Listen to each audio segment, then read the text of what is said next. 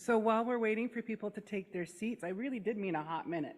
And as just before I call up our knowledge keeper, Gwen's point, to start us off on day 2 in a good way, just going to quickly review the agenda for you.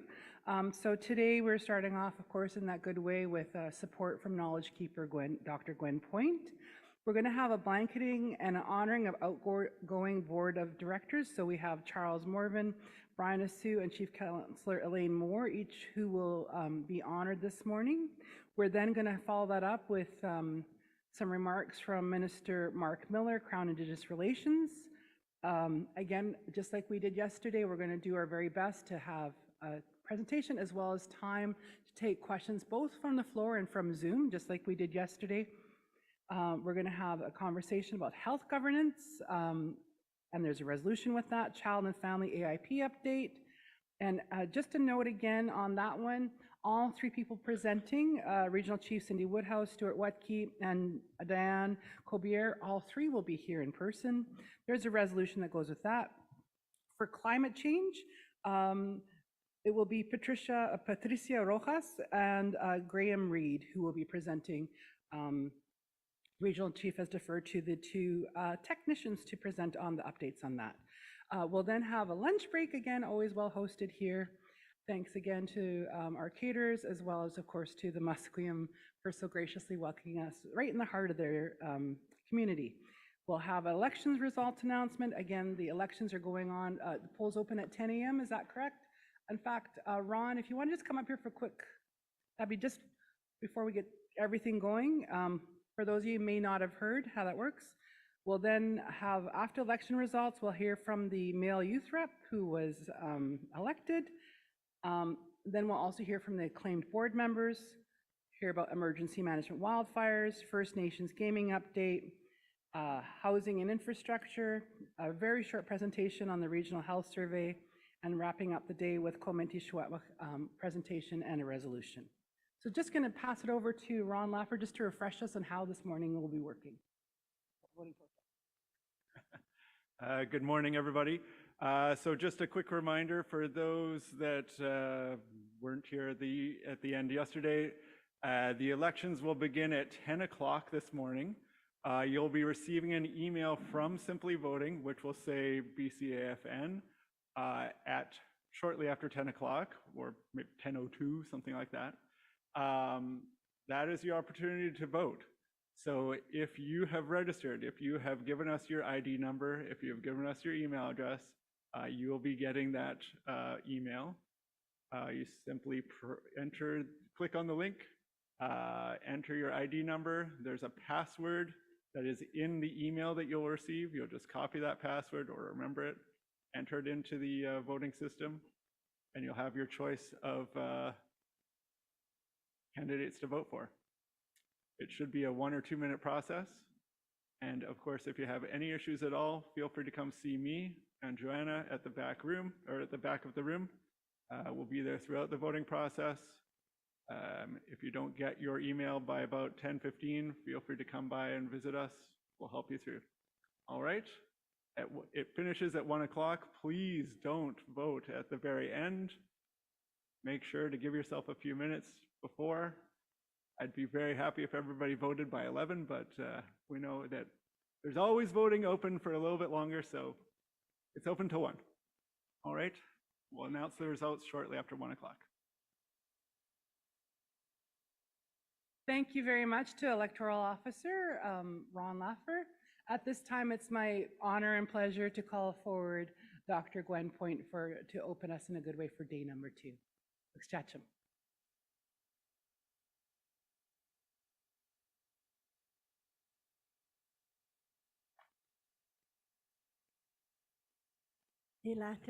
Elatis, good morning. And again, Shashkawat Homo Tiskui, and Shashkawat is my traditional name. And it really is nice to be able to see people in person and get to visit with some of you. I know we've had a difficult 2 years. I was just chatting with my husband's relative from Lytton, and everything that our dear families there have gone through. And as well, with COVID, is still very real. Had a call from relatives up in Chilliwack. And the difference is everybody that's had their shots and boosters, they say it's such a mild symptoms, which is really, I think, important message yet to get to our families and communities about making sure you have the boosters. And yesterday was such a full day, and so many different areas addressed. I always think that's so important, what's being discussed, and then the next one would come. And so it really is, I've said it before, it really is an honor to witness the work at this level. And I know one of our chiefs actually traveled to Terrace as well and takes the time to come back. So I know everyone, you have more than enough on your plates. With all of that in mind, I just really want to give thanks for each one of you. Iatalitso for regional chief, Iatalitso for our board of chiefs, Iatalitso for our staff, Iatalitso for our relatives here in Musqueam for opening the doors, giving us a place that feels like home to work in. And at the same time, when we look at all the difficult things we've been through, look at, this is what resilience looks like. This is what courage looks like. This is what hope looks like. I sometimes think, especially after hearing these young men speak yesterday for the youth representative, you know, it would be so special if more of our young people could tap into the discussions happening in our home communities, could tap into what's being discussed here. It is a difference maker, and I know coming together like this is that notion of Latsamat, Latsathala, that e tamat, e tathala tishkwalawan. One mind and one heart, with a good mind and a good heart. Tishkwalawan, the elders say, you have to say Tishkwalawan with good feelings. And for growing up with our elders, they'd say, why are you here? What are you doing here? And I'd be standing there blinking, trying to think, well, why do I have to tell you why I'm here? They want to know what your intention is and that it's good. So today I share a song, and it's actually our salmon song. That's what was discussed yesterday, is our salmon, our precious resource. And as a blessing to each one of you to carry on with your good work. I always tell the young people especially, you're meant to be here. You're meant to be doing what you're doing. Don't question, don't doubt. And accept the blessings that come your way. Far too often we give and give and give, but we don't know how to receive. I'm asking you to receive the Creator's blessings today to keep your soul and your spirit strong. Through this salmon song, special blessings to each one of you, your families, and to all those that are struggling with the loss. Special blessings for the Creator to walk with us, to hear us, to guide us. They said when our Stalo people were hungry, the mother went into the river down to the mouth of the ocean and she called her children up to salmon. We are the salmon. We are our resources. We are the land. Isio. Were o yo o yo o we o were a o we o were o we o were a we o yo o were o we o were a o e o e o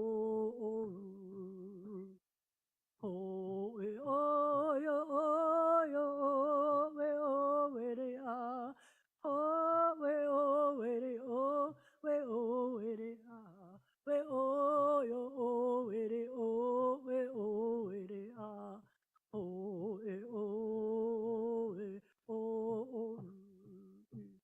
It's all so high tech, yeah.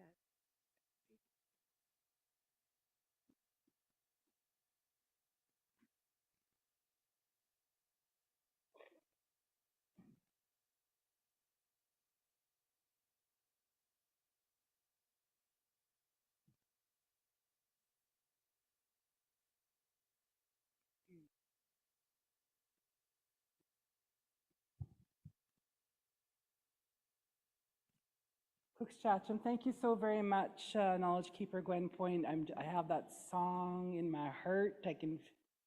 Yeah, it's just a great time to sing for the Sam at this time. We have a lovely part to today, which is this blanketing and honoring of outgoing board members. So some ceremonial work is going to happen here. And I'm so delighted to step away from the microphone and call forward Wade Grant as a speaker, and there's a number of other people who will be assisting him in this special ceremony. And so at this time, I leave this part in your hands. Thank you so very much for stepping forward today. And to everybody who accompanies you on this good work. So I don't know how that's going to sound for people online. All right. All right. So we'll do our best for everybody online that you can also bear witness to what's about to proceed. So this is honoring of, again, Charles Morvan, Brian Assu, and Chief Councillor Elaine Moore, who all served as BC Assembly of First Nations Board of Directors.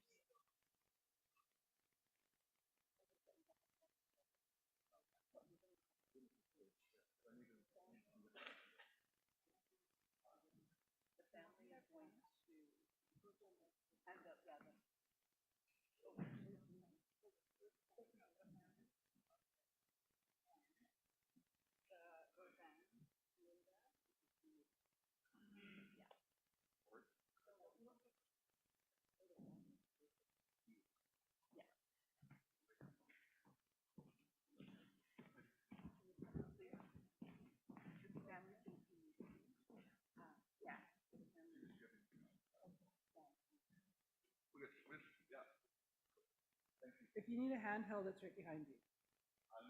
Okay. Yeah, the people who are online will need to. Yeah. So, James, can we get that handheld for the?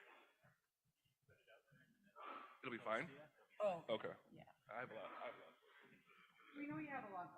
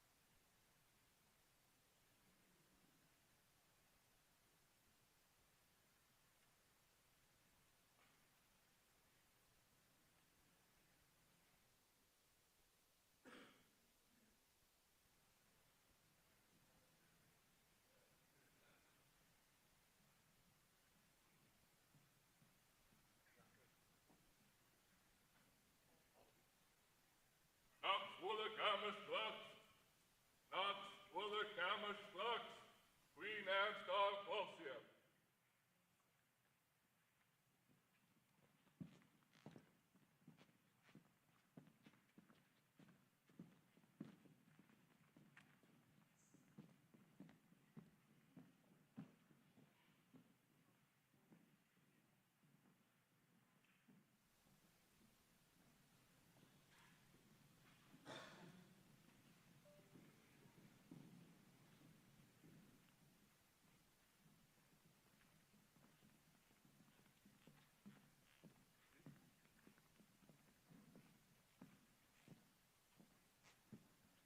Chief Police Bahan, Queen Anne's dog Wolfia.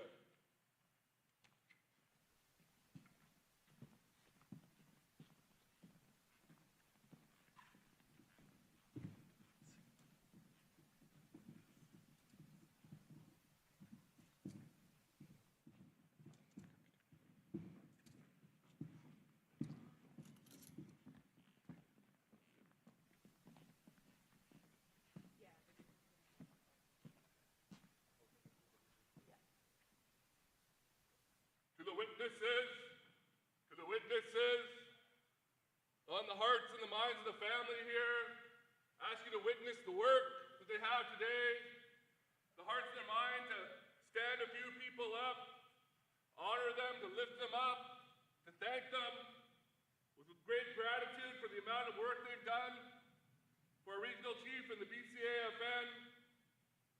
Today they want to stand them up and blanket them. It's in our culture. Kumatkuim, the Coast Salish. Across the way we have our longhouse, and this is a very sacred honoring ceremony. It's in the hearts and the minds of the witnesses. That's the work that they have to do today. Hi, Tsep Kasiyam Messiah.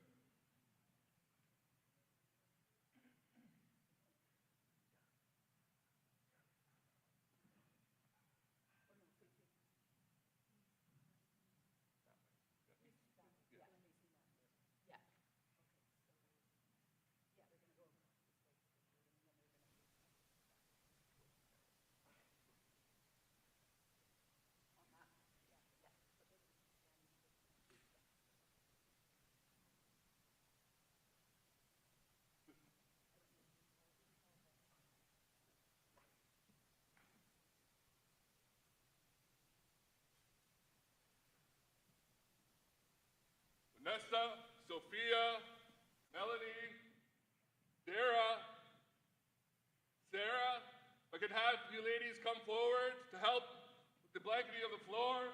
Hi, Tsep. And Maureen. I can't forget Maureen.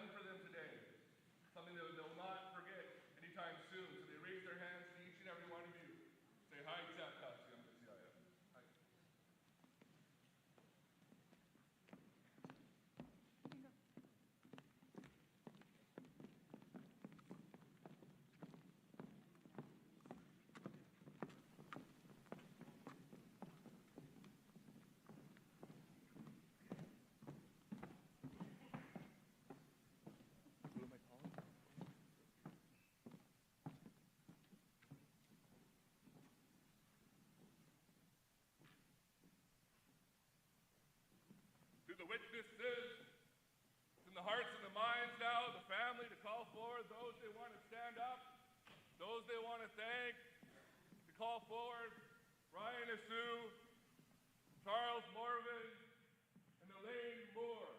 You could come forward. Family would like to shake your hand. Say hi to Kasia.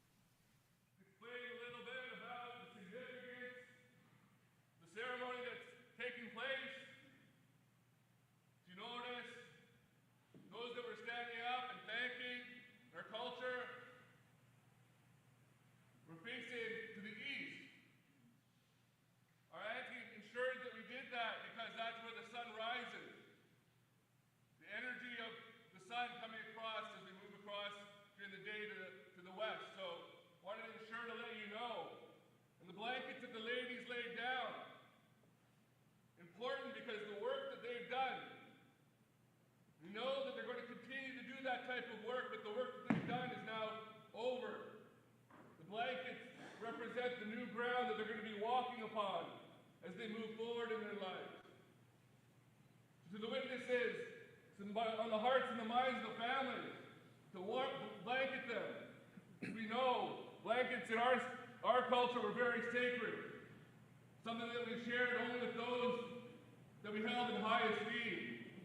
These three are no different.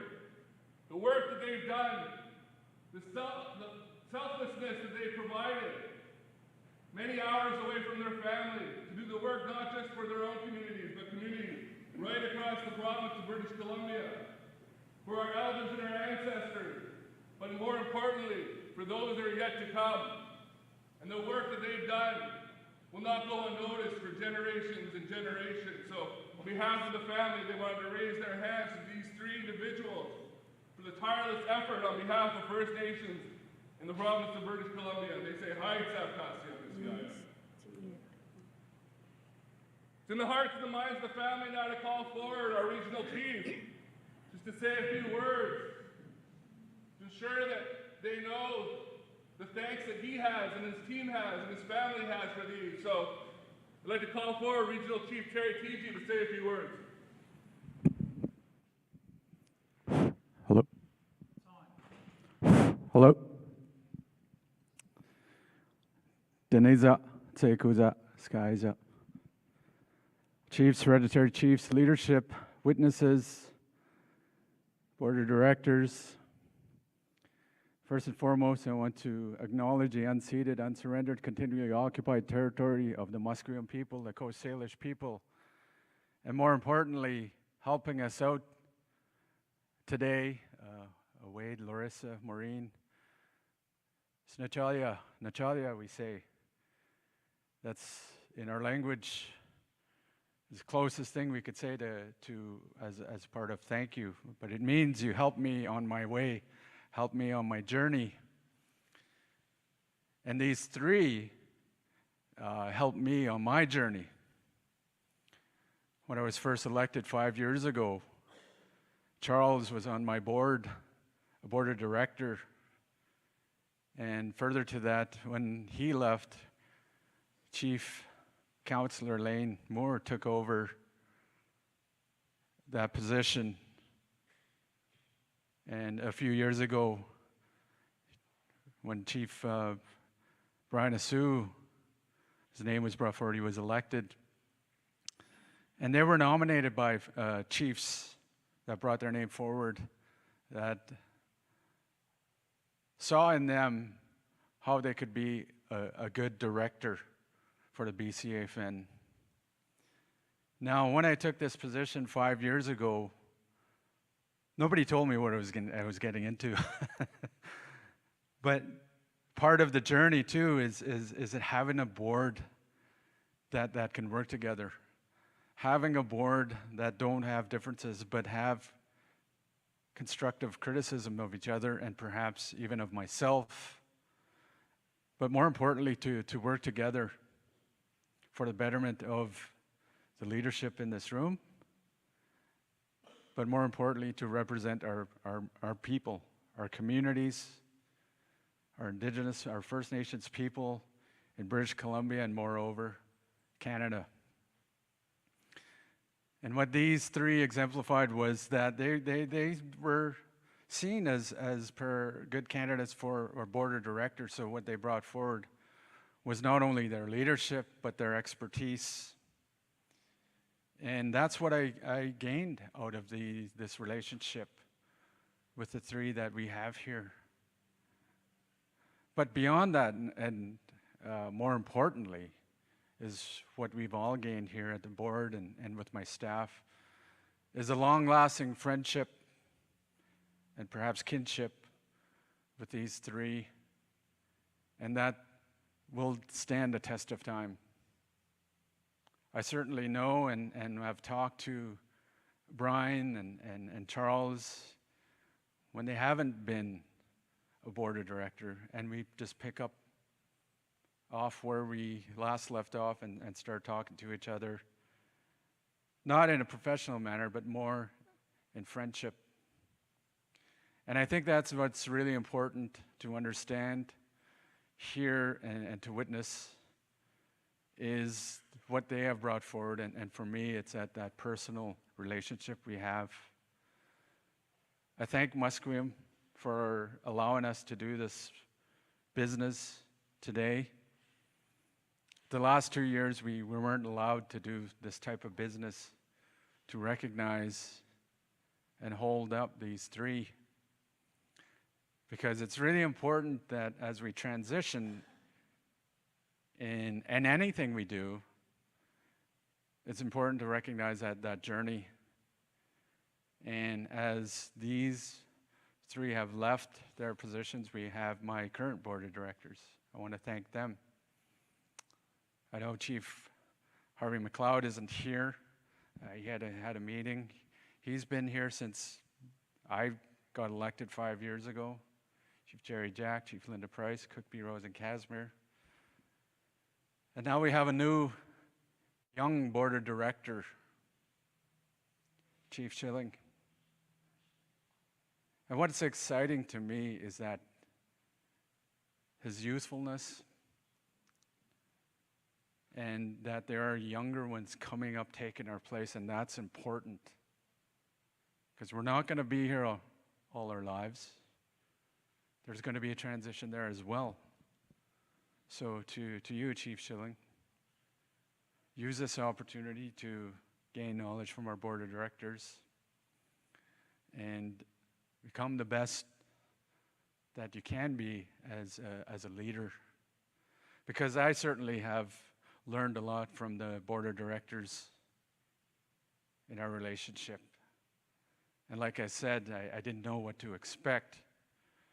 But in this journey as a regional chief, you soak it in, you understand, have empathy. I really appreciate all you chiefs here. Because what I know with my chief is how difficult it is to be a chief of your community. I talk to many of you about what is going on within your communities. Because some of you have to take calls in the middle of the night. There's this constant pressure from our people to expect so much out of you as chiefs. I know that, I see that in my chief.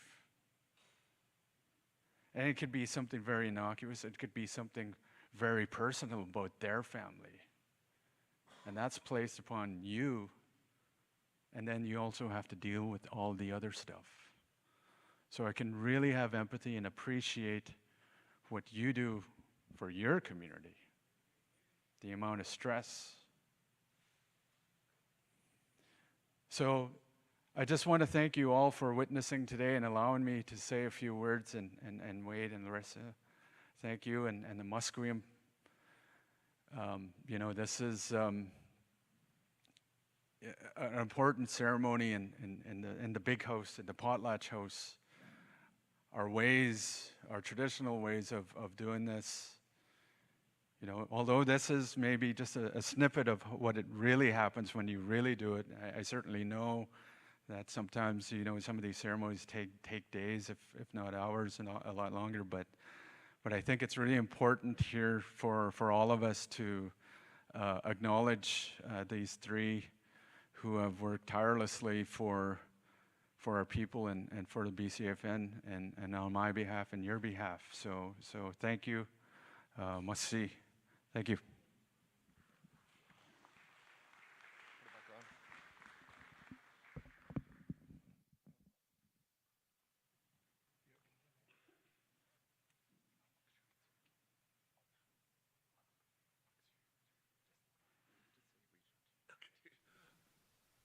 Raise my hands to the regional chief for his tremendous work, tremendous words on behalf of the family here.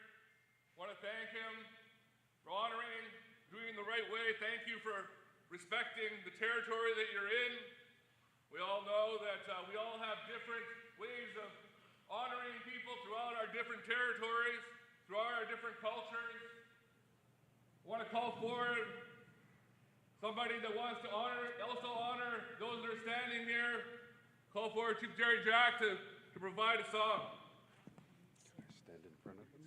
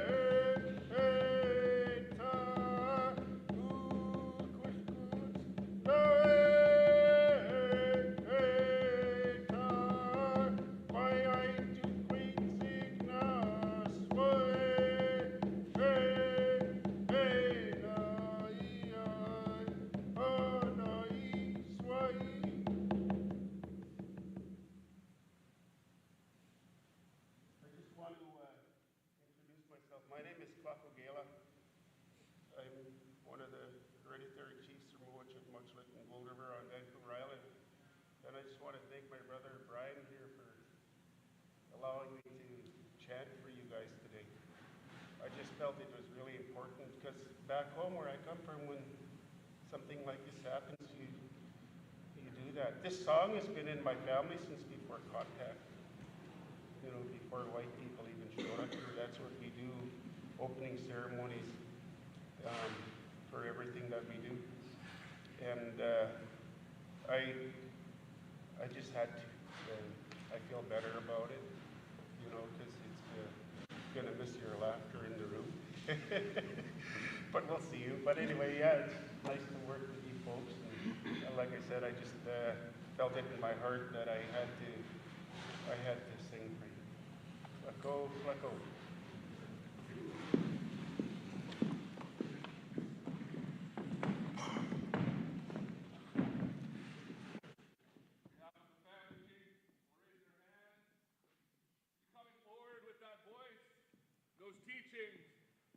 Sharing that was gifted upon you by your elders and your ancestors, allowing us to hear that, sharing that with us in Kubatkuyam, and having it echo across the province because of those that are sitting here. So they raise their hands and say, Hajkasyam. To the witnesses, it's all the work the family has to do today. I want to thank you once again for heeding the call. Just briefly open the floor to the two witnesses if they would like to just respond with a few words. After that, the ceremony will be over. Monsieur.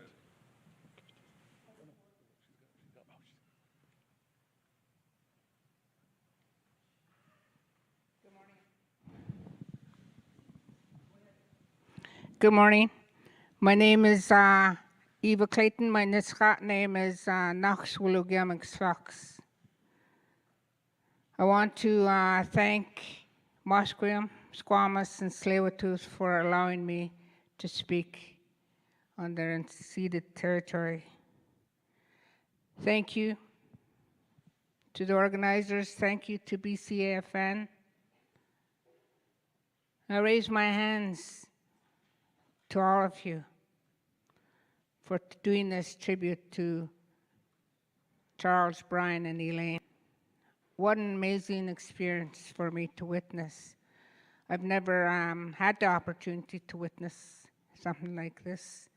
We learn something new every day, every day. And I thank Charles, Brian, and Elaine for the work that you've done on behalf of your people. It takes a lot of commitment on behalf of leaders to leave family to do the work that we love. And it's for our people that we do this. And when I think about the work that leadership carry out, it's not only for the love of the people, but it's also to gain knowledge. Knowledge is always gained on a daily basis.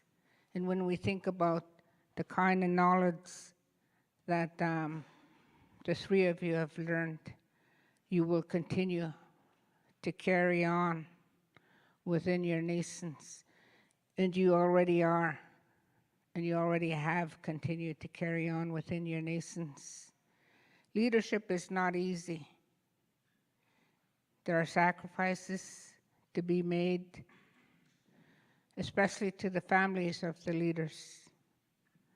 So I take this opportunity to thank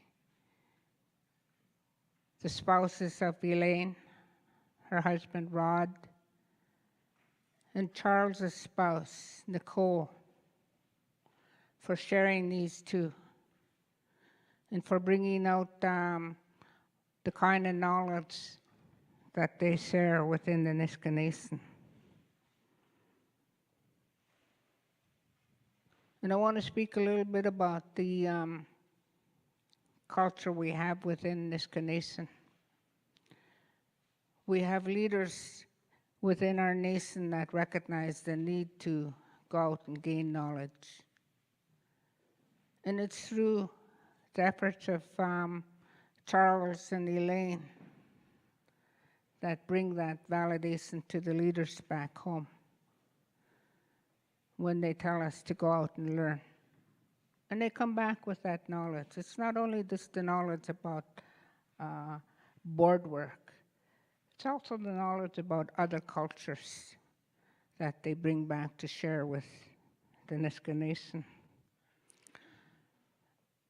And for Charles, I'm especially proud because I want to say Charles is my tribal brother. What I mean by that is I'm come from the Ganada clan, the Raven clan, the Frog clan. Charles does too. He comes from the Ganada clan, the Raven clan within the Nisga'a Nation. So he's my tribal brother.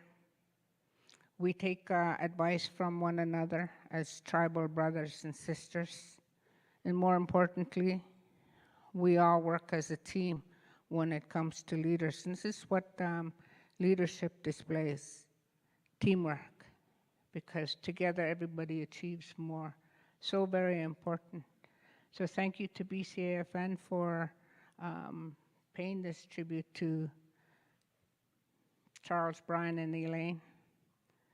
That really says a lot to the people that are witnessing. You're all about teamwork. Thank you.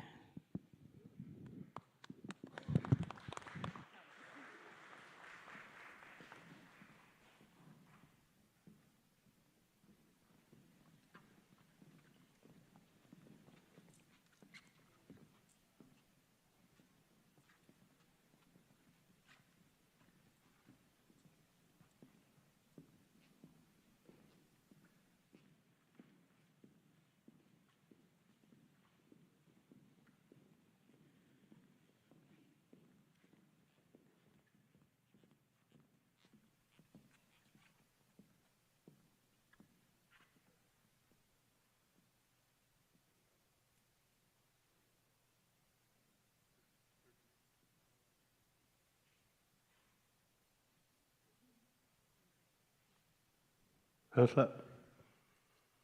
Direction 11 in Squash, Lease Behind, Cook, Bivinslet, Cook. Hello and good morning, everyone. Lease Behind, Chief of the Quarter Band. I'd like to thank the BCAFN for allowing me to witness this ceremony in honoring the Board of Directors, the outgoing Board of Directors. Great job, well done. Listening to the stories of my brother Jerry talk about the trips and the hard work that they go on being Board of Directors, always being away from home, away from family, friends. I take this opportunity to say thank you for the commitment and dedication that you did towards the BCAFN as Board of Directors. I raise my hands to you. It's an honor to be a witness to this ceremony. In the past 2 years that we had to deal with COVID, the wildfires and the flooding, it's good to see ceremony again, and we need that. On behalf of my council, my community, I'd like to say again, thank you to the BCAFN and all the witnesses here and the chiefs and the leadership and the new Board of Director coming into this role. All the hard work, the commitment and dedication will stand behind you. With that, Guksham, thank you very much.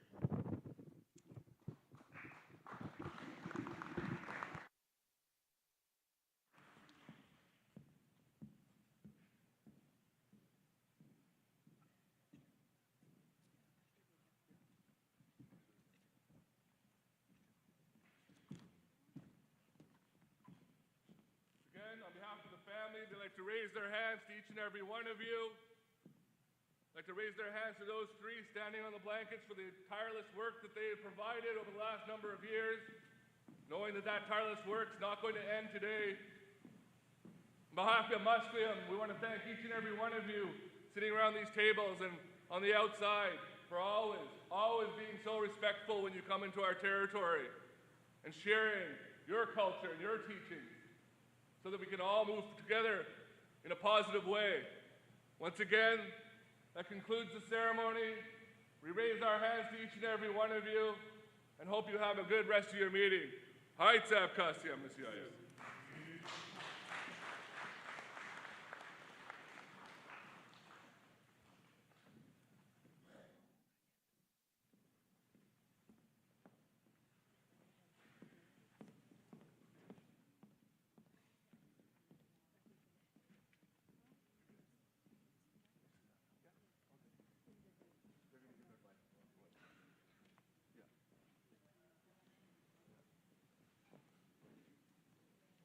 Before we move on to the next item, young ladies are helping to fold those blankets that are on the ground.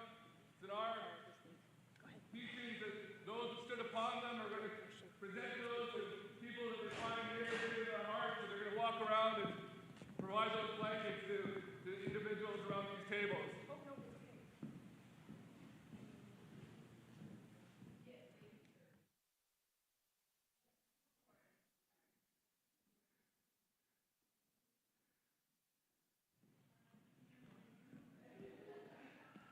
As we're just bearing witness to the tail end of this beautiful ceremony, again, I raise my hands to the Musqueam for the privilege to witness this.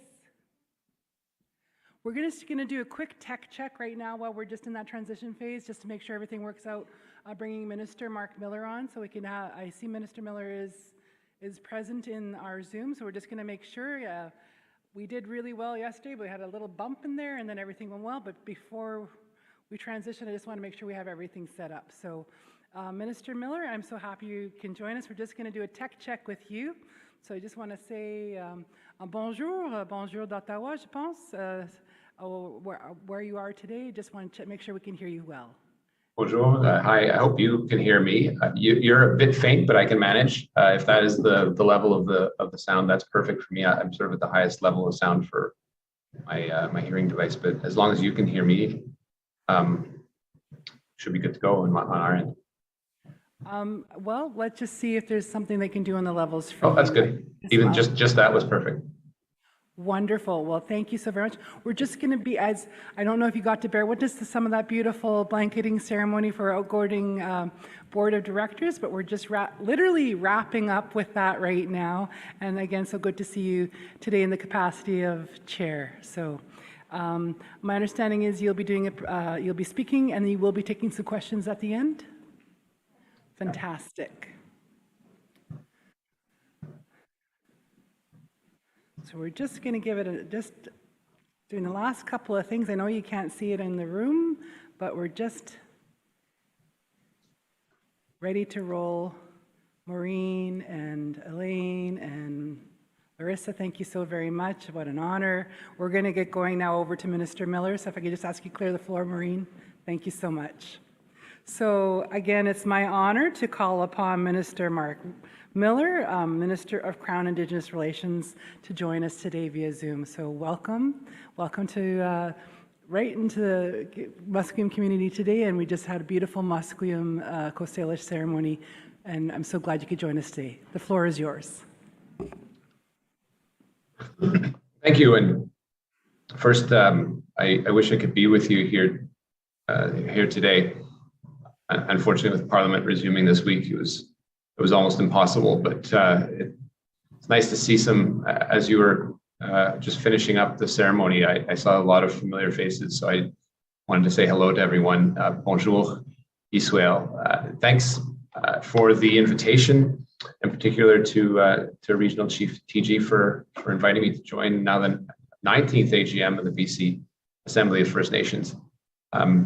It's always a pleasure to meet, albeit virtually, with your leadership to discuss our common goals. It was even nicer to spend a chunk of time. It's never enough this summer in BC on your lands, speaking about important historic issues, important present issues, and also just highlighting and lifting up some of the announcements that we have only had to announce sort of virtually over the last little while. So it was a wonderful time to spend time, whether it was in Seashell or Haida Gwaii or in downtown Vancouver. It's always a learning experience for me in particular. I do want to recognize the work that's been done over the last year, and in particular the shocking discoveries of burial sites at former residential schools. We know that for throughout your history, you've been sharing stories of this tragedy, but they were often ignored, seldom listened to. This is something that we need to keep focusing on, and I know you have, because I know the people in the room today and their advocacy in bringing this forward. I just want to reiterate, and I know we've done it before, but I don't think we can reiterate it as enough. The government of Canada is committed to this, and understanding that each community has different needs and different pace to their work in establishing protocols or moving forward with even more painful work in the search for accountability and importantly closure. This is something that I and our team in Ottawa will continue to work with you and your leadership as your communities move forward.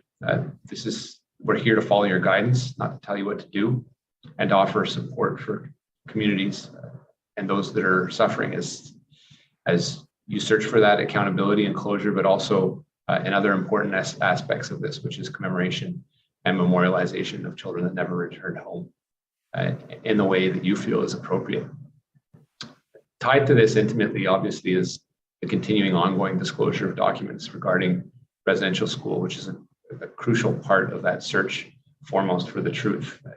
I'll remind everyone, because I think it is important, that in January of this year, our government turned over about 1.5 million documents to the National Centre for Truth and Reconciliation, which in turn is going to have some capacity challenges, obviously, to be able to be a one-stop shop for people looking for answers. And that turnover of documents was also, there's some redundancy to it, which resulted in the provision of higher quality images searchable in a searchable format, as well as 12 previously unshared and updated school narratives, things that should have been provided a long time ago, particularly collections from the Sisters of St. Anne.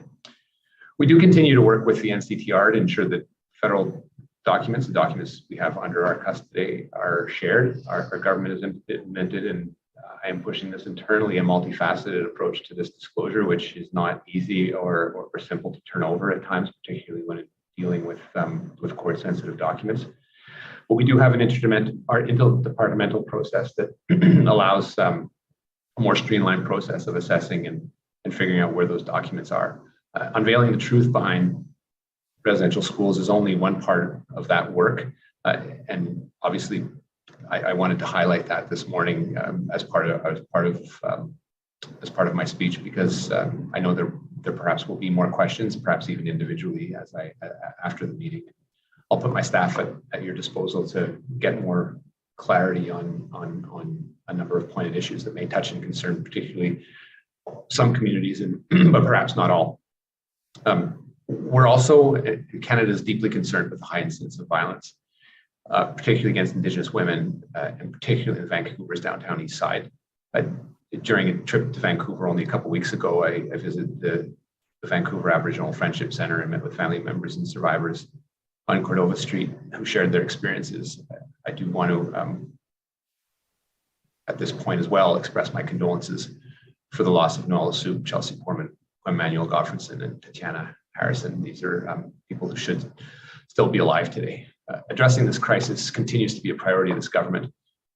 This is why we've undertaken to accelerate a number of measures with our partners to implement the MMIWG National Action Plan. As you know, it was released just over a year ago.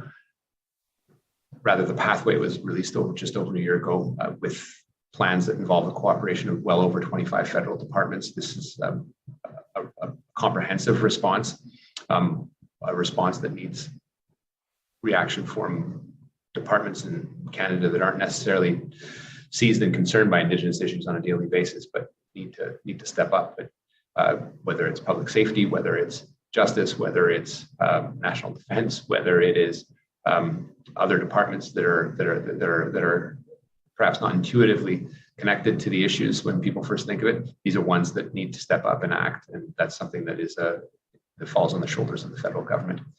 This work, and it's important to recall, is supported with well over $2.2 billion of investments specifically targeted in budget 2022. But we do understand that the crisis is deeply rooted in systemic issues, such as the loss of culture and language, lack of safe housing, and the need for food security, employment, education, healthcare, and infrastructure. We've used this understanding to guide our present and future work.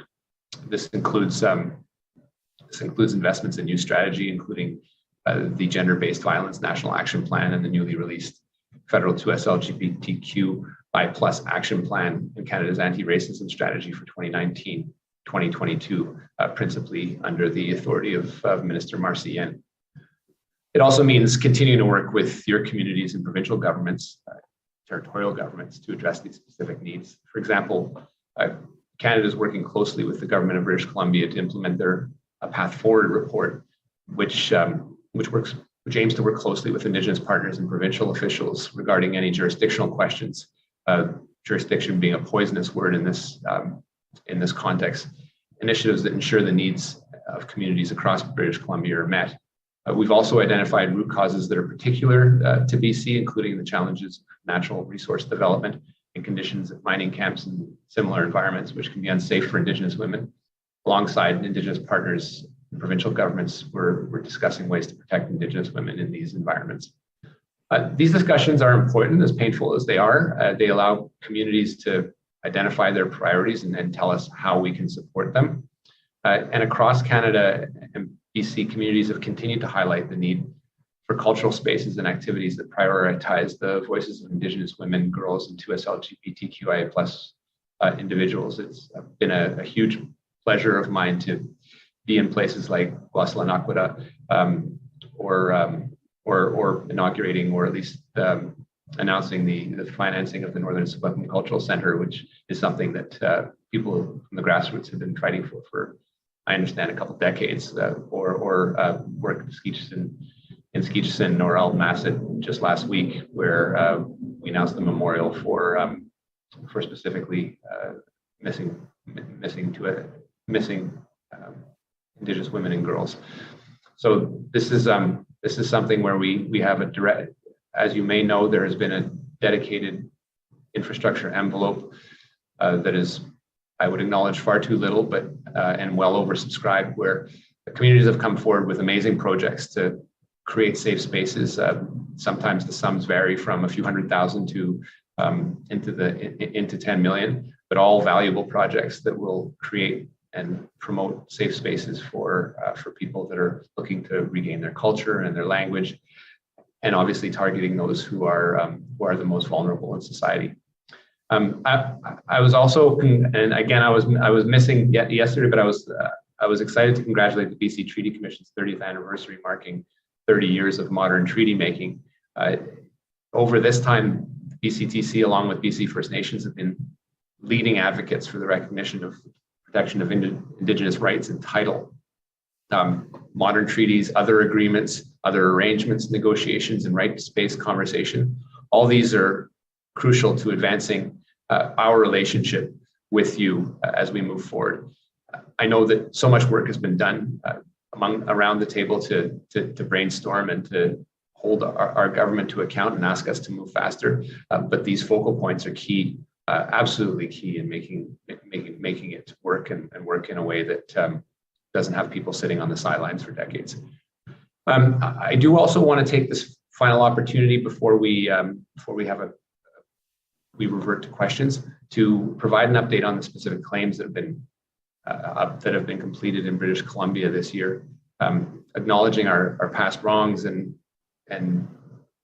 redressing them is key to building that level of trust, which is often thin because of the relationship that's been broken by Canada far too often and repetitively. In recent months, First Nations and the federal government have reached settlement agreements for 6 particular specific claims in British Columbia. Sorry, there's some feedback that's feeding into my ears, so I'll just move my earphone here. In March, we concluded a settlement agreement with Akisnuk First Nation, Elkhorn Range, the Elkhorn Range specific claim, Elkhorn Ranch specific claim in particular. And in May, we reached settlement agreements with Shoy Village First Nation interest in Indian Reserve 8 specific claims and Lytton First Nations loss of 36 acres from Indian Reserve 27B specific claim.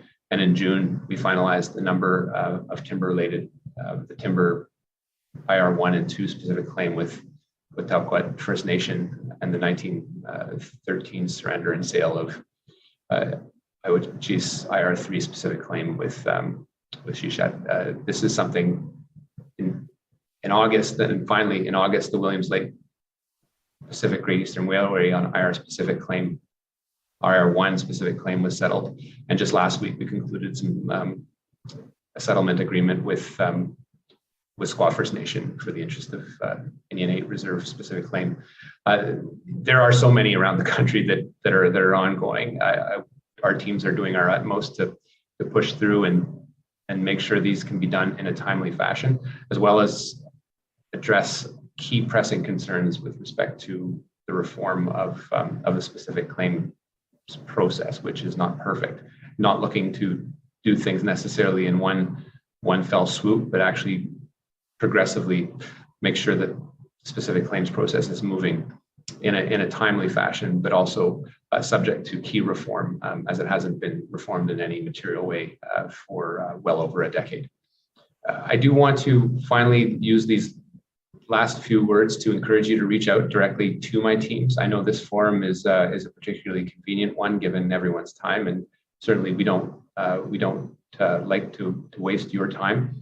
But I do want to make sure that everyone knows that my team is at their disposition to talk about their individual challenges and the work that they need to see going forward with Canada over the next 1 year, 2 years, 3 years.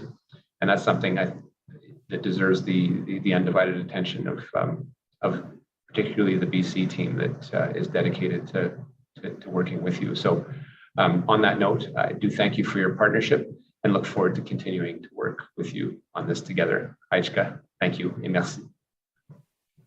Merci beaucoup, Minister Miller. Thank you so much, Minister Miller. And we have a couple of chiefs already who have indicated they have some questions for you. We'll go first to microphone number 14, followed by microphone number 13. Thank you, Russell. Thank you, Minister Miller, for joining us today virtually. It was encouraging to hear some positive news on the specific claims front. Chief Dalton Silver, Sumas First Nation, Sumath people in the Stolo area of Coast Salish here. In the area of specific claims, there's a big concern we have in BC, and a lot of it is around funding for our research units. We saw some years back with Prime Minister Stephen Harper a real cut in the funding to the research units that work on our behalf around specific claims, and with the Liberal government coming in, we thought that funding would be restored, but it's been a long wait, and we have a lot of good people that are working for us, and a lot that are unable to because of the lack of funding. We're going to be in, and I say we, I sit with as co-chair of the BC Specific Claims Working Group and the National Specific Claims Workshop. I think it's the 32nd annual, but it's going to be in Ottawa on the October 18th to 20th. And I think an invitation has been sent to you, and I'm really hoping that you'll be able to join us there. And I talked with you a bit about some in Vancouver, informally, just on the side, about heritage protection in our areas, the protection of our sacred sites.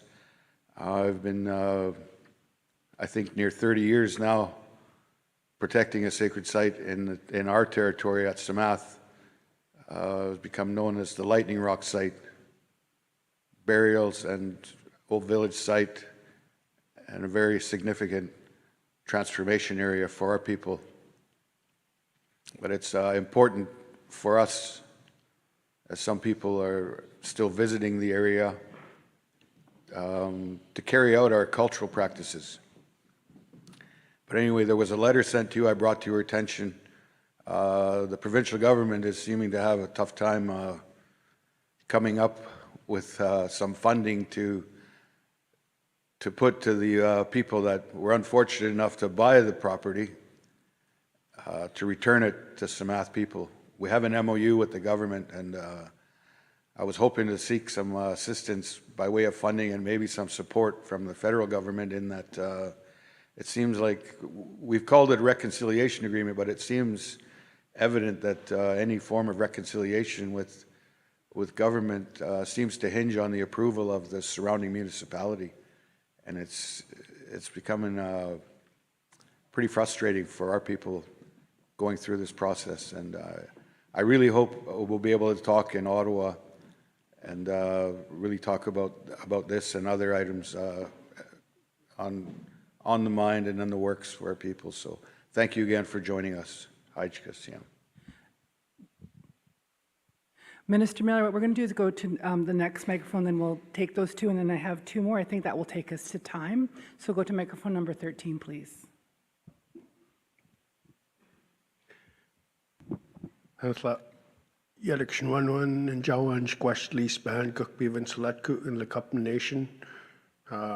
good morning, Lease Bahan, Chief Coldwater Band. Good to see you, Minister Miller, and thank you for taking the time to join us virtually. Wish it could have been in person, but just extending the invitation to come and meet with my council and myself about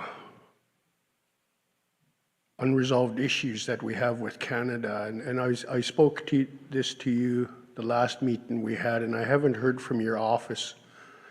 Going back and forth between your lawyers and our lawyers, nothing's happening. So if you can't come to Coldwater, let me know so I can come to Ottawa and see you, because, you know, this has been brushed under the carpet too long, and it's getting very frustrating to hear about a meeting date, and if that's not going to happen, we'll have to travel to come see you, because it's been well over 6 years now and nothing's been happening. So waiting to have that meeting with you, Minister Gugstram. So we'll go to you, Minister Miller, and with permission, we have 2 other people on our speakers list. So go to you now for the response to the first 2. Yep, thanks. Chief Span, first and foremost, our team will reach out after this and try and coordinate things. I know some of the matters that you're talking about are not necessarily CERNA matters. It's not necessarily an excuse, but we'll coordinate and try and organize something. I was not able to get out this summer, as you know, because I think we spoke. Feels like we spoke at AFN. Actually, we did speak at AFN, and you asked me the same question, but I wasn't able to schedule over the rest of the summer to accommodate that. And my summer was a bit thrown off with the visit of we had a bunch of plans, and with the Holy Father coming, it kind of threw off about a week where we had to participate in some of those activities. And so again, it was just unfortunate, although I was out in that neck of the woods. So I'll ask the team to follow up with you after this to see if we can schedule at least something virtually, or perhaps when you're in Ottawa, or if next opportunity to get out there. But I just don't know when that is. And as for the meeting in Ottawa on specific claims, our team will look into the invite. I don't have it right under me, but if my schedule does permit, I'm actually interested in seeing some of the substantive suggestions and recommendations, forceful or not, as to how we reform specific claims. I know that over the short term, there are things that are in our court that we can do and make things easier, to sort of grease the wheels a little better. And those are things that can be done immediately, but there are also ones that need a little more long-term reform. And perhaps when it comes to the legislation in and around the specific claims tribunal itself, it's something that may require legislative changes, so a little longer term. The research unit and the comment on sacred sites is a particularly timely one, particularly in around increasing demands, secure sites, dealing with former residential schools, residential school graveyards, or unmarked burial sites. The tools that are at the disposition of federal government are rather limited, and the ones, as you know, that the provincial governments have are often, unfortunately, not applied to this particular context. They're kind of applied to sort of what people consider as Western sacred sites, and your communities don't benefit the protection of sites that have been sacred for well before our people like me got to this continent. So it's not right, it's not acceptable, but it is something that is more and more in the public eye. Kim Murray, in particular, the special interlocutor that is working with communities to come back to us and tell us where we're sort of falling short in making sure people get seamless information and access to the truth in and around residential school burial sites, will be feeding back as part of this process. So there will be various streams advocating for more robust protection of sacred sites generally. And I know this one didn't necessarily, wasn't a comment about unmarked burial sites, but it is something that we have to keep in. We have to have an increasing eye at the federal level on how better we protect your sacred sites. Thank you very much, Minister Miller. With permission, we're going to take the last 2 speakers that indicated they wish to speak to you, ask a question. So we're going to go first to microphone number 19, then 26, and then to you to respond to that and any final comments you may have.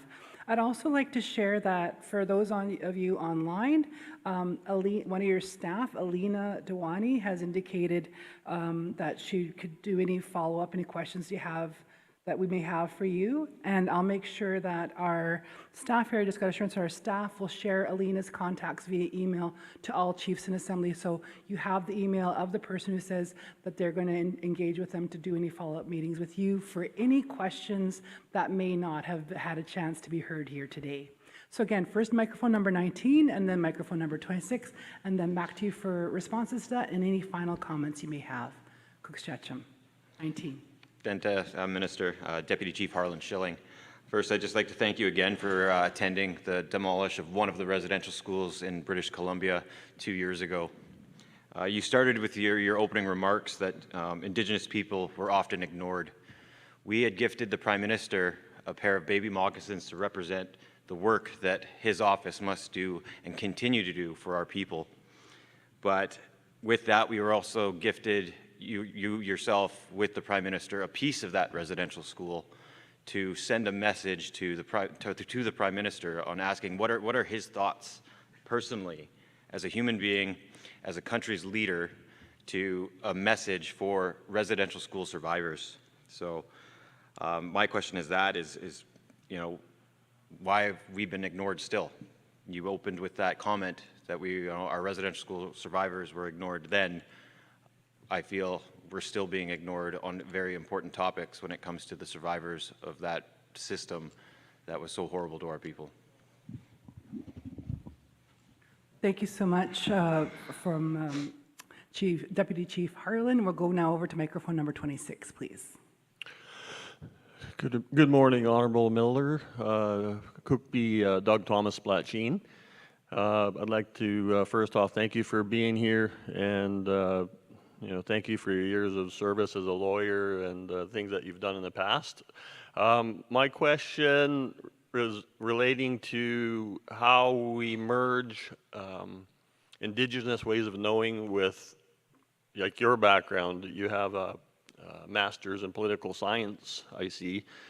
What we really need is, I think one of the saddest things that I've seen, so I've lived in Vancouver for 33 years before I was elected, and I used to come to these meetings, and as you know, as well as any of these chiefs, that a lot of the issues are still the same. A lot of the issues are still lingering, housing, clean water. So in a lot of ways, in 38 years, I'm 58 now, it feels like we have a journey of miles and we've only went 100 meters, and not to overlook your government's and our provincial government's efforts, to help advance with truth and reconciliation coming up on September 30th, National Day of, recognizing. But, when it comes to being a new chief, a lot of times people ask, how can we utilize Indigenous ways of knowing? And my comment is, well, we need input with you because it's a real meshing, because Indigenous ways of knowing is not based on like the scorched earth, where the salmon, trees, clean water is in, becoming more scarce. Every community that we go to, I was just at, in Vermeer, and they haven't seen fish up in the Arrow Lakes for years. So, Indigenous ways of knowing, of course, is take what you need and use what you take. My point is, I think we need to develop strategies that really gets not just provincial and federal governments aware of our history, but the people, because the Canadian people, I always say, need to be behind the leader, just like our people need to be behind us as Indigenous leaders.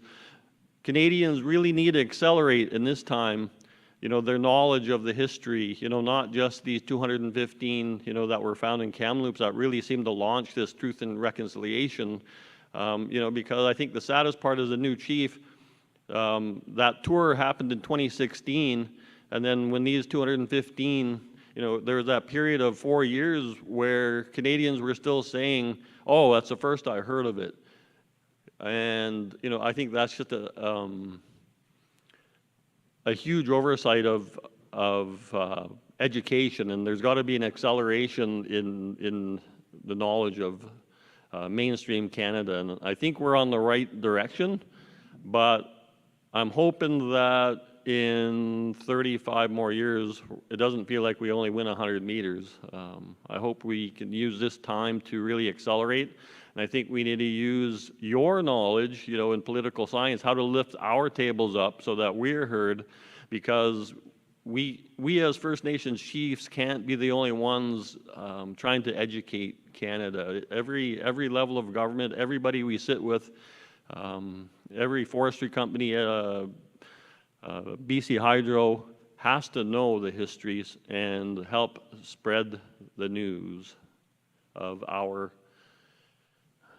sad history of disconnection that happened due to the residential schools, and you know, this important day coming up on September 30th. Kukshen. Minister Miller, we return to you for the responses to the questions and any final remarks you may have for the Assembly. Thank you. I guess I'll wrap it all up into one. You know, I went to university perhaps far too long than I should have, but I spent very little time studying or being taught Indigenous issues. I think it's shameful that is the case, but it isn't the exception. It was the rule, and for my generation, and probably worse for generations before it. That I know you live it every day, and I've spent enough time as a minister, whether it was Indigenous Services or the role that I play now as the Minister of Crown Indigenous Relations, to understand and fully appreciate that you have a much harder job than I do. And it's difficult, particularly as a new leader, where all eyes are on you and wanting you to perform yesterday. I get that. But I could never put myself in your shoes, and nor should I.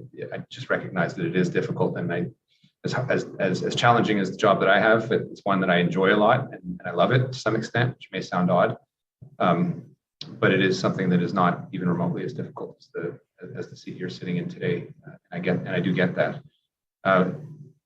You know, one of the reflections that I've had, at least over the last 3 years and 2 years during a world pandemic, knowing that we're not necessarily out of it either, is there is one seamless theme that cuts through everything, and that's trust. If there's no trust, then you can't get anything else done. You know, I know our government's put in billions and billions of dollars. There is a class action settlement to fix the broken child and family services that Canada underfunded for decades. That is going to be well over 20 billion, with the corresponding need to actually reform it and make sure it doesn't happen again, which is now well over $20 billion as well. So something that is perhaps being seen modestly on the ground now, but will have impacts for the next generation. And it's something that no leadership has focused on until now. And frankly, Canada and this government was forced to look at it, whether it was through class action lawsuits or a CHRT ruling. There are many others, class actions in and around clean water, work that needs to be done better and faster by our government. There's no denying that we've made the most significant investments in Indigenous communities in Canadian history. But it's nothing to sit on our laurels and brag about or pat ourselves on the back. There's a lot more to do. And when you shine a light on something, you're responsible for what that light reveals. And what it reveals is a lot more work to do. So my own reflection on this as someone in government that could be replaced tomorrow is that we have to make it irreversible. And any government who pretends to have that top job needs to have Indigenous issues at the top of their priorities. And I don't think Canadians should vote for any other government that has any other thoughts about it. Yet there is a lot of capital to be made on the backs of Indigenous peoples still in the society, whether it's the provincial, territorial, municipal level. That's the reality that you know better than I. It is not part of my job to educate my own people, but I spend a good chunk of my time doing it, and it shouldn't be on your shoulders to educate them either. That's the society we live in. I do see a lot of hope. I certainly get a lot of, and bizarrely, I get hope from some of the people who have been oppressed the most by this country, and namely residential school survivors. In every meeting I've had, and I have had the honor of visiting at least well over 20 former sites in the last year or so. I'm getting echo again, I apologize. It is something that where relentlessly survivors will share their hope for this country, not unqualified, not without skepticism, but hope that we don't reproduce the the model that that created this national tragedy. Reforms in the education system, making sure that schools are built on reserve, that are taught according to your own knowledge. Yet that is very much an unfinished project. And on that point, I do want to, Chief Harlan, that's still on me. The Prime Minister did receive the small little moccasins, but you also gave me a piece of the former annex at Lower Post for him to burn in a sacred fire, and that I think it's well. I know it's going well over a year. That board is in my own room at my house. I keep a watch over it, but it is something that I still owe you. We have not had the appropriate time to burn it and to post our reflections to you. That may be unacceptable. I just wanted you to know that as a matter of fact, and that it is still it's still there, and it is an unfulfilled commitment from me to you, and I gave you my word on that. I also have given you my word that it will be fulfilled, and we can speak about that separately as well. But I did want you to know that I absolutely not forgotten about it, and it does weigh on me. On this, again, Alina has, some of you know Griffin Marsh as well, but Alina has provided her email in the chat box. But please feel free to reach out to me directly, to my team, if there are matters of pressing concern or to schedule meetings. We're doing our best to accommodate your schedules as well. But I do thank you for the time that you've allotted me, and hope to see you again very soon. Thank you so much, Kukshaacham. Thank you so much, Minister Miller, for joining us today and allowing us to take just a little bit more time. We wish you well for the remainder of your day. We are going to take a break. Just before we do that, there's just a couple of things I'd like to talk about. First, if you're a chief who's also carrying a proxy, please go see Joanna. If you walked in today and haven't registered, we would love for you to participate in our vote. We have a vote going on today for our male youth rep. We had 2 fine candidates present yesterday at the All Candidates Forum. Please go see Joanna and Ron in the back corner so they can make sure that you're set up for success. Don't forget, for those of you online, the information has been shared in the chat. Also, don't forget, behind Chief Jerry Jack, against the wall, there is a wonderful big screen, and that is a survey. We would love for you to participate. Also, don't forget there's some lovely swag from the BC Assembly of First Nations. If you would want to sport a hat today, you forgot one, were some still at the table, amongst other things. There's lots of vendors. Take a moment to stretch your legs. We're going to take a short recess and reconvene at 10:50, 10:50. Look forward to the time, and it will be on health governance with President Judith Sayers, also the First Nations Health Restructure Committee. Thank you.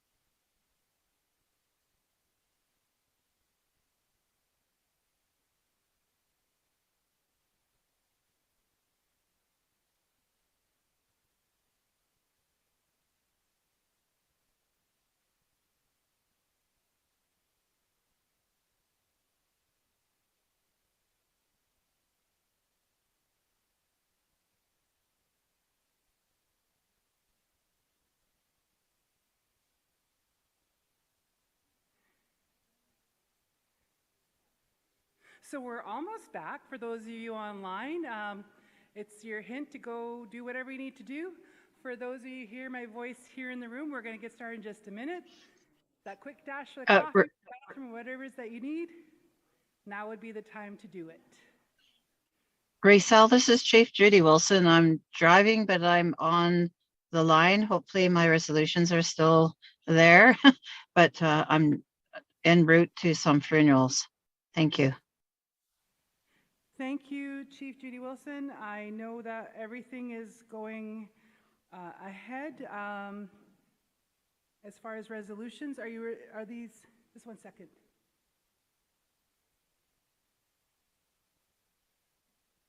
Are those on time ones from what Judy referred to, on time or late? Yeah, I think there's one or two.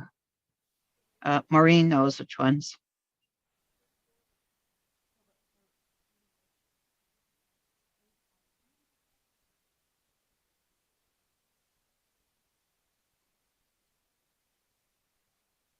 Yeah, so that would be 2 on time and 1 late resolution. Is that correct, Chief Judy?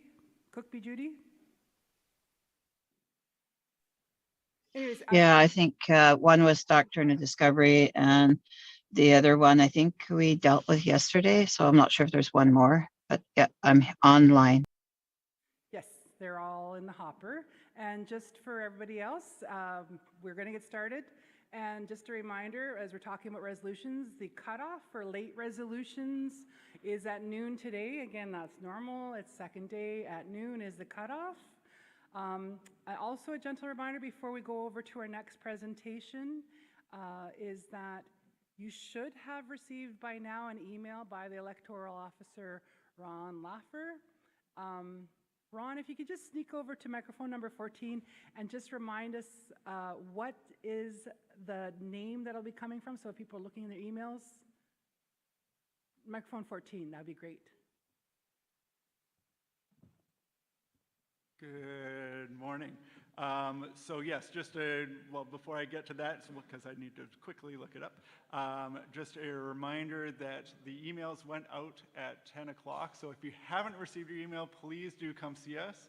It could have gone to a different email address that you possibly registered for the event with. Secondly, and now's the time to come visit us because we want to make sure you are registered in time.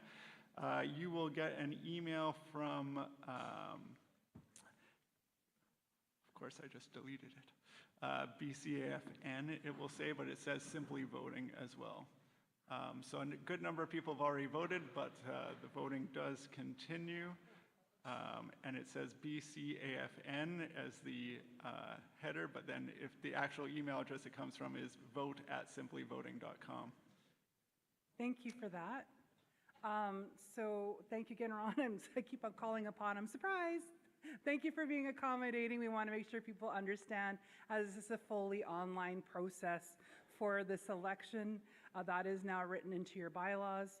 And so now we're going to go on to our next item on the agenda, which is health governance. So I know she was on earlier, but I'm delighted to call upon Judith Sayers to speak on behalf of the First Nations Health Restructure Committee. So can we just please have, there you are. Hello, lovely to see you. Good to see you. And good to be part of the assembly today to talk about something so important as health governance, and appreciate and acknowledge the territories we're all coming from, knowing that there's quite a few of us online coming from different places, but especially the host nations, and they're allowing us to do this. So I am the chair of the Health Governance Committee. The Health Governance Committee was put together by resolutions of the Summit, the Union, and BCAFN to do a review of the health governance structure of the First Nations Health Authority. And there have been many concerns through the years about the lack of First Nations involvement in the First Nations Health Authority and our right to self-determination of health. And this became extremely apparent during COVID, where all the decisions regarding COVID were coming from the First Nations Health Authority, not the First Nations. So out of a lot of frustration, I believe, the resolutions were passed in the spring of 2021, and a governance committee was struck. And I believe there's 6 of us on there, although there was just one resignation. And so I think we need to appoint a couple more people to this committee. But we tried and endeavored to put together what the chiefs had asked, and that was basically to ensure that the health governance structure aligns with the 7 directives of the health that we have set out. And in particular, of course, our own ability to be community driven and led and decision making. And this just hasn't happened.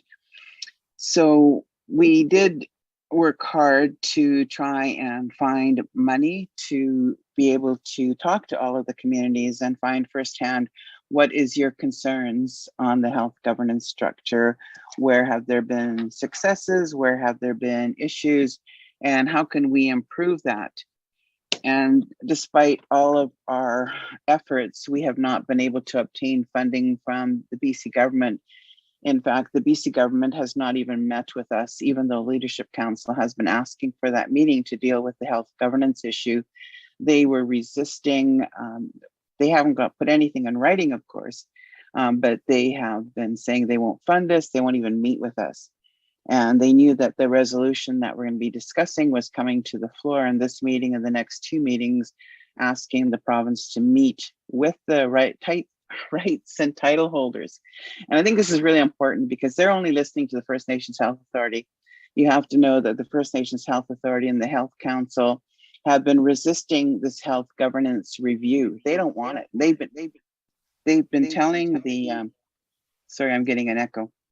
They've been telling the BC government to not fund this. They have just engaged in evaluation, and it's their own evaluation.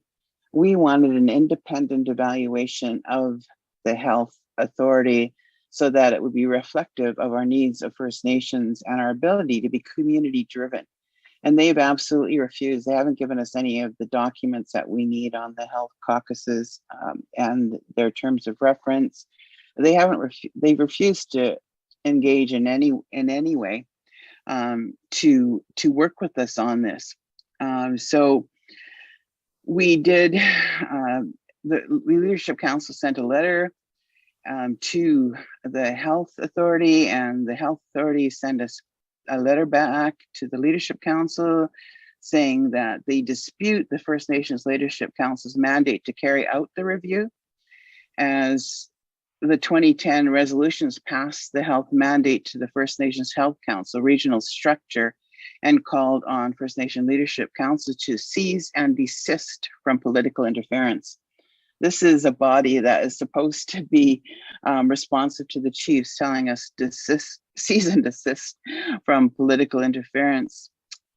So our committee was formed. We've been trying to do this. We also, the Leadership Council also received a letter from the Fraser Salish region of the First Nations Health Council telling Minister Dix not to fund us as well. And this is, we don't have the mandate as the Leadership Council, and we don't have the mandate as the chiefs in the province to ask for this. And in fact, they would be in violation of Section 37 of the Declaration under it. So Section 37 basically says that there shouldn't be any interference with any treaties, arrangements, other arrangements and agreements. And so they're trying to compare the 10-year health agreement to a treaty, which is rather ludicrous in my thoughts. And this is a 10-year agreement. And what's important is that the 10-year agreement is coming to an end March 31st, 2023. And we really need, I don't think any of us dispute that, you know, we need these, the services and the First Nations Health Authority. All we're trying to do is to ensure that the Health Authority is accountable to First Nations, which we feel it really isn't. The in plain sight report also mentioned that this review needed to be done and that there needs to be a review of this. And, you know, the province agreed to implement in plain sight, and yet they refused to fund us in this. So as a committee, we've been meeting and trying to figure out what to do. We just met a few weeks ago and decided to bring this resolution to the floor to let you know what's going on. We're planning on meeting with the Leadership Council 2 weeks, or is it next week? And we're going to see if we can get another meeting between the Leadership Council and the chairs of the First Nation Health Authority. We still want to hold a province-wide virtual meeting and at least hear from the chiefs what the concerns are. It's not exactly the evaluation that we need, and that we're asking each of you as well to be getting a hold of the province, the First Nations Health Authority, and just say, hey, you know, why don't you, we want you to support an independent evaluation, and we can then, we can have more input into this, into the structure of it was our organization that we put together. And now under the Declaration Act, they say that they're Indigenous governing body and they're the ones to be consulted with. So somewhere along the line, we've lost control of health in that it's not the chiefs that are making the decisions, it's the First Nations Health Authority, and we have to rely on their, I guess, their involvement with the Health Council. And so just feeling like this really needs to be changed. I think in all the other organizations we put together, that there has been an ability of the chiefs to be reported to have input into, but all of us who have been to all of the gathering wisdom know that we can't pass it. There's never been a resolution passed. We can't direct the health authority in any way. And I think that's what we're trying to find out is, how do you see that happening? Do you want to change this? And, you know, I mean, if you say no, then that's fine too. But I think that's the questions that we're asking with. So we really feel that, I guess after, like I said, the minister is now saying that he'll meet with us. He'll probably meet with us and say, no, I don't have any money for you, even though we've been told by ministry staff that there is money there. And that's pretty higher up ministry staff. We don't think we'll get funded unless we have, you know, some support from all of the rights and title holders. And, you know, this is time sensitive. As I said, the 10-year agreement is coming up at the end of March. And the agreement is between Canada and the Health Authority. It's not between the chiefs of British Columbia or the Leadership Council anyway. And also the tripartite data quality and sharing agreement is also coming up at that point in time. So that's why the resolution is in place. That is going to come before you, asking that there not be a 10-year agreement until we actually have full involvement in what that looks like. We're also asking that we look at Article 37. What is that supposed to mean? You know, and we should have our position on that, because it seems to be Section 37 was meant to be non-interference in treaties, self-government agreements, long-term agreements, and not an agreement that expires in every 10 years. So it's been really unfortunate that we've met such barriers from the First Nations Health Authority, the Health Council, and the province of BC in trying to advance the work that we've been mandated to by all the chiefs in British Columbia, and wanted to report that to you. So I think, Rachel, that's my report, and happy to answer any questions. Hello, there we go. Thank you so much, Judith, for that. President Judith, Chair Judith, many titles.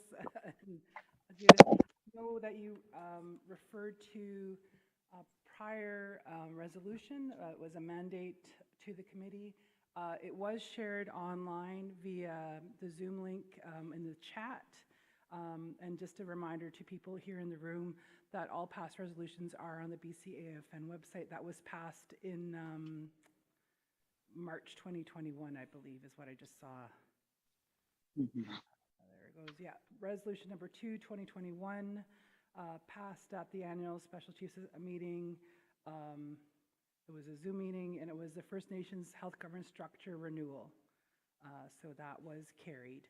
So that was what was being referred to. I'll go to the floor for any questions to you. We do also have a resolution here in front of us, a new resolution on the First Nations Health Governance Review. But before we get to the resolution, just looking to see if there's any chiefs or proxies who have questions for you at this time. And I'll check the Zoom as well.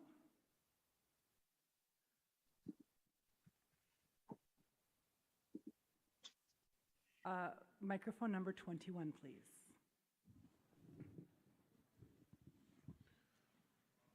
It's Chief Don Harris with Douglas First Nation, and I think that's a big problem that we have, is having all of our leadership organizations work together. I know we went through this when FNHA introduced the social determinants of health related to child and family, and I remember there was a big squabble about that. We have too many different organizations trying to do too many different things and trying to take the lead on certain issues. We need all of our leadership organizations to come together and start working together so we can start advancing all of our issues, whether it be health, whether it be child and family, or other areas. So I support what Judith is saying, is that, and just what I want to say that we need to pull all of our organizations together to move forward in a cooperative way. There's just too many leadership organizations that are trying to take the lead on too many different things, and other organizations working on the same things, duplicating and coming up with different solutions. I just wanted to say that is that we need to start pulling together all of our organizations so we can start working together and start advancing things forward. That has effect not just on this, but everything we do, whether it be governance, political, title and rights, land questions, everything. We just have too many different tables trying to take the lead on everything. We need to create that ability for all these tables to work together and advance our issues. So, thank you. Thank you, Chief Don Harris, for those comments. Is there any further comments or questions at this time before we go to the resolution?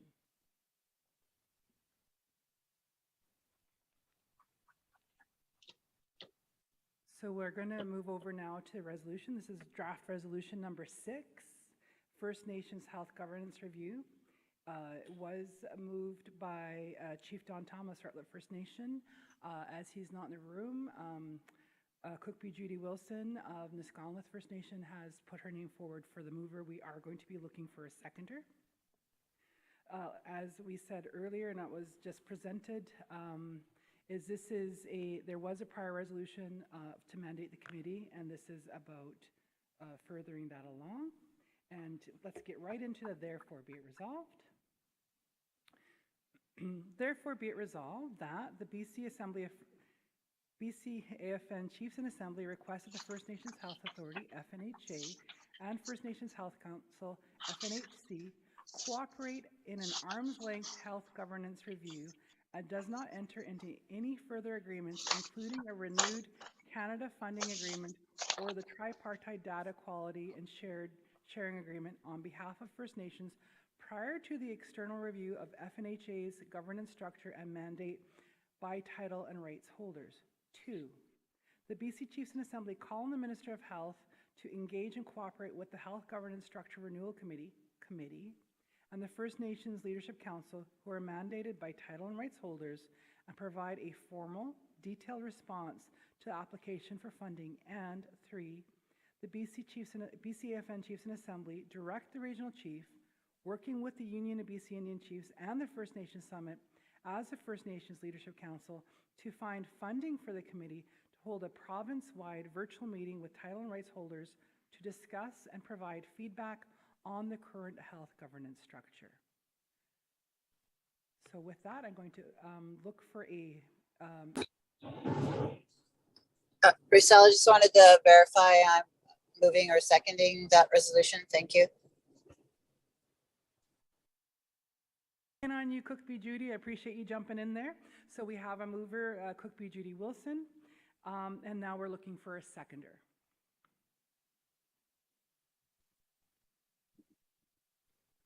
Thank you. Microphone number 26, just to confirm for the record.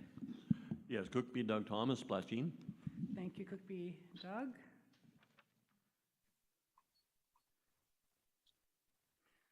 So at this time, I will just turn to you, Cookby Judy Wilson, if you have any comments on this draft resolution number 6 as the mover.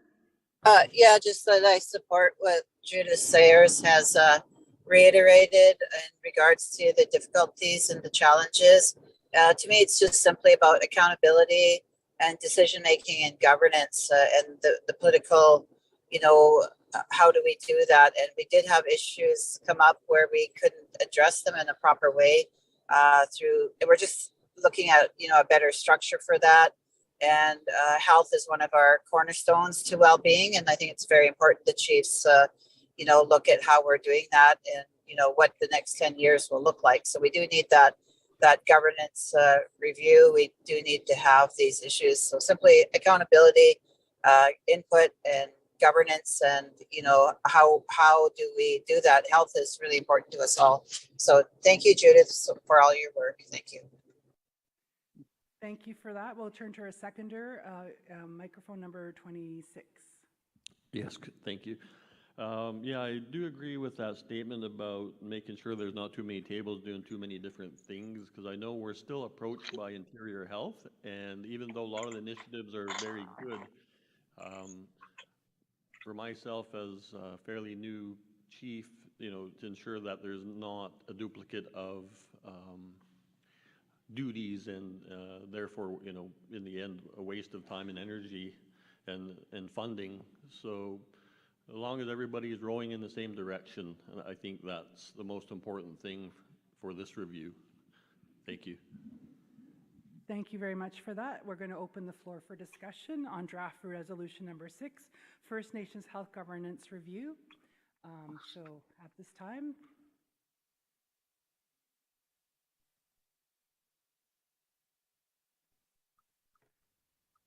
just checking online.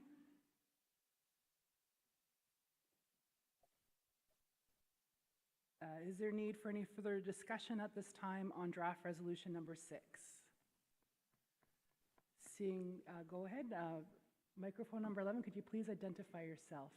Debbie Abbott, proxy for Lytton First Nation. Yes, we definitely support the resolution. It's timely that the review and the renewed agreement.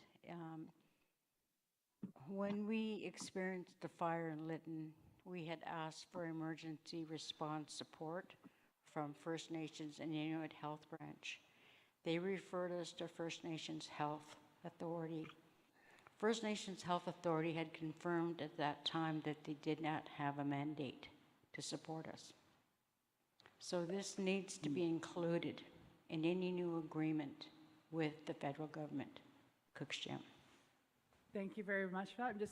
Was microphone 18, was that, Chief Jack, was that a stretch or a wave at me? It was a stretch. All right. Stretches are good. I welcome stretches. I encourage stretches. I will confirm. Is there need for any further discussion on draft resolution number 6? Question has been called. Is there any abstentions from draft resolution number 6?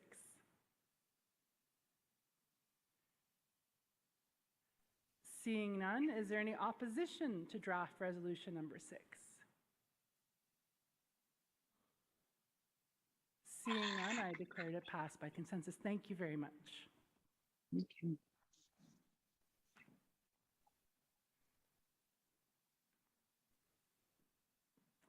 So again, thank you so much to Judith Sayers for joining us. We're now going to go to the next item on the agenda, which is the Child and Families AIP update with Regional Chief Cindy Woodhouse. Stuart Watke and Diane Cobier, so Regional Chief City Window House from Manitoba, and Stuart and Diane are AFN Legal Counsel. I invite you to come forward. We do have 3 places over here, as well as we welcome you to take the podium, depending on which way you plan on speaking or presenting. So there's a 1, 2, 3 microphones there for 3 speakers, and or also at the, and I don't know where Regional Chief,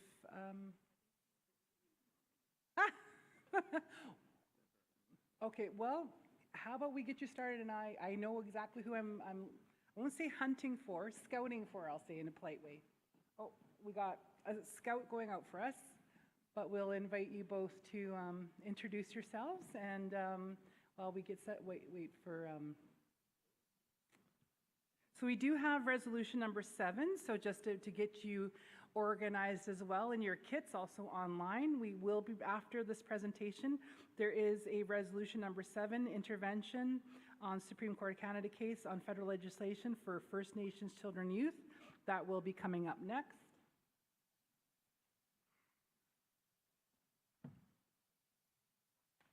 That is a new resolution, so it's not been something that has been shared at either UBCIC or First Nations Summit. So again, while we just take this quick moment,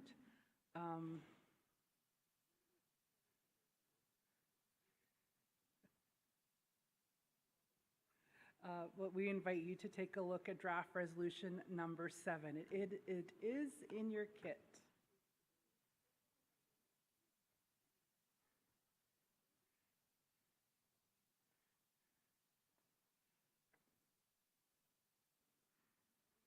So why don't we go over to microphone number 1 and 2, and so you can introduce yourselves, both Stuart and Diane, and what we're going to be addressing today while we find Regional Chief Woodhouse. Thank you. Please proceed. Yeah, thank you for welcoming us to your territory. My name is Diane Corbier. I'm from Chaging First Nation on Manitoulin Island, Ontario, and my firm, Naugaba Corbier, has been involved in the CHRT case since 2009, and we're now counsel for the class action for the Child and Family Services Program and the Jordan's Principal Program. Stuart? Yes, good morning, everyone.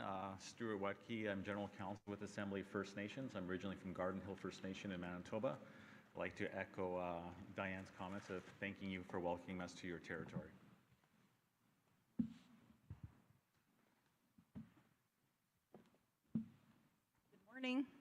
Good morning. Thank you, Chair. And thank each and every one of you for welcoming us here today for this very important discussion. I know that, I guess we're about to begin. I'm sorry I'm late. I was looking at all your beautiful art pieces that are out in the hallway there. And I'm just happy to be here. And I want to thank, Musqueam, Squamish, and Tsleil-Waututh for allowing us to be in their territory today. I know that we have a lot to talk about and we have limited time, but I think this is one of the most important discussions that we're going to have this year for sure, that when it relates to the financial aspect to reforming a broken child welfare system. I mean, I know where I come from in Manitoba, it's a pretty broken system, and I think that we have an opportunity here to really push on First Nations jurisdiction. I have a whole bunch of notes, and I'll get to those in a moment, but I know that my lawyers and I commend the two of them sitting with me, and there's many, many others that are working for each and every one of you as First Nations people. We're out there working, and so last fall, it was either go back to court or start negotiating to try and get a final settlement agreement in front of each and every one of you to start working on. And we started negotiating, and negotiations are tough like that. And of course you can't, because it's so privileged, you can't share stuff over and over again, trying to go in good faith to get a good agreement like this. And so when we negotiated September, October, November, last year. And, of course, I want to commend also your regional chief. I don't know where my colleague is. He's here, Regional Chief TG, but he was with me, those days and weeks, and we'd be on phone calls every single day. And I thank him. I thank, many of our other colleagues for your support and all that to make this happen. And, at one point, finally, it was negotiations were coming to a head, and it was either we're going to go back to court because we didn't have enough money in the negotiation. And so I called my colleagues and I said, we have to pressure the government. And so, we all made that call to the Prime Minister's office, and whether we like him or not, I said, we told him, you're going to have to put in enough money or we have to walk away and go back to court again. And, after that call, within 7 minutes, somebody else calls, and 10 minutes after that, somebody else calls, and 7 p.m. that night, we had enough money on the table to bring you this final settlement agreement. And is it a perfect agreement? Absolutely not. I don't know what is a perfect agreement, but I know that our delay last week is going to cost you, there's 200,000 kids affected by that. And I worry a little bit, and I know that I'm super scripted here because it's a legal thing, but it's also a human thing. Many of our kids are out there that are, in the child welfare system, and they're waiting for us, and they're waiting for us to do something and to change something and to help us put our families back together again, and especially after our dark history, through residential schools, through day schools, through all these things that we've been through, and unfortunately now the child welfare system.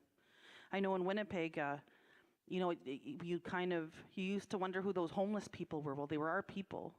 And there were residential school survivors, many of them, and it's now shifted, and unfortunately now it's many of the children in the child welfare system. And so we have this agreement in front of us, and we have delays last week. And what worries me is we signed an agreement to work in good faith to get this agreement done. And if we don't have it done by December 31st, we're gambling with $40 billion.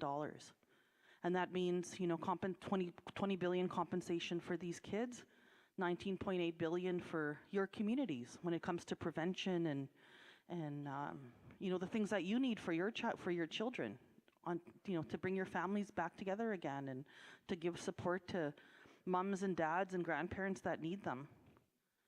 And so I know that I could have said a lot more, but I'm going to leave that to the lawyers to say my opening remarks. But we look for your support today to try and get this moving forward. And that, I'm worried because if we have to go back to the Supreme Court again, for instance, or we start pushing back and people start not allowing this agreement to move forward, then, we go back to court for 10 years and, will this money be there after December 31st? There is January 1st, if we don't have it done, they can repurpose that money back into the federal coffers.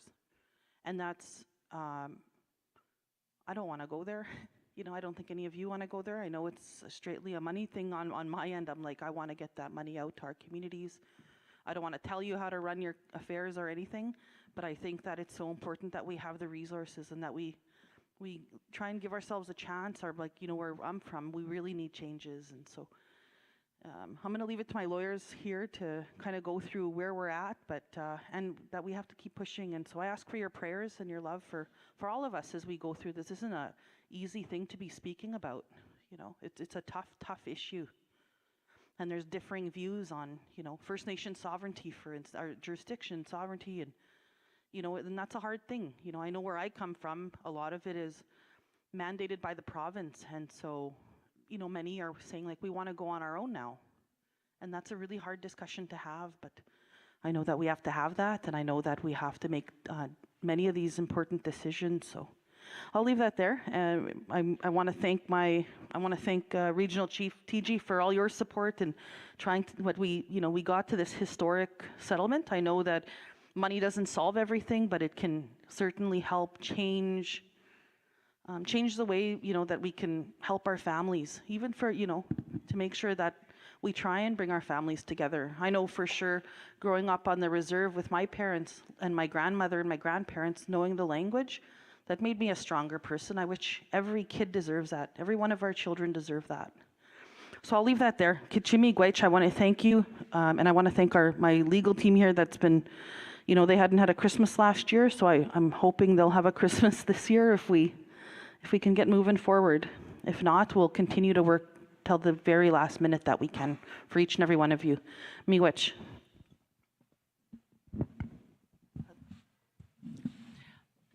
Thank you, Regional Chief Woodhouse. And I'm going to be speaking about the compensation final settlement agreement, and my colleague Stuart Watke is going to be speaking about long-term reforms for child welfare and the Jordan's Principle, the agreement in principle.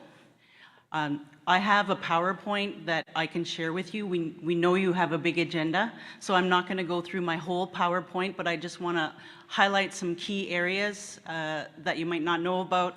I've been to a couple of BC region meetings, so this will be my third, but we will continue to come back. So if you could go to slide 5. So what's in my PowerPoint is a summary of the compensation final settlement agreement, a summary of the claims process, and then the current status and next steps in conclusion.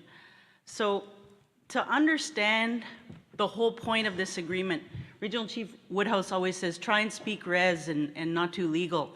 So really, this summarizes what we tried to do in this agreement. And again, being a lawyer, since 1996, and I've only worked for First Nations my whole life, never worked for anybody else. So I know about the importance of self-determination and accountability to First Nations. I live and breathe it every day. And so in coming to this agreement, Stuart and I and our teams focused on making sure that this was a First Nation-driven process, thick and through and throughout. And I also thank Regional Chief TG for his leadership. He's been at every single meeting. He's been there every time when we've had to give reviews on the compensation final settlement agreement.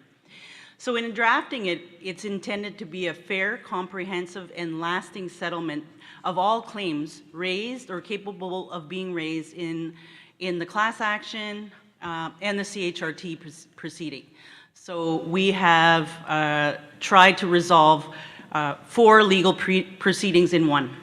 And it's intended that the claims process be administered in an expeditious, cost-effective, user-friendly, culturally sensitive, and trauma-informed manner. This was a must. All of the First Nation regions and the First Nations we talked to across the country said that we would be measured, and this claim process would be measured by that. We had to safeguard the best interests of the class members who are your citizens, your children, and your families, and those who are minors and persons under disability. This final settlement agreement will last over 20 years because the children will not get their money until they are age of majority, and we'll be investing that money and it'll be there waiting for them. So this will be a First Nation driven and accountable process for those 20 years. So we also had to minimize the administrative burden on class members. We went across the country, we heard from everybody about how the past class actions have either re-victimized, re-traumatized, and they didn't like the process. So, and also that it was culturally informed, trauma informed, and that there be a lot of mental health and cultural support services, as well as navigational assistance. People to work and walk through this process and not leave them to their own devices. And also that there would be financial literacy. So slide number 6, please. So again, as Regional Chief Woodhouse said, Canada will pay for all the costs of the administration. We've negotiated that, including the navigators and the legal fees on top of the 20 billion. So not a cent is supposed to come from any of the administration or legal fees from the compensation money that's intended for the children and families. And this class action will only applies to individuals who are discriminated against by Canada and is based upon Canada's discriminatory funding. So a lot of people have lots of outstanding issues, and we heard that across the country. You know, people talked about Canada's discrimination starting, in the East, which we're treaty people, right from treaty time, and there's a lot of outstanding business. So this is a very specific case. The class action does not include children who were whose apprehension was funded by a province or a territory, or a delay or denial of a service by a provincial, territorial, or municipal government. So those issues are still outstanding, and they will be pursued in other fora. This class action does not release individuals, agencies, or provinces with respect to any physical or sexual abuse claims. A lot of the people that are calling into the lines now are talking about their trauma and the child welfare system, and we're having to explain that. So slide 9, please. So just to give you the current status and next steps of the final settlement agreement, according to the current schedule, claimants will be able to begin claiming compensation in 2023. September 2022, as Regional Chief Woodhouse said, we started the first step in finalizing the final settlement agreement at the Canadian Human Rights Tribunal to help them. They have to decide that their compensation orders are satisfied by the settlement. And we appeared before them, and they've reserved. Yesterday, the CHRT asked further questions of the parties, and we'll address that, and we expect a decision of the CHRT soon. We are scheduled to appear at the federal court for final approval of the final settlement agreement the week of December 5th. The court has already approved certification and some notices, so we are already well into the approval process. And slide number 12, please. More about the next steps. It's important to note how difficult and traumatic the role of representative plaintiff has been, and the role and what we're hearing from the claimants. As Regional Chief Woodhouse has said, we're hearing that they've been waiting so long for their compensation, and they're very concerned about the delays. Our own representative plaintiffs for the Assembly of First Nations have experienced re-traumatization engaging in this process, and some of their families have distanced themselves from our representative plaintiffs. So they had adoptive families, and they've essentially been disowned. So it's quite traumatic to get through this process for these people. But our reps have taken a leap of courage and strength for the greater good of our citizens by agreeing to become representative plaintiffs. None of them wanted to do this work unless there were long-term reforms. And they all want to see change and improvements. So Stuart will explain to you how the two agreements are linked. So slide 13, please. So again, in conclusion, the court approval of the final settlement agreement is the first big step in ensuring that children and families receive compensation that acknowledges the impact of Canada's discrimination. The AFN knows, as Regional Chief said, this deal is not perfect. We also know no amount of compensation will undo the harms our people have endured. But the most important thing is to ensure our people do not have to wait to receive compensation much longer. The AFN continues to work hard to deliver compensation to these individuals as soon as possible.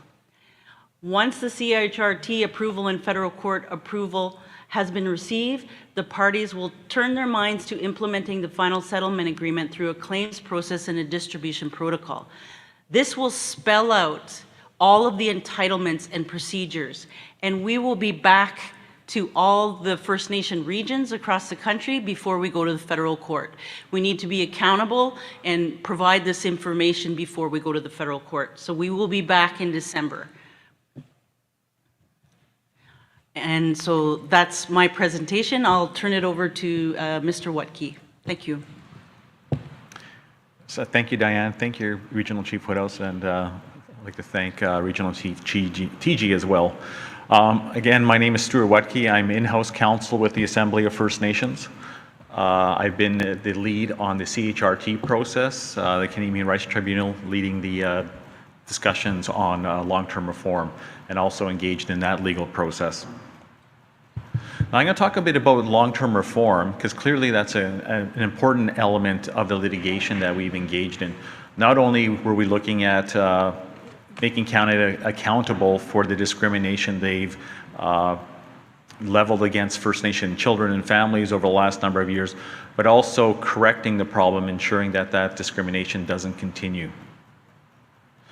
So, of course, we've launched a complaint with the Canadian Human Rights Tribunal with the First Nation Child and Family Caring Society of Canada in 2007. In 2016, after a number of procedural delays, the CHRT found that Canada was indeed discriminating against First Nations children in the provision of child welfare services, also in the narrow application of Jordan's Principle.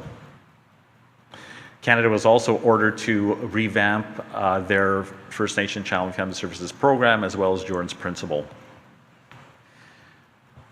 Our road to these changes have been quite long, dating back to 2000, the year 2000, where the Assembly of First Nations and a number of partners looked at the discrimination that was occurring in First Nation communities with child welfare. Since then, we've developed a number of reports jointly with Canada and other experts, and then, of course, other parliamentary affairs and other fora looked at the discrimination as well. And everyone concluded the same thing, that discrimination was real, it was harming First Nations children and families, and Canada was doing nothing about it. So the legal process, since 2016, we had the order from the tribunal. Part of the order was for Canada to negotiate with the AFN and the Caring Society to fix the problem. We have two interveners, Chiefs of Ontario and the Niskaski Nation, that are have intervener status.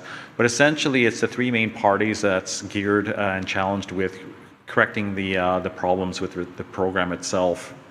So last year, in December 31st, actually, was New Year's Eve, we were able to finally sign an agreement in principle for long-term reforms.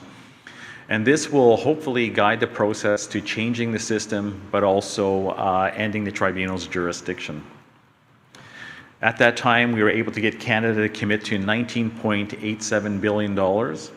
When you apply that with the compensation, which was also secured at the same time, roughly, as was AFN's advocacy negotiations, we were able to secure roughly $40 billion for both compensation and long-term reform. That number is huge. We think there should be more, but we're also cognizant of the fact that that $40 billion is larger than many countries' whole budgets. So it is a substantial amount of money. When we first started this, what First Nations were getting for child and family services was about $250 million per year. Now we're getting close to $3 billion per year. So we can see how the progress we made at the tribunal has had a real impact. So the agreement in principle was negotiated, and at the time also we looked at, what can we do now? Canada needed to provide prevention dollars to First Nation communities and agencies. Prevention is to keep the child in the home and using apprehension as a last resort. So it deals with poverty type issues. And one thing I could describe is that in the evidence before the tribunal, roughly 95% of First Nations children were being apprehended for poverty-related reasons, neglect as I call it. There was not enough food in the home, they weren't being clothed, there was overcrowding in housing. They weren't being abused, they had loving parents, and they were apprehended for poverty-related reasons. Roughly 2.7% of those children were apprehended for abuse. That's physical abuse, physical abuse, that type of thing. And roughly 1.8% were apprehended because of sexual abuse, which was lower than the Canadian average. So by and far, many of our kids are unnecessarily in child welfare systems because of poverty. And the way that Canada funded the system, it was like residential schools. It was per capita. The more kids you brought into care, the more budget an agency would get. And they couldn't provide prevention services, so the only way they were able to provide any services was apprehension. It created this perverse system where children were being brought into care to fund programs, which is completely wrong. So part of the $1 billion, the interim measures was you got to get prevention money out, which we did. I won't go over these slides, but essentially the agreement principle laid the framework for what we're negotiating in long-term reform. There'll be an increased base funding, prevention amount, and everyone would have got that this year, the roughly $2,500 per capita for the on-land reserve population, First Nation representative services, and so on. We're looking at sustainable block funding, money for remoteness, and additional top-ups for remote communities, isolated communities, and other departmental reforms at Indian Affairs. But essentially where we are right now, we have immediate measures and the prevention funding. Canada had that available as well as post-majority care. And we told Canada, it doesn't make sense for you to hold on to that money and incorporate that into a final settlement agreement when you can start providing those services now. So we went to the tribunal, we got an interim order for the release of those funds. So prevention money is now rolling out to First Nation communities. Post-majority care is also important. Under the old system, once you became an adult, whether you're 18, 19 years old in your community, essentially child welfare agency will say, you're an adult now, thank you very much, you're on your own. These kids had no help, no supports, getting their own apartments, filling out university applications, and so on. So post-majority care, so people are able to access funding, young adults are able to access funding at this point. We're also looking at, we're working on creating the new funding models or based on a number of criteria, which is based on how to address poverty-related issues and, of course, doing further research. So at this point, we're involved in the long-term negotiations. They've been ongoing since January of this year. We are advocating for a flexible system. Clearly, there can't be a one-size-fits-all process in the system. But also, we don't want the system that was in the past where each region had different processes, I shouldn't say processes, different reimbursement policies. So what we want to do is create a baseline, a national baseline that will apply to every First Nation. For instance, if some services available in Ontario, like the First Nation representative services, that should be applied across Canada. It doesn't make sense that only Ontario gets funded people where they can actually intervene in any child apprehension on behalf of the First Nation. That should apply across Canada. So what we are trying to do is create a baseline, a minimal floor across Canada, and each region, of course, will have the ability to develop their own regional specific processes that go above and beyond that baseline. So there isn't going to be a one-size-fits-all process. Funding has to be made available in BC to address BC problems, but also it has to be flexible enough to ensure that First Nations can address the concerns or the circumstances of their own communities. If there's mental health issues, suicide pacts, yes, money should be diverted to those needs. If it's poverty-related issues, funding should be dedicated to that. This whole process where Canada gets to decide what will be reimbursed and what will be funded is over.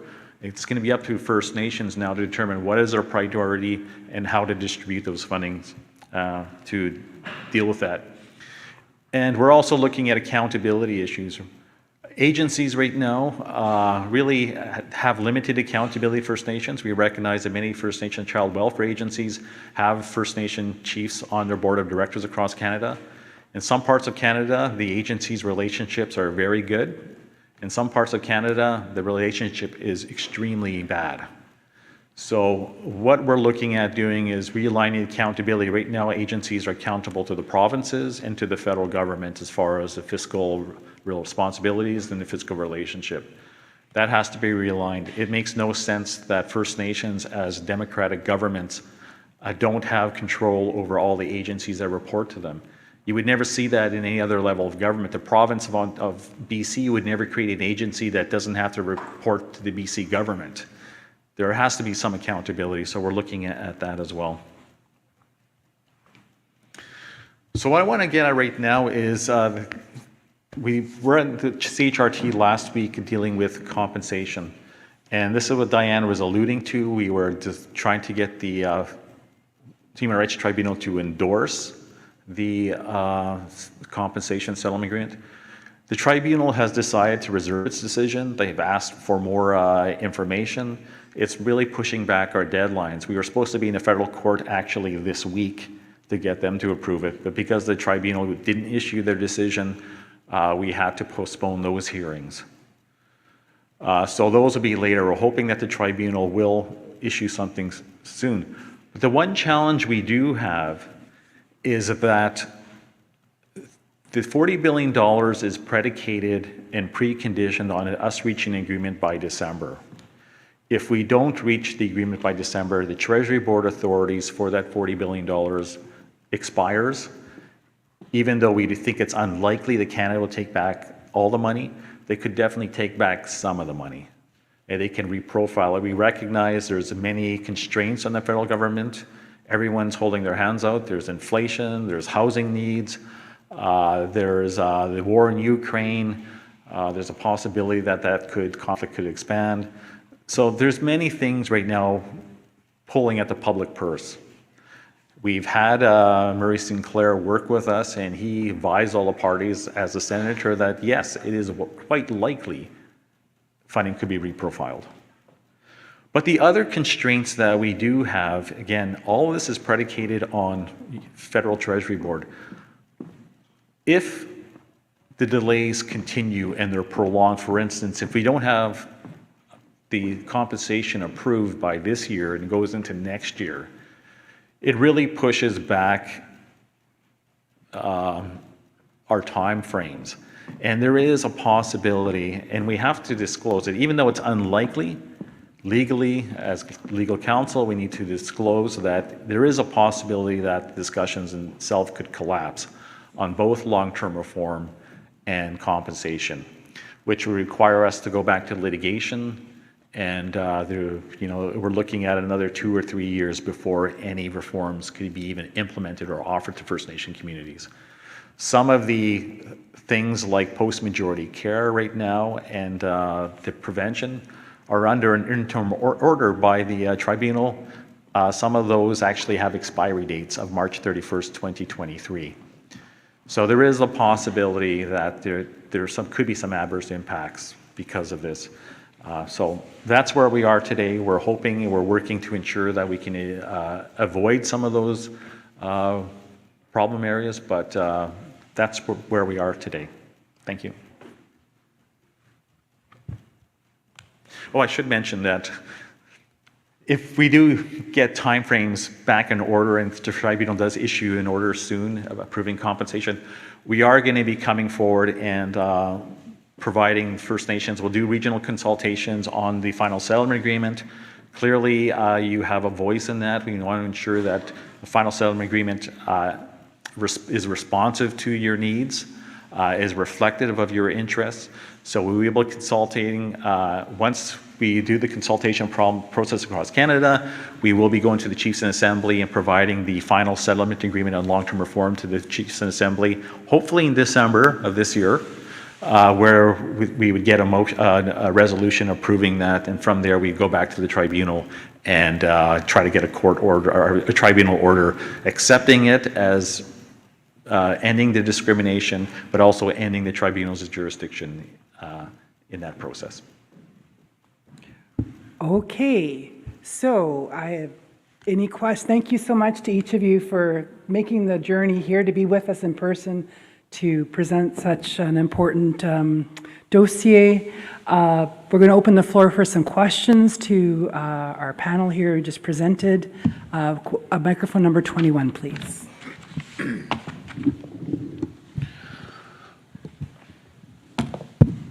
Chief Don Harris, Douglas First Nation. And for those that have been around this table for quite some time, they remember I spent many years fighting for child and family issues within my community. And I'm referring to one where I had 7 of 12 kids apprehended only because they could only fit 7 in a vehicle. And it took me 9 years of fighting to get them back. There's, in this case, there's never an investigation or anything. And I pushed this hard. Our ministers' meetings we have at the UBCIC table, AFN table, you know, eventually the kids came home, but we don't have the supports. And so I think in addition to what we're doing here, we need to get ready for the settlement. I know there are many bigger communities that have the processes and that in place. You know, our child and family funding has recently changed. Our communities get a lot more from ISK and our child and family dollars. And that's got my community worried, is that what happens to these organizations we're using or trying to develop. We have a pilot project, which I think may be on the verge of failing, but what happens to that funding? Because they increased the funding to our communities. Are we going to lose these other organizations? We have all this extra funding for us to take over our child and family. I don't have the capacity. I come from a small, remote community. We're talking about having jurisdiction over our children no matter where they are. In BC, there's 213 reserves, 213 different jurisdictions. Our children don't all live in our community. They're scattered, mostly in the Lower Mainland. How do I establish jurisdiction over my children in somebody else's community or somebody else's territory?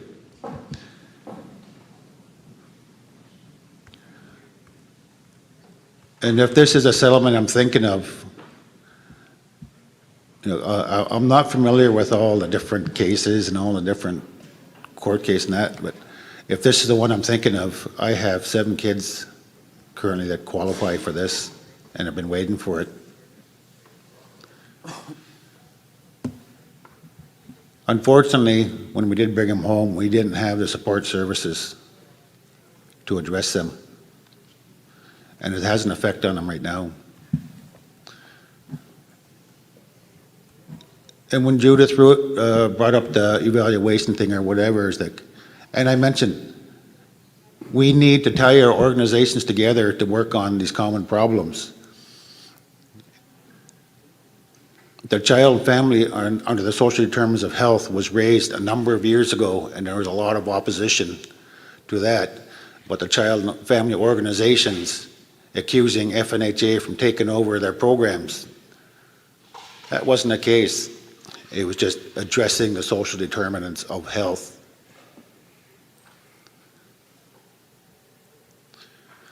So we need to be ready for the settlement. And I think that's where we need the leadership tables, all of our leadership tables, to move forward. That if we wait until the settlement is done, all of a sudden all this money is handed out, then what? It'd be like the residential school settlements. We're going to lose a lot of people. So I just wanted to share that. Don't just fight for the settlement. Don't just wait for the settlement. We need to prepare for it. Thank you. Thank you for those comments, Chief TG. Pardon me, Chief Harris. I'm just getting notes about Mary TG and Cindy Blackstock, who are both available for additional comments, if that is the will of the Assembly.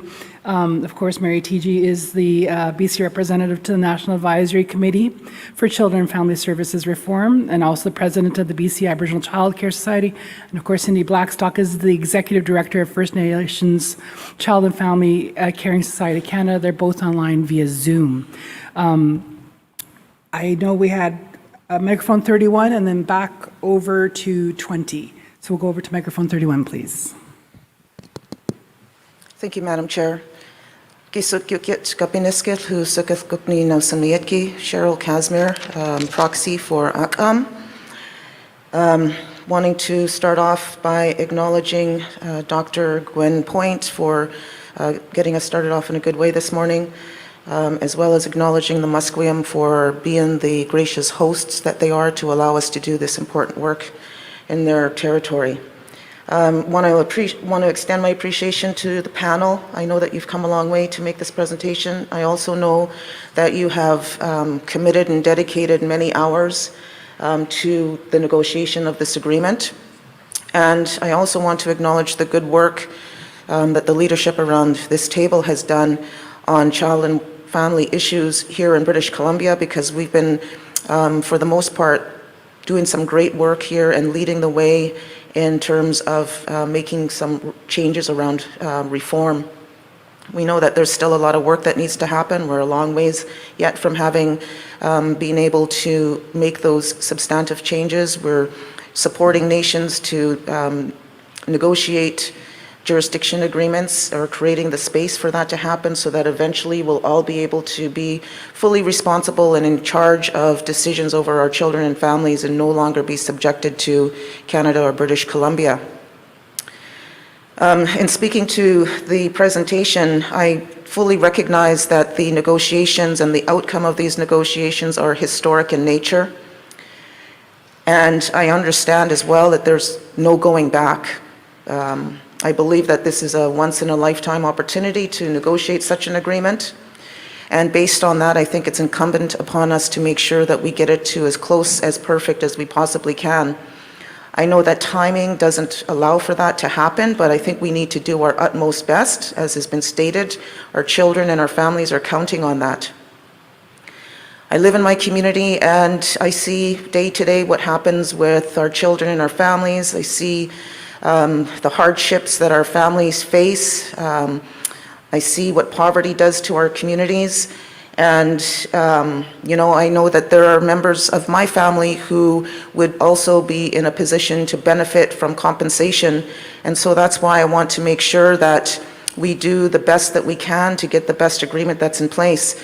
But as a member of, as a leader in this province, sitting around the leadership at this table, I don't know how many people have even seen the agreement yet that we're being asked to finalize. And I know that in previous conversations, we were told that a lot of it is still confidential and that a lot of details cannot be shared. But in British Columbia, that doesn't go well or bode well with us, because we have sat at tables with Canada and British Columbia on many issues, and we have been a part of those negotiations. All we had to do was sign an NDA, and we were able to review pieces of legislation that were being worked on in full detail, provide our feedback and our input into it, because of the fact that those changes were going to have major impacts in our life. Those pieces of legislation and the work that I'm referencing is nowhere near as important as this agreement that we're talking about that has to do with our children and our families. And so I think that it's critical that the leadership has an opportunity to see that. I don't think that we need to wait for those regional sessions. I think we want to see it right now. The other concern that I have is it seems that the goalposts continue to keep moving. We were told that every child was going to be eligible and their estate was also going to be eligible. So people such as Jordan Anderson, the little boy whose life and his end of life was the reason Jordan's principle came into play, his estate, I understand, is not even going to be eligible for any compensation, whereas before we were told that everyone was going to be included. So you're leaving out, a lot of families already before we even finalized anything. To me, that goalpost has changed. What else is going to change between now and then, especially if we don't see what's included in the agreement? British Columbia is also still waiting for the work to finish with the Fiscal Institute. We need information in order for us to be able to make informed decisions. We don't have that information to determine whether this compensation agreement is going to suffice in terms of reform or whether it's going to suffice in terms of compensation. I know that $2,500 was also extended to the communities per capita for prevention dollars. British Columbia didn't receive prevention dollars until 2019. We don't know if $2,500 is enough. We have no basis in which to make that decision. We really need the work from the Fiscal Institute to help provide us with that, those estimates and funding models. The other concern is regarding the tribunal. Their oversight is going to cease before we even know whether reform is going to even work, whether it's even going to be successful or not. Who's going to be the oversight? We need to make sure that there's strong oversight in terms of making sure that Canada keeps their feet held to the fire to make sure that reform unfolds the way that it needs to be and that it's successful for each and every one of our communities. So those are just some of the concerns, and I think that a lot of that could be addressed if we had an opportunity to be able to do a thorough review of the agreement, and a lot of our concerns and a lot of our questions could be answered through that. But in the absence of that, I have no idea what's in that agreement other than what's being presented to me by slides and by legal teams. So I'm not saying that I'm opposing the compensation agreement. I just think that if we're going to try to meet those timelines that have been set out before us, that there needs to be some significant shifts in terms of how we move forward. Thank you. Before I go to the next two on the speakers list, so acknowledging microphone 20 and 26, I'll come back over here for responses to the first questions and comments. Thank you. No, that's good questions, and Chief Harris, like, you know, I support when, you know, you needed that support for your children when they came home, and this happens time and time again. It happens, of course, we're right across this country. We see that there isn't support, and I know that we've only started in an interim measure, get 2,500 per cap on reserve, and I know that you know, is that enough? I hear that, you know, and at the same time, you know, I think, you know, many of our leadership are now, you know, looking at this, and I know that there's lots of questions and there's lots of ways to do this, you know, to make change in many different ways across this country. I know there's different views right across this country, but all I can say is that, you know, we're here, we're trying to get this as right as we can, and I know that there are questions out there. I know that there's some statements that have been said in the media that aren't always accurate, and all, you know, I've heard that from chiefs across the country, the communication piece of it. I know that. It's just because I'm, you know, Regional Chief TG and I, you know, we signed non-disclosures, but I know that we did send those out nationally and to everyone, and so you absolutely, you have, you know, you want to see those agreements, that you should have them they should have them already, correct? Yeah. So I'm gonna ask Stuart for a supplementary just on Jordan River Anderson's, you know, his estate. You know, and so I'm going to have Stuart just address that issue. I know that that's an issue that's circulating out there. So if I can have you answer that. Yes, thank you. And thank you for the questions, and happy to answer them.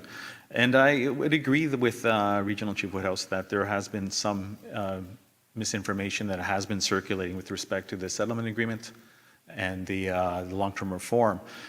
With respect to the settlement agreement is online. It is available for everyone to look at. It can be found on firstnationcompensation.ca. We can easily provide that as well. Put it in our, I think it might be on AFN's website as well, where you can download the final settlement agreement on compensation.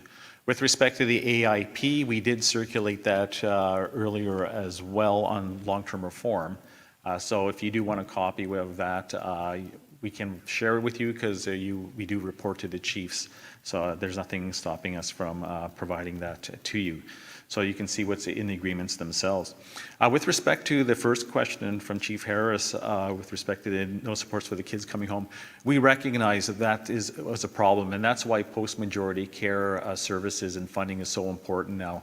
That for those children that are coming back, there is going to be funding for agencies and First Nations to provide services to those individuals. So they're just not left hanging. Many people do want to come back to the communities, but they don't have the resources to do so. So that is now flowing to communities.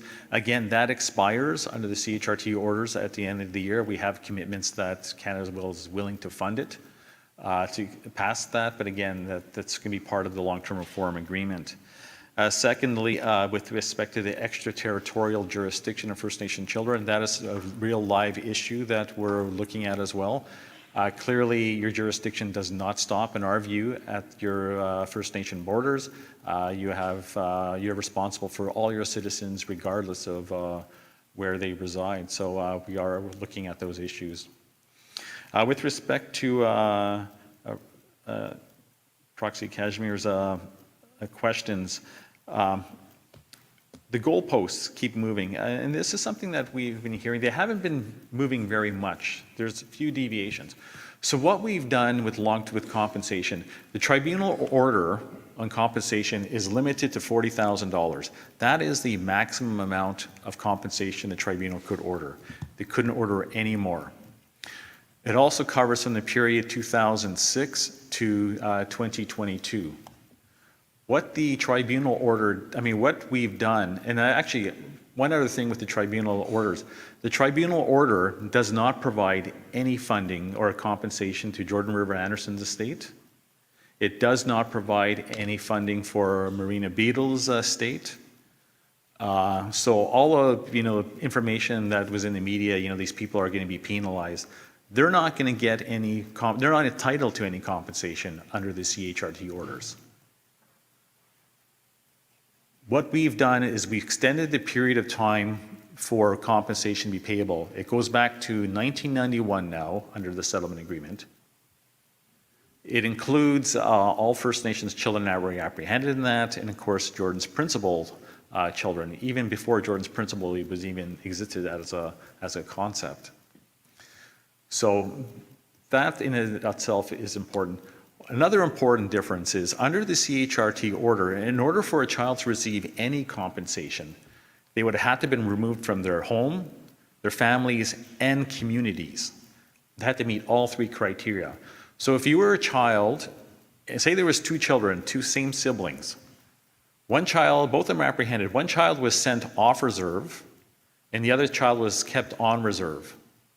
Under the CHRT orders, only the child that was sent out of the community would be entitled to compensation, not the child in the community.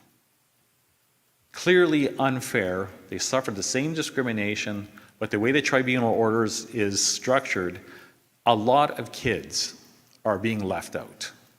Plenty of kids. We've changed that with the final settlement agreement. All kids, regardless if they're on or off reserve, will get compensation. They'll not only get the $40,000 as a base, they'll also be entitled to more money for various enhancements. So some of the enhancements is in the settlement agreement, how long you were off reserve, at what age were you apprehended for medical needs, were you in multiple foster homes, you get additional money on top of the $40,000 for that. Again, the tribunal cannot order anything more than $40,000. We recognize people have been wronged in so many respects. When it comes to Jordan's principal, many parents themselves have forked out tens of thousands, even hundreds of thousands of dollars over the child's 18 years. $40,000 does not cut it for us at the AFN. They deserve more. And so we structured the final settlement agreement so those families will get more and those children will get more. There are some deviations, yes. Under the tribunal order, certain estates will no longer be entitled to compensation. So if you were a child and you become deceased, your estate will, their estates will get full compensation. What we've done is we limited estates for the parents. So if you are a parent or grandparent, you're entitled to compensation under the CHRT order. You won't be entitled to that compensation unless you filed an application. Which is also important. The longer this drags out, more people will be left out because they can't fill out applications for a number of years. So it's important to get this agreement done as soon as possible. But what we've done is just reprofile that money. So instead of a parent, the state getting that funding, which will go to the children, we've basically said that we'll just give the money to the children directly under our settlement agreement. So it's not like the $40,000 for the parents has disappeared somehow. It is being reprofiled and more money will be provided to their children directly. So that's the way we structured it. And I know people are looking at certain small aspects, of the very technical aspects of the settlement agreement, saying, it doesn't do this, it doesn't do that. What it does, it brings in more money for all the victims generally. Some people will just get the $40,000 and some people will get more. But that is our aim. So any suggestion that AFN is leaving children behind or selling people out is completely false and fabricated. We are looking out for the best interests of First Nation citizens, and that's what we've always tried to do. So hopefully that will deal with it. With respect to the $2,500 and the Fiscal Institute, we are working with IFSD, and IFSD said two important things to us. All the research with respect to the new funding model will be done this year and be incorporated in the final settlement agreement. Other aspects of IFSD's work won't be done, but it won't hold up the settlement agreement. For instance, they're saying that, well, we need to look at implementation issues. We need to look at job descriptions. We need to look at various enhancements and supports within agencies themselves or First Nations. That doesn't need a final settlement agreement. Why would we wait for a final settlement agreement to be negotiated and signed because job descriptions are not done? To us, it makes no sense. So the process is being built to ensure that all the relevant information that we need will be done. And last of all, with respect to I should say two more things. So prevention, $2,500, we hear you. We don't know if the $2,500 is sufficient either. That's what Canada released right now under an interim order. That amount could change, and we're advocating that there be processes to revisit that. And lastly, the tribunal oversight. Yes, the tribunal's oversight will end, but do we really want a tribunal overseeing this? We are building in an ADR process that has two approaches. First of all, the parties to the settlement agreement can go into binding arbitration or binding dispute resolution where we feel that Canada is not living up to their commitments under the settlement agreement. That adjudication process will have at least 50% people of the adjudicators will be First Nations. It'll be a First Nation-driven process. Secondly, right now, if you don't get a Jordan's Principle application approved, the only way you can challenge Canada's denial is to go do a judicial review before the federal court. There will be a second phase in the alternative dispute resolution process that individuals who have Jordan's Principle claims denied, or First Nation agencies or even First Nations who don't feel they received enough support or resources can also go into binding dispute resolution, and those orders will be binding on Canada. So if a First Nation wins or a child and family wins for services, Canada will have to pay for that. So again, we don't need a tribunal, the Canadian Human Rights Tribunal, to do that. We can do it ourselves. And Canada's agreed to that process. And Murray Sinclair has also agreed to it, and he's agreed to be the eminent person or the chair of the adjudication body. Thank you. I know that there's further question from Mike 131. Before we go back there, I'm going to first get in some fresh questions from the floor. And I'm also just cognizant that unfortunately there was an underestimate in time needed to dedicate to this file.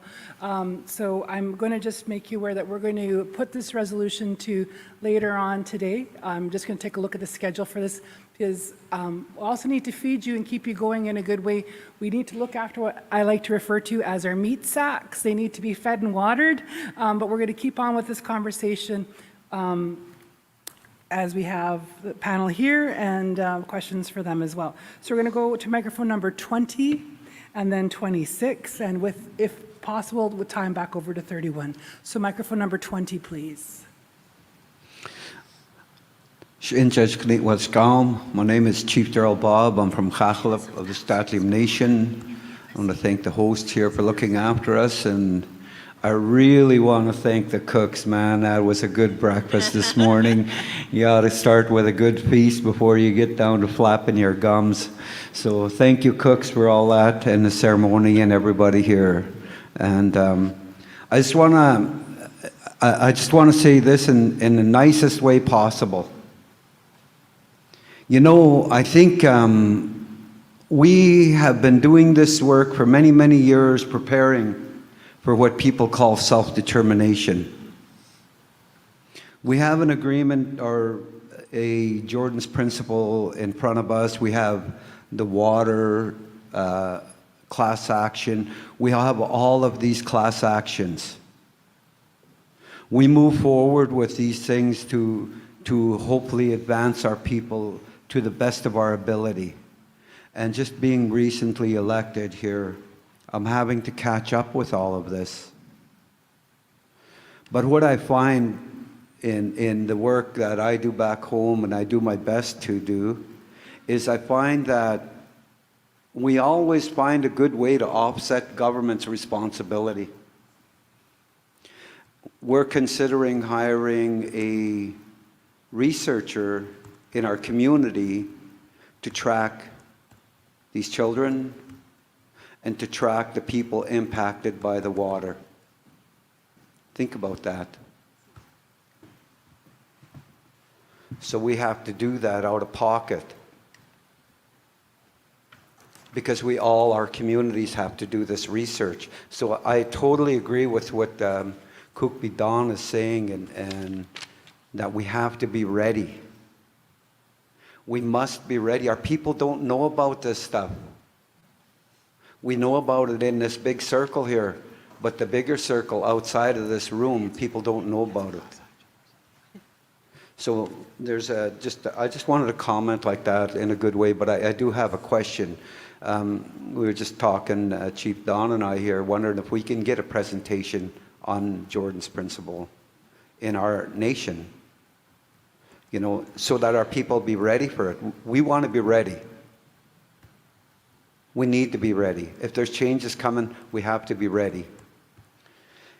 So I totally want to see that happen, but I just wanted to comment one other thing, and I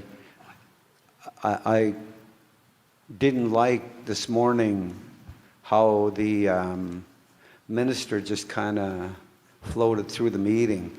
I did have a question, and I think this would be a good place to bring it up right now, because I think it's tied with children and families. And real quick, I was a product of 10 years of Kamloops Indian Residential School. We seen it all there, and anybody else that attended. But the question I have I think it's number 2 on this request for going to represent in the courts, Cookby Terry. The question I would ask when we look at this information, we want to see that agreement, because now we're talking about our children. We want to see an agreement, an unredacted agreement between the federal government and the church. You have to compare what the church has received as to what they're giving us, in order for us to truly understand what's going on. So there's just 2 things, that's all I wanted to say, or 3.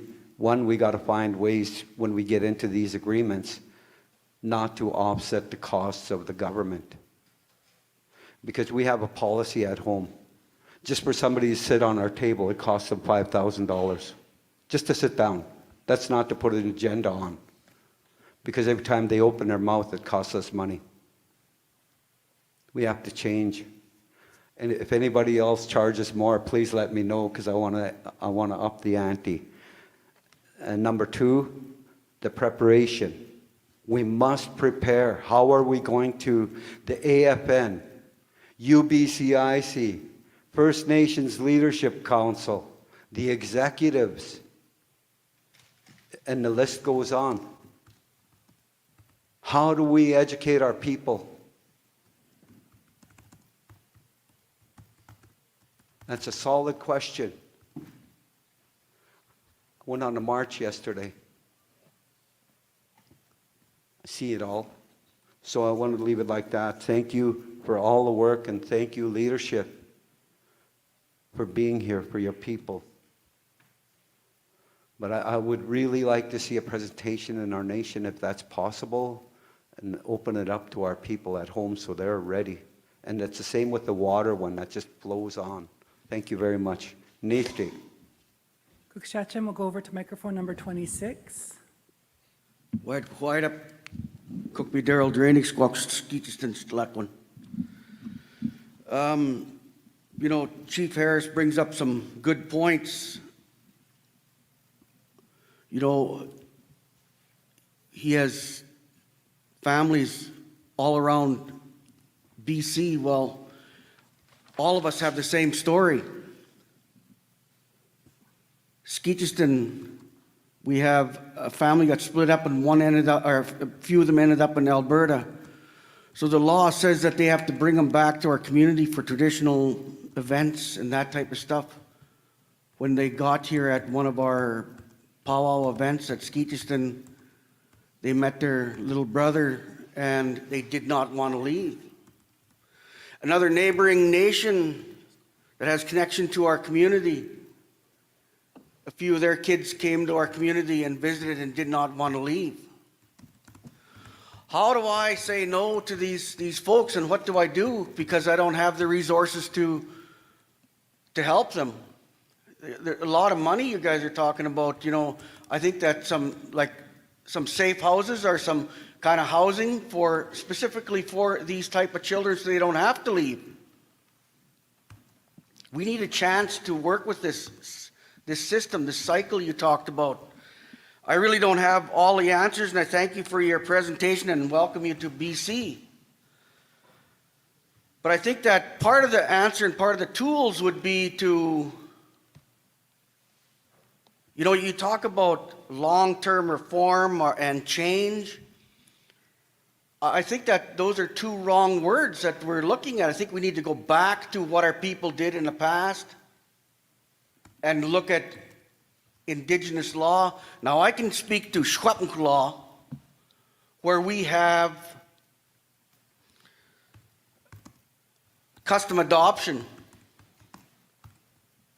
Like that needs to get recognized so that our kids don't leave. They have some family in place or some neighboring family or some that would like to take these kids.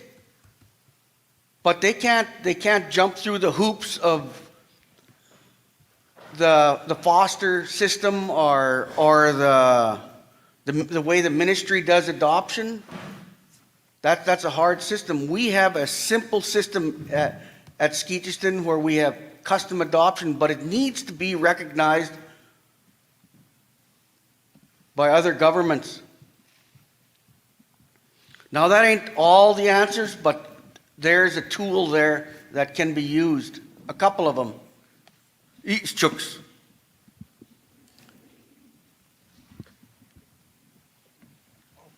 Cooks Chacham, we're going to go online before we go over to the panel for final comments and responses. So we'll call upon Cindy Blackstock of the First Nations Child and Family Caring Society of Canada. She has also posted some information where to find things online, which hopefully we can share with chiefs in assembly here on site, just like we've been doing with other things. Welcome to the 19th annual AGM of the BC Assembly of First Nations. Cindy, the floor is yours. Thank you. Thank you very much, Chair, and thank you very much, Chiefs, for giving me this brief moment. I just wanted to say that this is really essential information, especially on the go forward stuff of stopping the discrimination and making sure it doesn't happen again.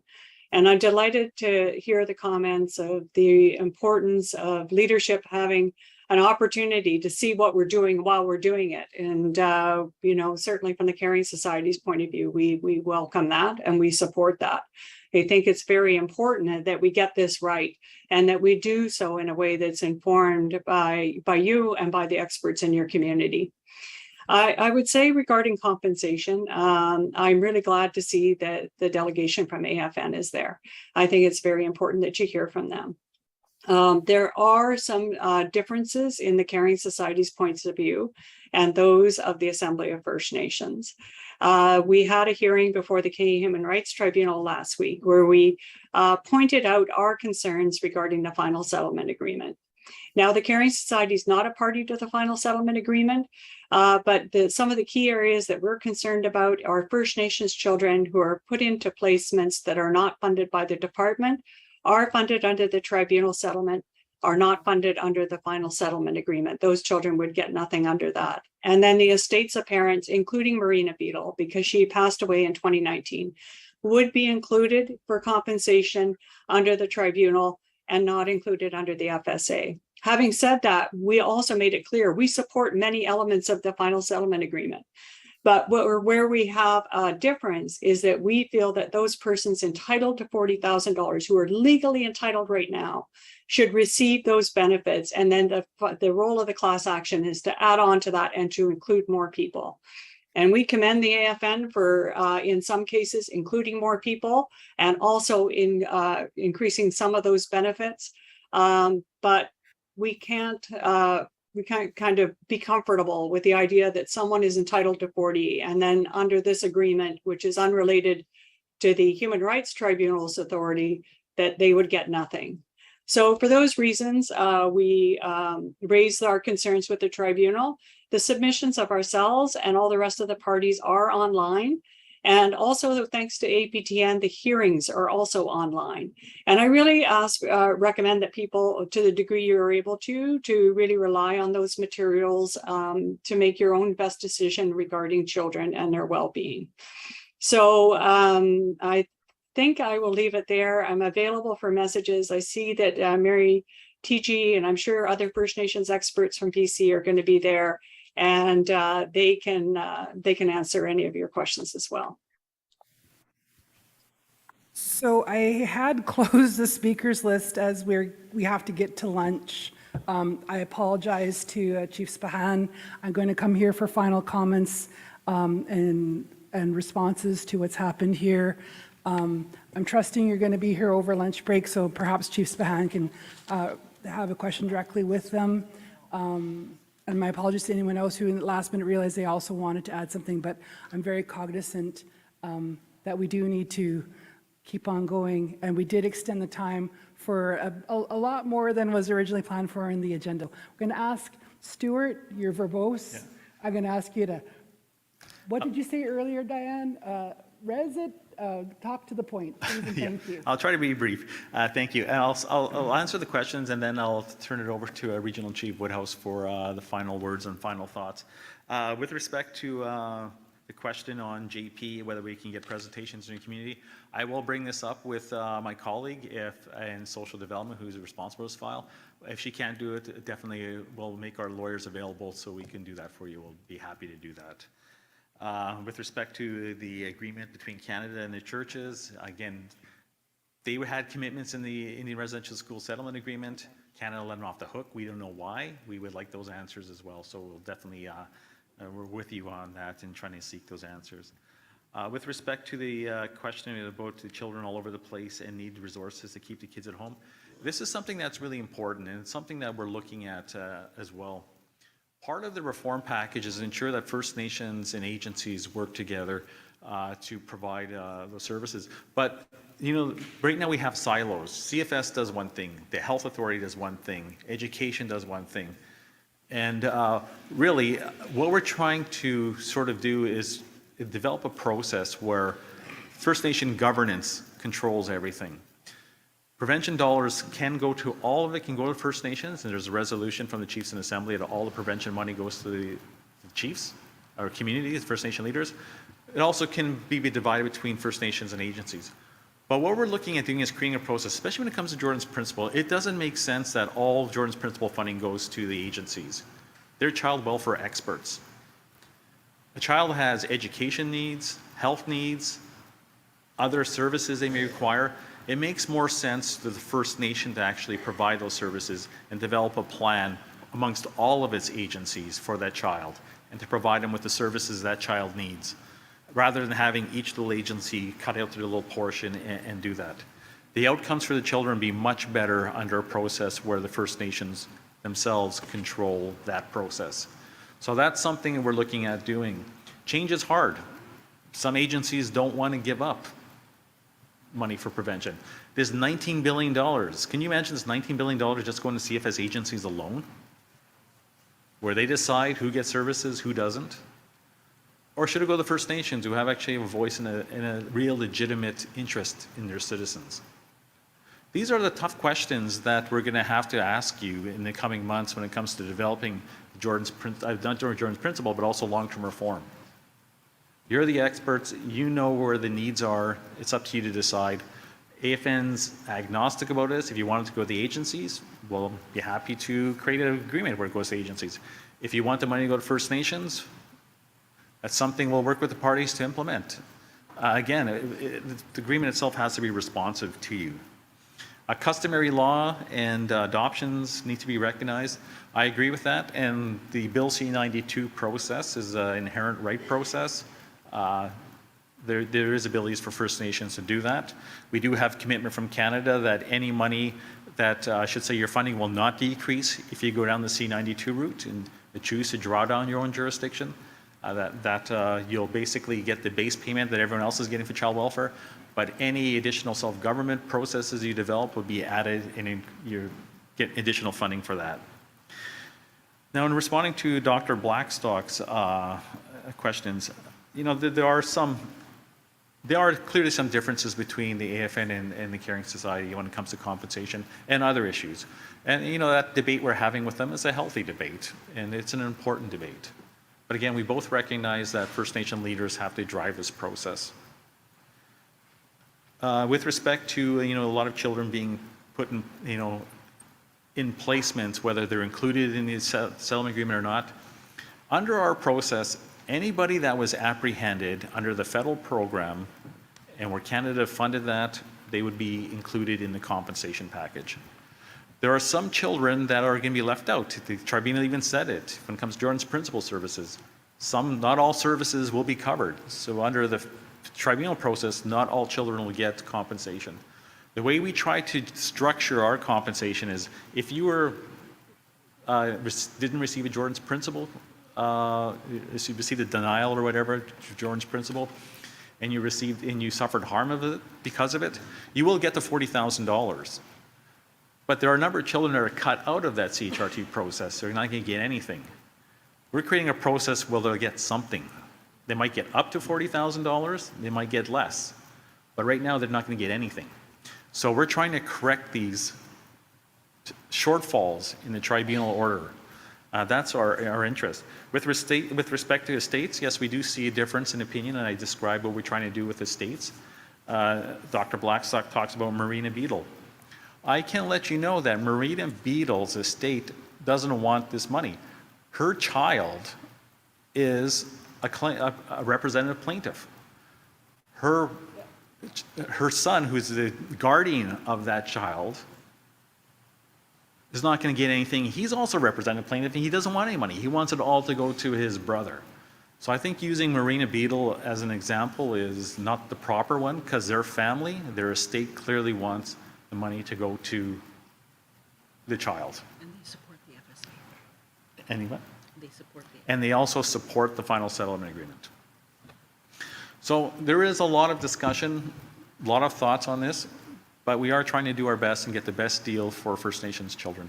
At this point, I'll turn it over to Regional Chief Woodhouse. Thank you. And I know that people are probably hungry. I don't want to take up too much time. I know that we need to have individual discussions with each and every one of you. And I wish that we had more time here today. And I forgot to mention earlier that I'd like to thank Elder Dr. Gwen Point, you know, for opening us up in a good way today. And I guess just in closing, I want to thank my colleagues here, you know, and, you know, we're here to work for you, Chiefs. We're here to work for you. And we're here as, you know, protecting First Nations jurisdiction. I mean, as a leader, that's how I always, you know, growing up on First Nation community with my dad and, you know, him being, you know, our people that, you know, jurisdiction is with us first and foremost. I always truly believe that. And it's always a, you know, it's always a hard discussion sometimes. You know, of course we need people to help us along the way in this world. We can't do it alone. But at the same time, I think that it's time that we start taking up space and that First Nations, you know, start to push there, you know, that you're in control and that you're, you know, you're responsible and that our people are responsible for our children. And so I'm gonna leave that there, but I am going to say that, you know, I know that it's timing is quick, that, you know, it's $40 billion discussion and we're really pushing this along here, but you know, there's many of our little children out there that are waiting for us, our young people waiting for us to try and change something and do something different. And like one of the chiefs had said, going back to our old ways, Absolutely. My mother went through that. My Indian grandmother and my white grandfather left her on the reserve, and my great grandmother raised her. And we didn't have anybody to interrupt with our family at that time. And I'm glad for that, because she ended up marrying my dad, and they gave my brothers and I an okay life in the community, that we had our family intact. And so I think had the child welfare system been there, she would have been pulled out, you know, and I remember listening to my dad's, you know, it's a chief, and I remember all those chiefs speaking in our language, and they said, you know, if the child welfare system was there back in the 60s when we were kids, we would have all been ripped apart. We would have all not been sitting here right now. And they were speaking their language, and I thought, isn't that something? And that always stuck with me. So I know that these are hard discussions to have, but I think they're healthy discussions, and when there's differing views, that's okay. But I think, you know, we have big decisions to make here, so I look for your support in December as we, you know, we're going to need resolution. We're going to need, you know, support from each and every one of you to make sure that this moves forward, you know. So we'll leave that there. Thank you. Thank you so much, Regional Chief Woodhouse. Thank you so much, Diane Colbert. Thank you so much, Stuart Wetke, for joining us today, making the trek here. We had carved out 30 minutes. We took just about 80, so I think we definitely squeezed out as much life as we could out of our agenda for this discussion today, and clearly more is needed. I'm just going to give you a quick update. What my plan is to break just for the allocated remaining time for lunch, which means we're going to come back at 1:10. But before you come back for lunch, please note, you need to vote. The polls shut down at 1 p.m.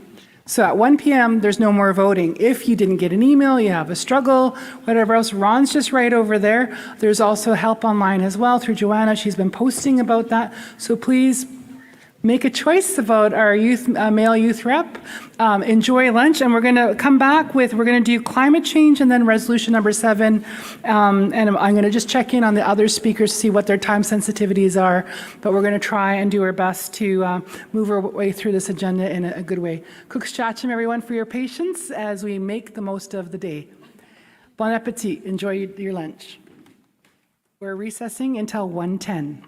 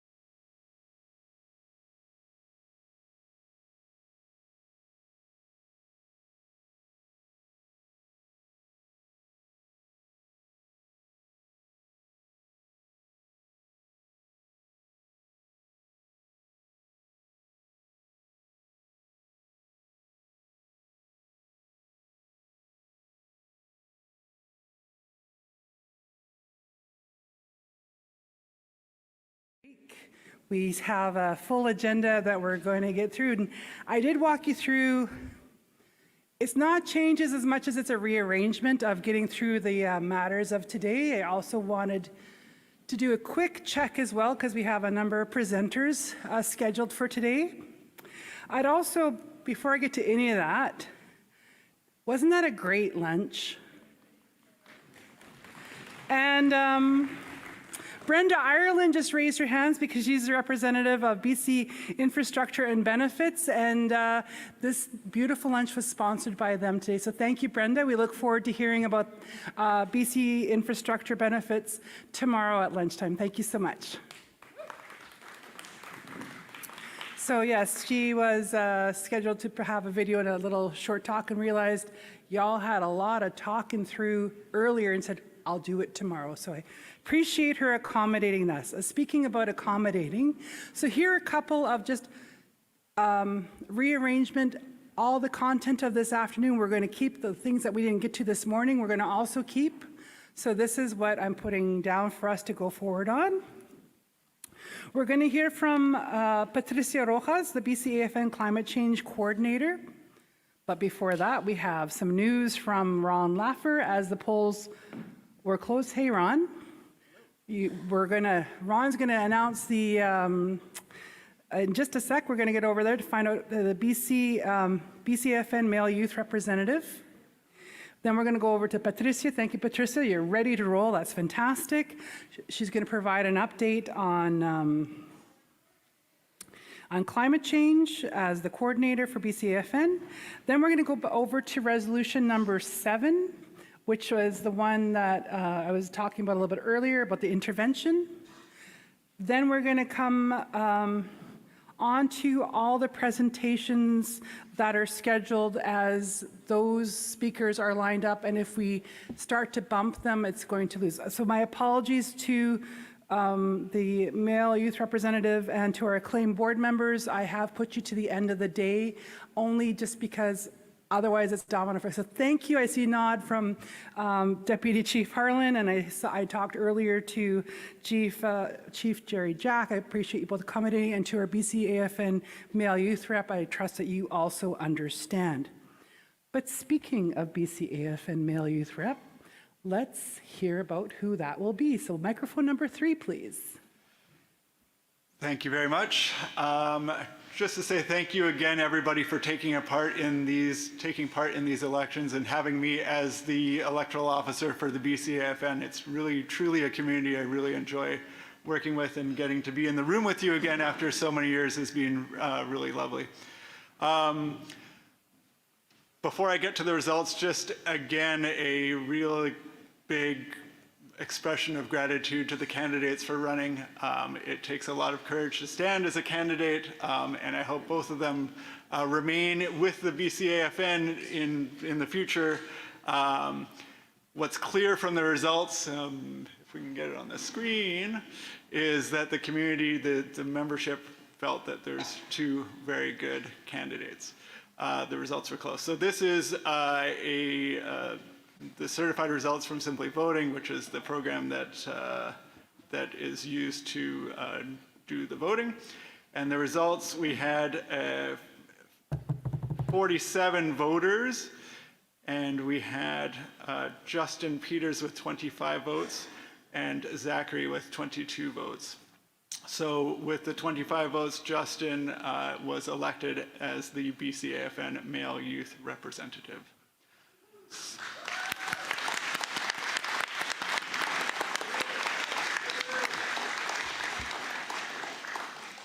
So really, congratulations to both of you, actually. And I do know that there's a chance for speaking a little bit later in the... That is correct. At the end of the day, so the last 2 things that we'll be doing today is hearing from our male youth rep, Justin Peters, and hearing from our acclaimed board members, Chief Jerome Jack and Deputy Chief Harlan Schilling. So thank you again for all 3 of you for accommodating that with those changes. Thank you so much, Ron, for this, and everybody for your participation. I know there was some who were trying to get a hold of us. We tried to reach out to you to get things sorted out. We did our best. We're still learning about this online voting. This is a good way to go. With that, we thank you so much, and we're going to go now over to climate change update. Over to microphone number 2, please, with Patricia Rojas, the BCAFN Climate Change Coordinator, for an update. Just to note that Graham Reed, AFN Senior Policy Analyst, was no longer able to join us. He was available this morning, and Regional Chief TG deferred over to our technician from the BCAFN, Patricia, to provide this update for you. The floor is yours, Patricia. Thank you, Russell, and congratulations, Justin. It will be an honor to continue working with you. Good afternoon, everybody. My name is Patricia Rojas. I am the Regional Climate Change Coordinator for the BC Assembly of First Nations. Thank you to our knowledge keeper, Dr. Wen, for starting us this morning in a good way. Can you please pull over that presentation? Perfect, thank you.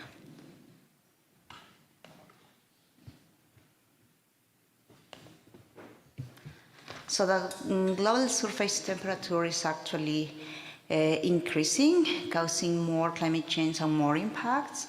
According to the Intergovernmental Panel on Climate Change, known as the IPCC, Mother Earth has already reached 1.1 degrees Celsius and is likely to reach 1.5 in the next 5 years.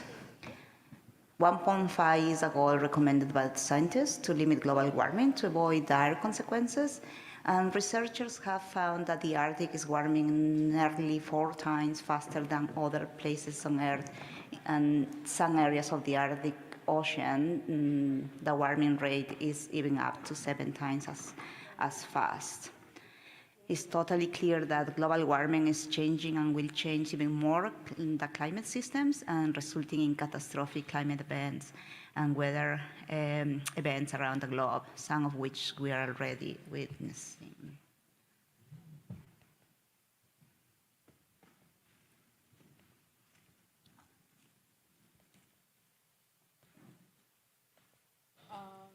Sorry, it wasn't working.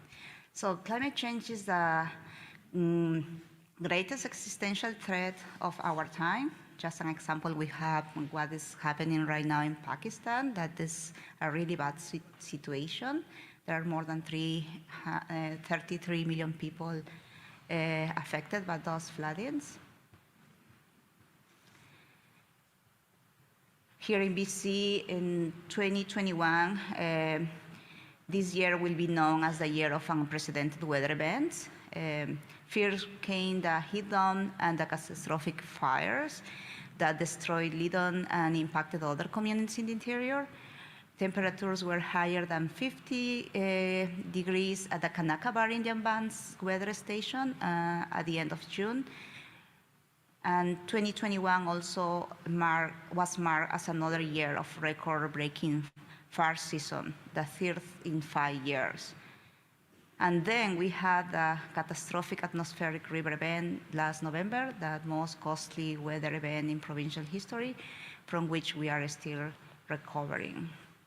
So Indigenous people are disproportionately impacted by this climate crisis. We all know that. So at BCAFN, what are we doing?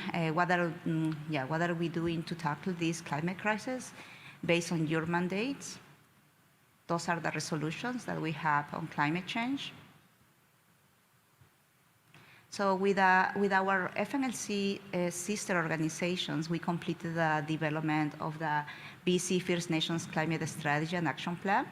The development of this strategy was a mandate from Chiefs in Assembly in 2019 after devastating wildfire seasons and after the release of the provincial Clean BC Plan. Since there, the FNLC established a team to develop the strategy. We undertook deep engagement through multiple sessions, presentations, and a survey, including a focus on youth and getting guidance from a First Nations technical advisory group. Chiefs in BC approved the strategy and action plan early this year. And the strategy is a province-wide in scope. It aims to respond to the needs and priorities of First Nations in BC as a collective body. It's also a living document which will be edited and updated based on your mandates. And also the strategy respects the diversity and self-determination of First Nations in our region. Nations are invited to use this strategy as a foundation to guide their own climate actions based on their unique needs, priorities, and processes. So the strategy includes more than 140 strategic actions outlined in the 4 pathways listed on the screen. Now we are working on the implementation of the strategy. Activities to implement this strategy includes hosting an all-chiefs meeting to prioritize climate actions for implementation. And we hosted this meeting on September 13. And what we heard report will be sent to First Nations in the coming days. We know climate change touches almost everything, and one meeting is not enough to discuss your priorities. Therefore, we are planning a second all-chiefs meeting early next year to discuss greenhouse gas emissions reductions actions, clean energy opportunities, and establishing a just and green economy. The FNLC is also working to secure financial assistance to implement the strategy and advocating for improved funding allocations to support nations-led climate response. We will be working on building partnerships with First Nations Network, organizations, communities, and other relevant partners to advance the implementation of the strategy. Another action at BCAFN is support First Nations community-led climate leadership. And resolution number 5/2021 mandates us to support community-led climate actions. To fulfill this mandate, BCAFN continues fostering discussions on climate-related topics and facilitating technical information sharing with First Nations governments and communities members. And we are doing this work through organizing and facilitating climate action webinars and workshops, and also sharing information using a climate change distribution list and the monthly climate change and water newsletter. So this year we hosted 2 workshops in December 2021 and June 2022 on climate data, and a dialogue session on carbon rights and land-based carbon offsets in April 2022. For this year, we are currently planning another webinar on what 1.5 degrees of global warming would mean for First Nations in BC and their territories. And we are also in conversations with other organizations to provide some workshops, additional workshops on climate data. Through different venues that I will explain in the next slide, we are also strongly advocating Crown governments uphold commitments to reconciliation and support efforts led by nations to strengthen climate capacity and nation-building goals.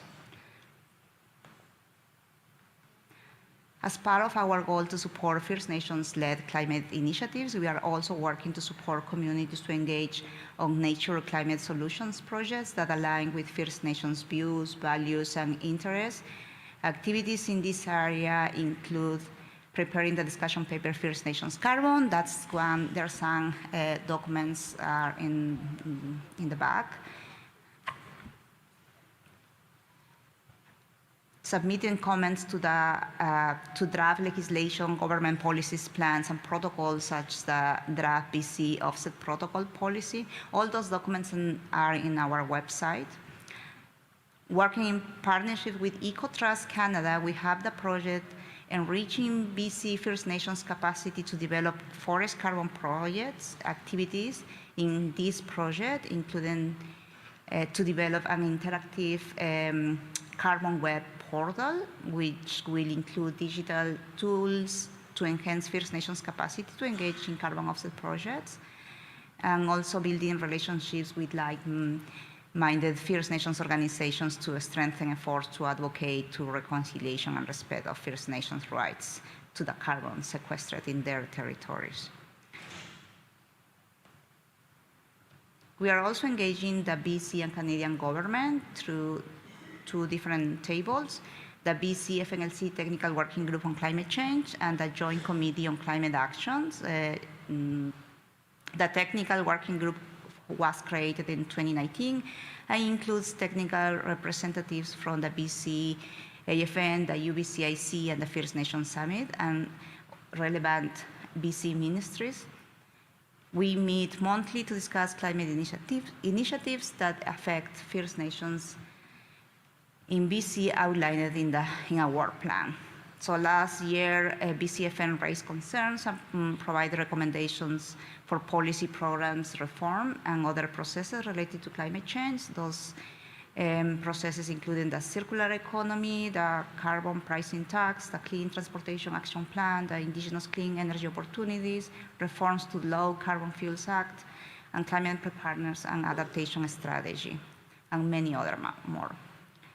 At the technical working group, we also identify, analyze, and discuss intersections between the BC First Nations Climate Strategy and Action Plan and the Clean BC, the Roadmap to 2030, and the Provincial Adaptation Strategy. And what we found was important gaps, particularly those related to the affirmation of First Nations rights in climate action. So usually government speak to rights in their plans, but there are no specific actions that can respond to their commitments. So the Joint Committee on Climate Action, that's a bilateral technical committee made up of technical representatives from all federal departments with responsibility related to climate change, AFN staff, and technical appointees from the 10 AFN regions in Canada. In this table, we discuss, raise concerns, and provide recommendations for the full and effective participation of First Nation right holders in federal climate plans and programs. More information about the work of the JCCA can be found in the 3rd annual report, and I can share this report. It's public, it's in the AFN website, but if anybody wants to know more, I can share the report as well. So at both tables, BCAFN is advocating for increasing the low levels of funding support for First Nations communities and for changing Crown government approaches to delivering climate programs to ones that fully implement the UN Declaration. Liaise with AFN, environment sector, and other regions. So we are continuing liaise with other regions and the AFN National Office through the Regional Climate Change Coordinators Network and the Advisory Committee on Climate Actions and Environmental, called ACE. The Regional Climate Change Coordinator Network includes coordinators from 10 AFN regions. They're my peer representatives. We have monthly meetings to share our activities and find ways for collaboration. The current BC political representatives to the Advisory Committee on Climate Action and Environment are Chief Byron Lewis, Kupi Judy Wilson, and former Chief Leah George Wilson. They usually participate very actively in this committee.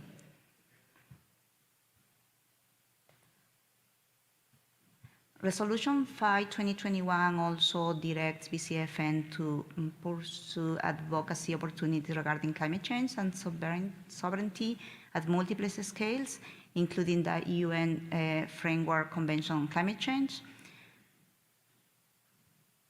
and also building relationships to enable mutual learning with Indigenous people outside Canada. And we just started working more actively in this area.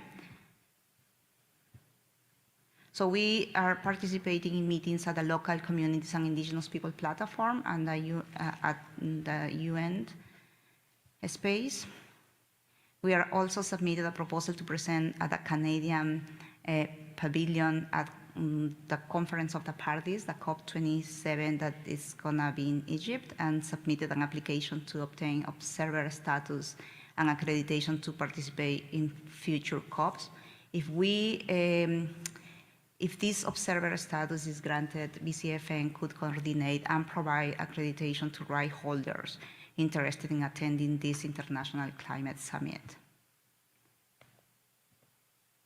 So moving forward, we know that climate change is an urgent threat that transcends jurisdictional boundaries, making collaboration and partnership essential.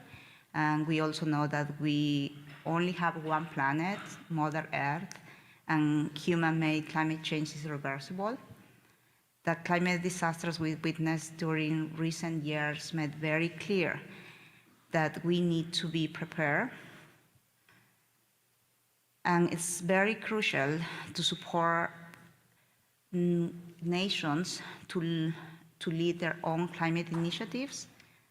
That is part of our work, and it's a very important goal for us.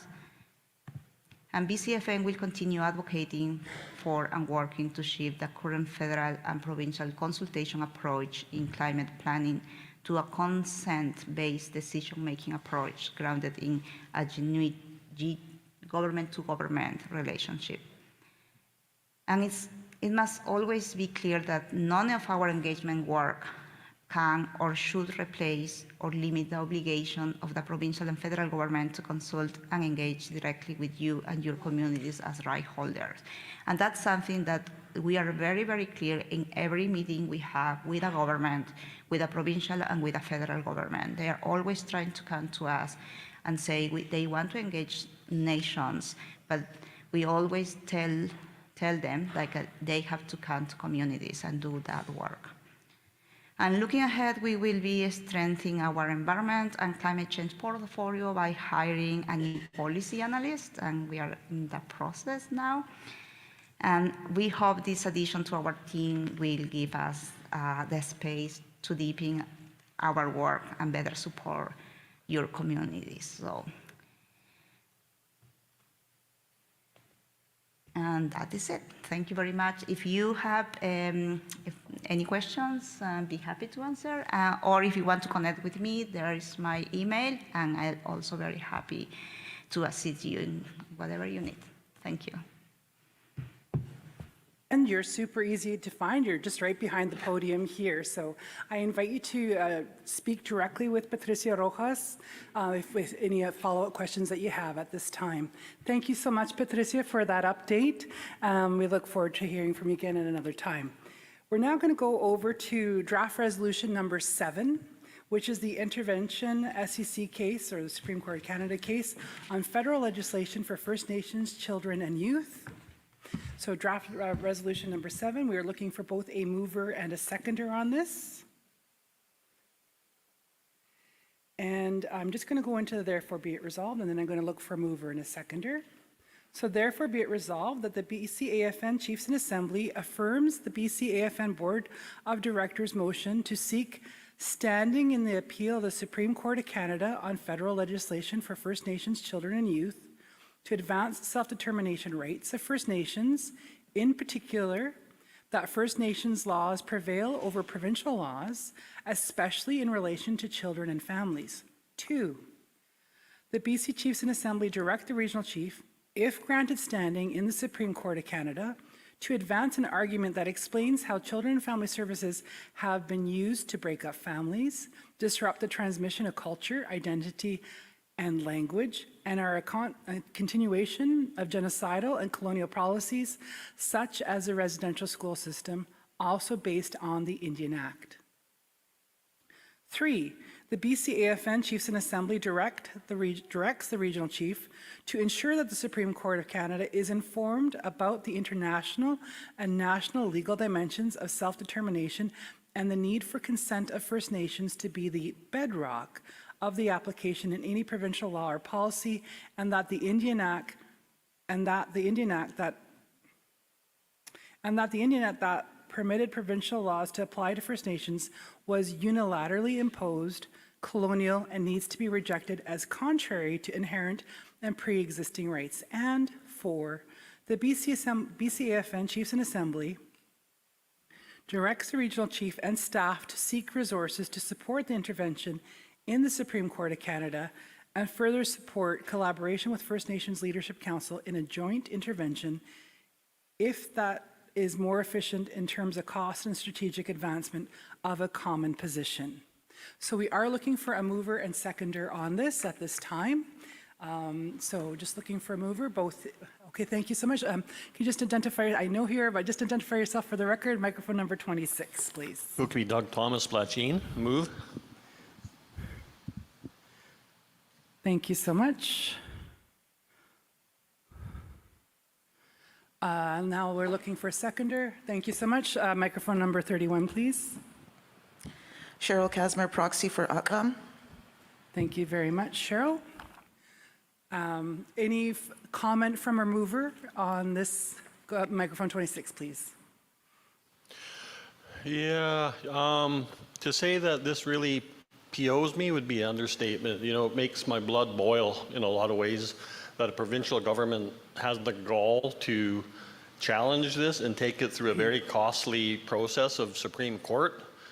You know, it goes right to the heart of one of the things that, you know, in Splatcheen has been doing since 1980, taking care of their own children and care. And, you know, for a provincial government to try to block it, I don't have any words for how angry it makes me feel that this process even exists. Thank you. Microphone 31, seconder. Do you have, yes? Thank you, Madam Chair. Just clarifying that it's the Quebec government that's putting forth the challenge, and that the BC government, as well as federal government, are also intervening in this case because they fully support C-92. And I think it's a good thing that the organizations with the Leadership Council are seeking leave to intervene, and I understand that some of the agencies as well are also doing that. So hopefully with all of the organizations intervening, that we'll be able to win this case. Thank you for those comments from both the mover and seconder. I now open the floor to discussion on draft resolution number 7, intervention SEC case on federal legislation for First Nations children and youth.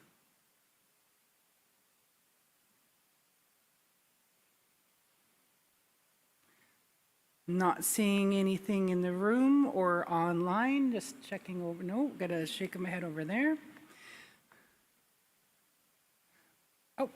So we'll go over to online, please. We have proxy Judith Sayers. Thank you, Madam Chair. Just wondering if we might add in a friendly amendment in paragraph 3, and that would be, sorry, that would be paragraph 2. When you're an intervener, you have to bring unique arguments that add to the case. And we might very well be able to do everything in number 2, but I wonder if we might add, you know, another sentence at the end that says, and other arguments that are relevant to BC. So I don't want to, you know, confine the argument if we can't bring this argument because somebody else has already raised it. So something along the line of just and such other arguments as reflect the BC unique position, something like that. So can you, I heard what you said. I'm going to check over to see Maureen if she captured it. Microphone number 5, please, just to make sure that we got it the way you have it. Sounds like you got a visitor with you today, a happy little visitor. That's delightful to hear. I don't mind, we're used to Zoom and all the family quote unquote disruptions. It's lovely to hear that noise in the background. Future leader in the making. We'll go over to Maureen, if you could just restate that back so we can make sure. For sure, yeah, one moment. So we're adding to the end of paragraph 2, and then therefore be it resolved that The BCAFN Chiefs in Assembly directs the Regional Chief, if granted standing in the Supreme Court of Canada, to advance an argument that explains how Child and Family Services have been used to break up families, disrupt the transmission of culture, identity, and language, and are a continuation of genocidal and colonial policies, such as the residential school system, also based on the Indian Act, and other arguments that are relevant to BC. Yeah, exactly. Just want to open it up a bit more if we can't specifically bring what we've suggested before. Thank you. So I'm just looking over to Cookbee Doug Thomas. Are we good with that friendly amendment? Yes, that's a thumbs up. Looking over to Cheryl Casimir. Yes, we get a nod of the head from proxy Cheryl Casimir, our seconder. Thank you very much, Judith. Just going to look around the room and also online. Is there need for further discussion at this time for draft resolution number 7? Seeing none, may we go to question? Question's been called. Is there any abstentions to draft resolution number 7? Seeing none. Any opposition to draft resolution number 7? Again, seeing none, just looking for a nod from Maureen as well, making sure I'm not missing anything. Thank you, Maureen, for your support on this. And it looks like this has passed. The decision has been passed by consensus. Thank you very much. So going on to our next item on the agenda, we're going to go over to emergency management and wildfires. I believe Wayne is here, Wayne Schnitzler. And if I said that wrong, I look forward to you correcting it for me. Would you like to come right here, or do you want to go over there? Podium over there? Fantastic. So we're going to go over to microphone number 3, please, for an update on emergency management wildfires. And the floor is yours, Wayne. Great, thank you. Good afternoon. I'd like to start by acknowledging Musqueam Chief Council and community members for allowing us to be here. I'd also like to acknowledge the BC First Nation leadership, and thanks for giving me the time today to provide me an update. And also thanks to Gwen Point for the beautiful prayer and start to our day. This year, as I reflect back on the past summer's fire season, which started, of course, this year with a repeat in Linton, and then into Penticton Indian Band, where we had quite a bit of work in the first 2 fires of the season, working with those communities in fuel management work and working on the ground with the communities to support doing fuel mitigation work as the fires were burning to support them in regards to structure protection in their areas. And of course, we thought we were going to have a quiet summer after that. And then, of course, the late season, as we've just been supporting the Flood Falls fire, where we've had to support the communities in the Hope region, Shahamel, Peters, Shawathel, Seabird, and Yale. And also then we had the Battleship fire up near Hudson Hope, where we were working with Sol 2 and West Moberly and working on evacuation pre-fire planning with the groups. So with our previous speaker on regards to climate change, I think one of the things we're noticing is the time frame of the seasons is changing. As you can see, we're almost into October and we're still getting fires of note in areas that we haven't had fires before. So I think when we talk about that, we need to recognize in BC and Canada that we need to focus more investment in the first 2 pillars of emergency management, which is preparedness and mitigation. We've always concentrated on response, and no one seems to believe that disasters we have faced will increase in frequency and severity. But as we can see today with climate change, fires and floods are becoming more frequent and more and affecting most of our First Nation communities because we live in those areas in the forests and in the areas around the rivers and those areas that are being affected by climate change the most. So Finesse is continuing to work with government to focus more on the first 2 pillars of Finesse, as we're very focused on preparedness and mitigation work with communities while hopefully we have a break in some disasters. There's an urgent need for all organizations to move into advanced planning versus response, and I can't say it enough on how important it is in communities to do advanced work and getting your communities prepared. I think we've seen it over the time with evacuations and people being displaced from communities. I mean, we've got to work with government to put more work into fuel management work around communities so that we don't have those issues of the forest leading right up to our communities. And just like in Linton, we lost a whole community. And when we get into recovery, our people are displaced sometimes for years. So the importance of us moving forward in those areas of preparedness is so important. So we need increased investment in emergency preparedness. And of course, now we're working with our team to get back to the application of traditional burning practices in communities, to use those traditional methods that were used hundreds of years ago to alleviate and control fires in communities, to, revitalize berries, revitalize hunting grounds. There's so much we can learn from the elders in those communities on how we effectively use traditional burning to reduce the risk. And we're working with BC Wildfire now on establishing a program to do that work in the coming future. And of course, in the past, it's been apparent that trying to get the money and funding to do this work has always been an issue. So we don't want to see communities effectively waiting for reimbursements from work that they put money into to do the work up front.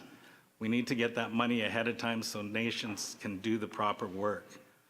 We're also using increased work.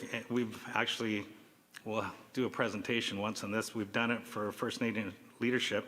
We've got a GIS department so we can help communities do mapping, support them in evacuation routes, planning, community wildfire protection plans, and moving forward their fuel management work that needs to be done. So the team has worked really well and done some really amazing work. And of course, the work that we do gather for communities with our Lightship program is we can get communities on the program and the communities can control their own data and knowledge so that it's not given to outside agencies unless the community itself wants to release that information under OCAP compliancy. And Vanessa is currently working on developing an OCAP policy for our organization. So in emergency management, words can fall short when trying to describe the impact of disaster or explain the importance of the 4 pillars of emergency management. Today I brought a little video. It's 10 minutes, and it's one of our community members, one of our chiefs, Chief Minabariat, what she went through in Cook's Ferry with the fires and flooding. I think when you watch this, it can be a little triggering because it's very emotional for what a community can go through, but I think it's really important to see what an emergency can do to any community in this province and how it can affect you as leaders. So I'm gonna cue the film on. You guys got her? Awesome. Like you said, we're committed to continuing to work with communities, so here we go.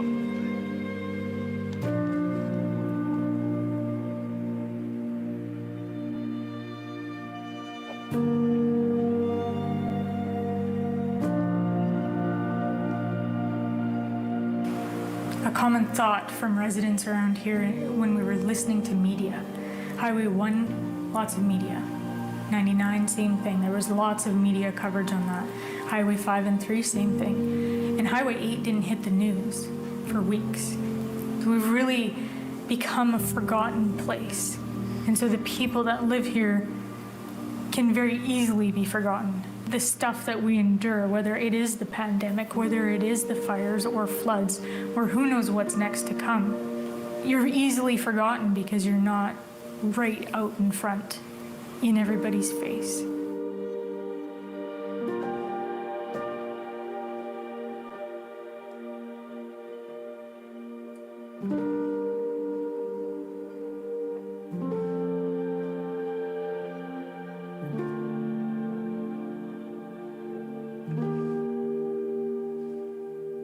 The morning of November 15th, woke up and it had been raining the night prior. And so I got up and I went up Highway 8. And by the time I had gotten up there about 8 o'clock in the morning, the water had already come up to the highway. So we told our residents, I'm putting you on evacuation order, you should think about leaving, because by the time I get back to Spence's Bridge, a 7-minute drive, I'm likely putting this on an order. Everybody felt that it wouldn't breach, that that was going to be the extent of flooding, and the evacuation experience from the fires was not a pleasant one.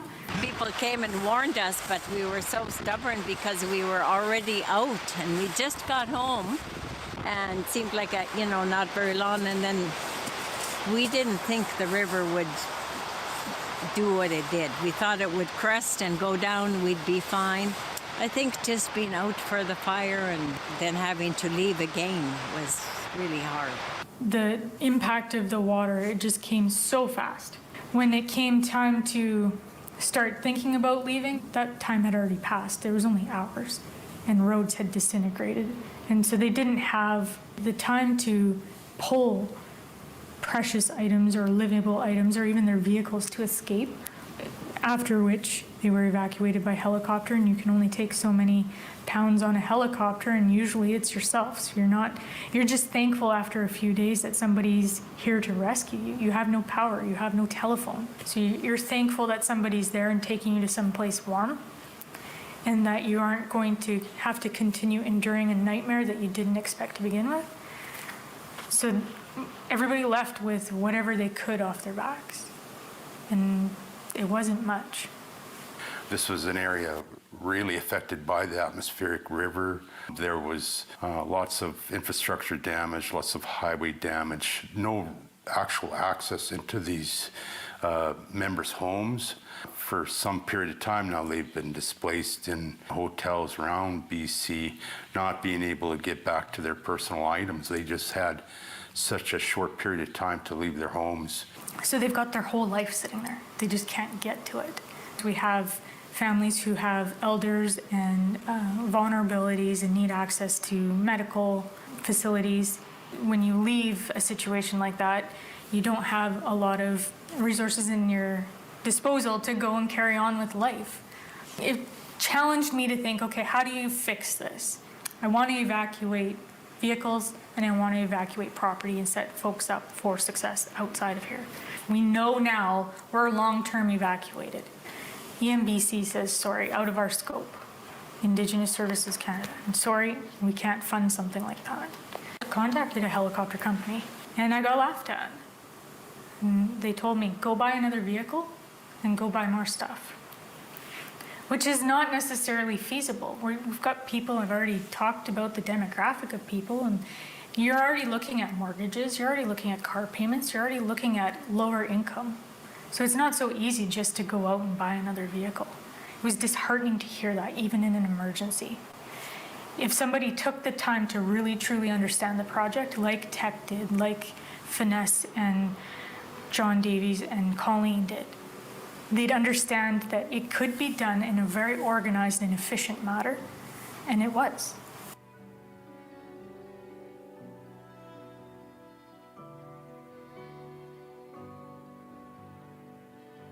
This particular mission at Cook's Ferry was something that Finesse was able to assist in and be able to provide some guidance and some expertise in certain areas that our staff are adverse in. We contracted an aircraft on 2 different occasions.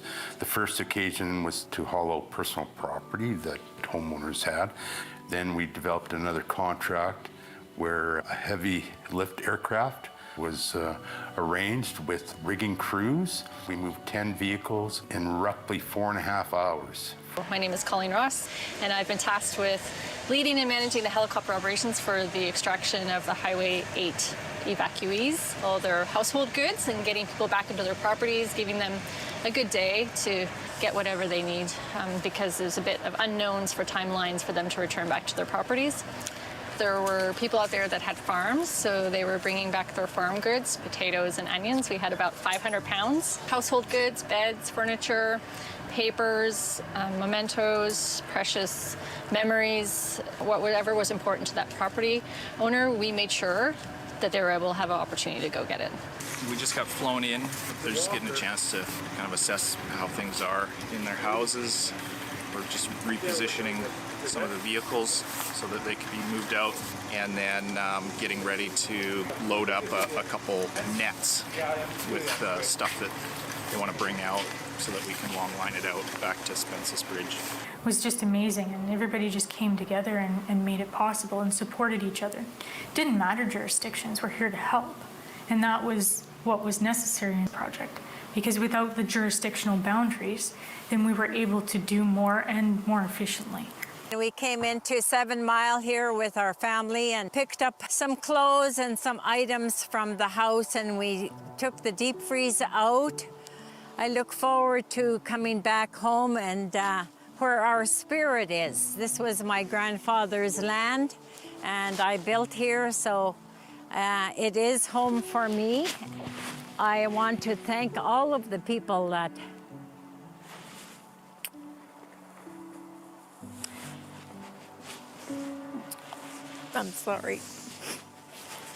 that helped us. You know, from people flying us in, our chief. And it's just kind of emotional to be home, really, to see that it's safe. And I know that we'll be back home soon. This isn't about money, especially in an emergency. This is about people. You have a pandemic that's been ongoing, and you've been telling people you need to protect yourself and be safe.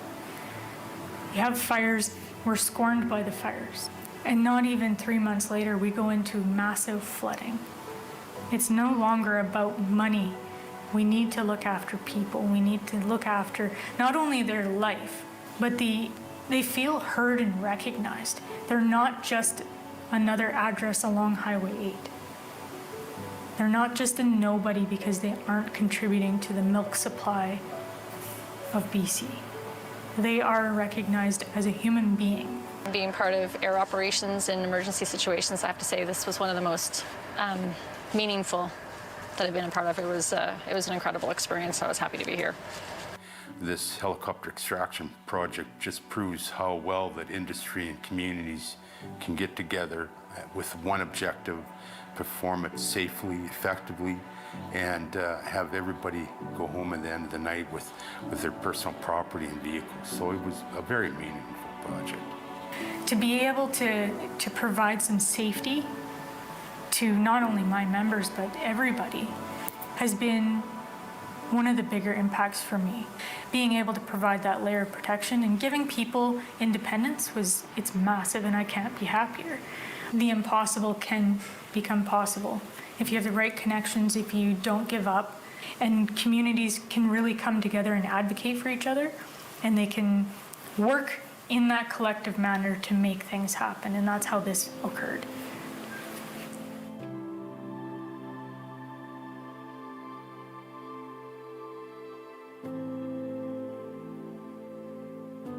It's just an impact that you can't really imagine until you come here. The flood not only impacted our current life in that we are displaced, not only from our homes, but as a Flickup Nation, we are displaced from each other. We're displaced from our resources.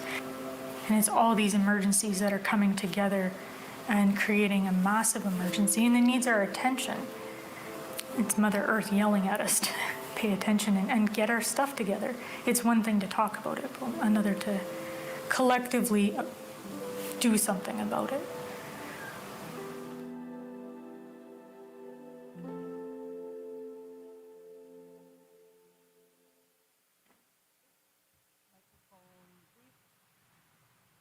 Great. Oh, we're still not. There we go. Anyways, every time I watch that film, I've watched it a couple times, it still has that, you know, it grabs me because it's such an important thing that we need to start working towards, is getting communities totally prepared. As like we heard about, our climate disaster is here already. We're already dealing with wide-scale fires, floodings, heat domes, COVID. I mean, if I look over at the last 3 years, how First Nation communities have been affected, it's just the resilience that a lot of communities have shown has been unbelievable, but we have a lot of work to do. to get our communities safer. And I think when I look at Cook's Ferry, when I look at that film, I look at every community in BC can have the same impact happen in their community. Disasters don't pick where they happen, and they don't pick who they affect. But we can do our part to get better prepared for the future. So anyways, I'll leave it at that. And I just want a special thank you to Richard Olak, who's standing back there, who did the filming back there from Finesse, and he did a fantastic job on that. So anyways, thanks, Richard, and thank you.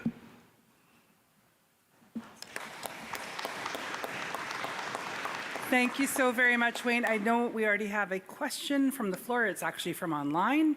So we'll go over to proxy Tyrone McNeil. Thank you, Rochelle. Tyrone McNeil, President of Stalo Tribal Council and proxy for colleague Chief Roberts Gladstone Ashwai Village. First comment, Wayne, that video is outstanding. It demonstrates some expertise that Finesse brings to bear in times of need. And it worked well for there. But I want to draw your attention, Wayne, to this flood trail wildfire and Finesse's role, particularly in Chouhamel and in Chuathel. And we're compiling our own after action report, Wayne. And once we're completed, I'd really like to invite you to come into my area here, Wayne, and sit down and review that after action report in a way that leads to even further improvements within Finesse. You know, I support you and Finesse, Wayne, but there's room to improve, and I'd like to walk through that with you, and you know, hopefully build it out from there to make it even stronger and more meaningful for our communities in times of need going forward. And I won't get into the detail now, Wayne, but room for improvement. And I know you appreciate the model of continuous improvement, and we'll make it as productive as we possibly can to build you to where we want you to be and where we need you to be. But there's a couple of things that I want to raise to your attention or look for you for support, Wayne. When your team was here in Seabird this past summer running some drone footage, I specifically asked for some LiDAR footage on some areas that are important to Seabird and, you know, historically important. But the team felt that, you know, they didn't have the budget to do the LiDAR, so they did regular video flyovers, which I get because it is a spur of the moment, right? But we need to somehow build out your LiDAR budget, Wayne. Whether it be the concerns I raised on the Fraser River and the erosion. Seabird's lost 1,500 acres to erosion, and we continue to lose about 8 acres a year. So we need LiDAR to tell us even more relevant information, right? And one thing that Seabird had the fire here 3 years ago, and in November, because of that fire, Highway 7 washed out. And I'm fearful that the flood trail wildfires will lead to similar landslides over on that side of the river, Wayne. So we need LiDAR to inform us where's the most potential for washouts as a result of that fire and other fires. So to do that, you need a robust LiDAR budget. So if we ask for LiDAR, your team can provide that to us. So it's not a budget exercise on the ground. And then the second piece, I really want to looking for your support to work with us to address the racism within EMBC. I'm not sure if you're aware, Wayne, but when the regional district and Southwest Preoc were issuing evacuation orders as a result of that flood wildfire, they did for the area flood. They issued an evacuation order for the Trans Mountain camp that's located on Chouhamel Reserve. But then they question, well, why does Chouhamel have to be evacuated? Because that leaves a lot more paperwork, a lot more effort by all around. So son of a gun, if I was their way, I would have hit them. But that can only be described as racist, blatant racism. So one way to combat that, I'd like to empower your role as Finesse and our role in Preoc, Southwest Preoc in particular, so that we're a meaningful force and a meaningful voice in that Preoc. We know our communities. If regional district is issuing an evacuation order, we need to be there to ensure our communities receive that order on a timely basis as well. And then I guess a piece of that there relating to the racism, relating to EMBC, Southwest Preoc, and Finesse's role, that building on both the LIDAR and the Preoc role, and this after action report, I could see potentially leading to a protocol agreement, Wayne, so that we're explicit, we're really clear on roles. I want your support to come into our communities, but I need to know what that support is, Wayne. You've grown exponentially over the last couple of years, but I have no idea how you've grown. Just that all of a sudden in an emergency, you've got employees coming into my communities, and I don't know their role necessarily. And it'd be really good to get an understanding of their roles in advance of those incidents, so we know and expect what resources, what support is coming in, in times of emergency, because people think differently, right? So it goes back to your earlier comment, the more early pre-planning we do, particularly around finesse supports available in communities in times of emergency, the better we're all off. So I'll leave it there for now, Rochelle. Thank you so much. Thank you. I'm supposed to be nonpartisan, Tyrone, but when I look at your backdrop, I think you get the prize. It's a good thing I had an excellent lunch, because that whole background looked delicious. How about this one? Oh, yeah, I noticed that one earlier. We'll go to a response. We do have a number of other questions as well. Please proceed. Yeah. Perfect. Thanks, Tyrone, for your input there. And I know what you're saying when it comes to LIDAR and working out our GIS team to do more predictive modeling work within First Nations, of course, takes a huge budget. And I support you in actually bringing that forward, because the more I look at the technology that we have today in predicting weather events, we can even look at the type of forests that we live in and predict the high hazard areas surrounding First Nations, and also when you talk about landslides after fires, if we can do more work in regards to that predictive modeling and put more money into that for all the nations in the province, I think that will allow us to do a lot more, like you said, in the preparedness work. And then your other question in regards to the Hope area fire, in regards to us interacting and having a post-analysis of how that went down there. Yes, definitely. I'd like to see our group that was working on the ground and working with your EPS group and talk about how we can work in better synergy together, and also where we can improve working together with other agencies as we move forward. Like you say, we are growing. And as an organization, we are looking at our structures and how that needs to be built out to support a larger scale organization. And then the final area that we were talking about there as well is, the racism and how we're looked at in Preocs. Definitely, when we're in Preocs, I noticed some of the areas when it comes to, I'll give you an example, last year, in the fires, it was some of the nations had no water service because their generators they lost power. So there was a resource request went into the province for generators, and it was questioned and delayed for several days, where they don't realize that if we had generators able to produce water in those communities, we could do structure protection and firefighting to support protecting those structures. So like Tyrone said, if we have First Nation representation in Preocs that understand those communities and understand what roles that need to be supported and what capacity needs to be supported, it's really important to move forward on those. So anyways, thanks, Tyrone, for your input. Thank you so very much. I have on my speakers list 26. Then we're going to go online to Chief Sandra Laren, and then microphone number 13. My apologies to Chief Spahan. I got a little workout getting my attention there. I was fixated for a moment, and I am going to close the speakers list after that. I'm just going to check in. Wayne, you will be here afterwards if anyone has any. So afterwards, any outstanding questions or follow-up, I invite you to connect directly with Wayne.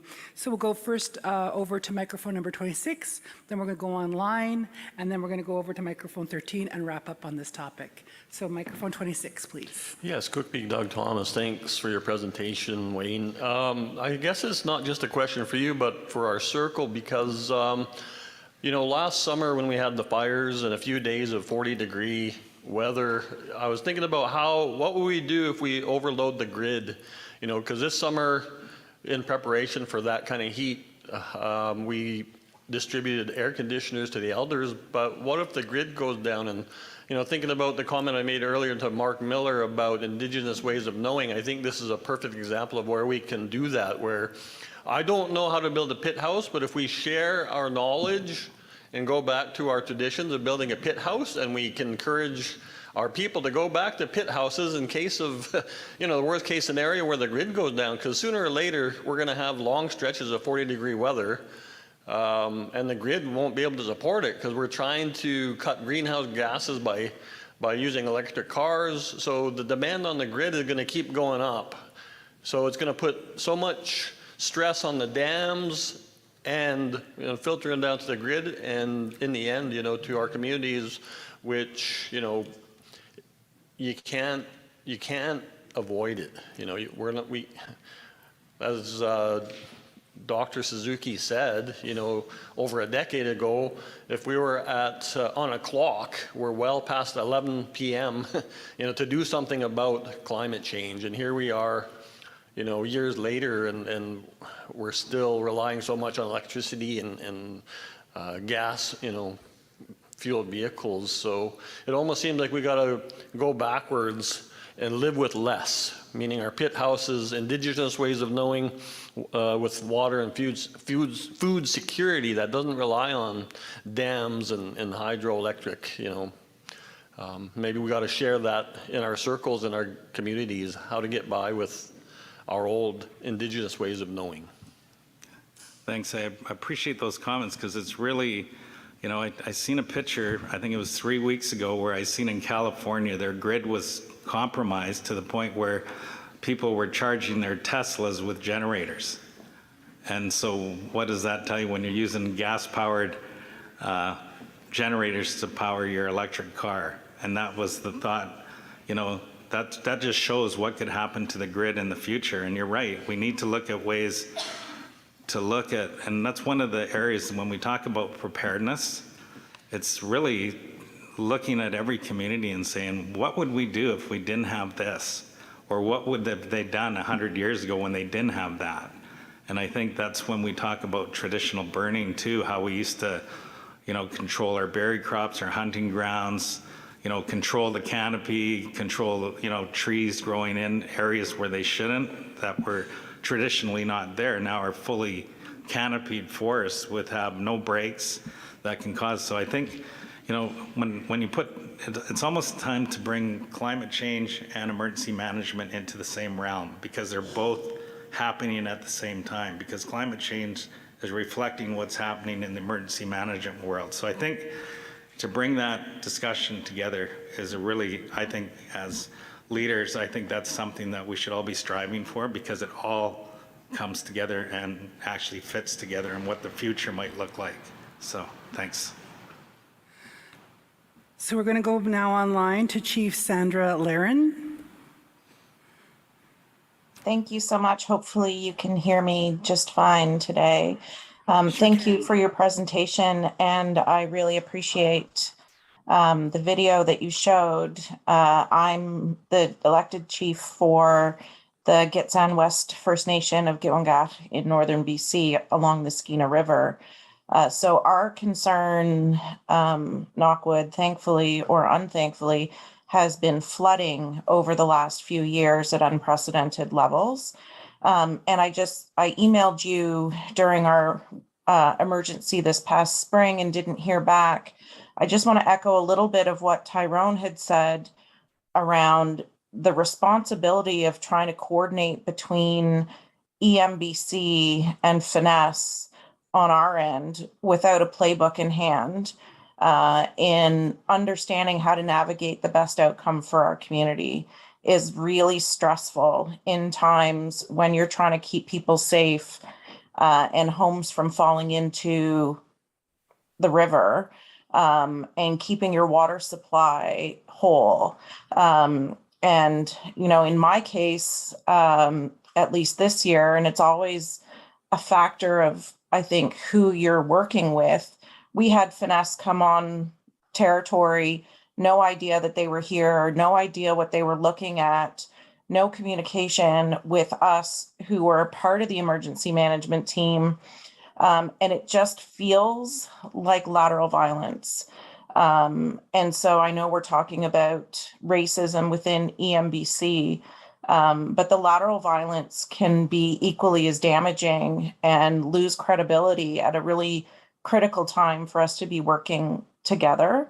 And so back to the suggestion I think that Tyrone had made is really hoping that we have better ongoing dialogue instead of in crisis dialogue. So there is no debrief on the incident. There's no playbook created after an incident has been successfully mitigated.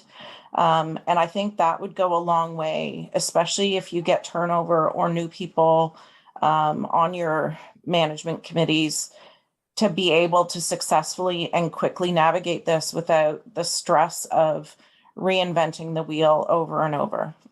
So that's just the feedback that I wanted to give, is it's really hard to have people come in your community and tell you that you don't know your community and that they know better without having any real consultation. So hopefully that's a do better and better coordination, not being on our shoulders, but everybody feeling equally responsible for respectful dialogue. Thank you. Thank you. Thank you for those reflections. We're going to go over to microphone number 13, please. And we had a microphone number 9 to wrap it out. So to microphone 13. Hello. Thank you. Lise Behan, Chiefs Quarter Band. Thanks, Wayne.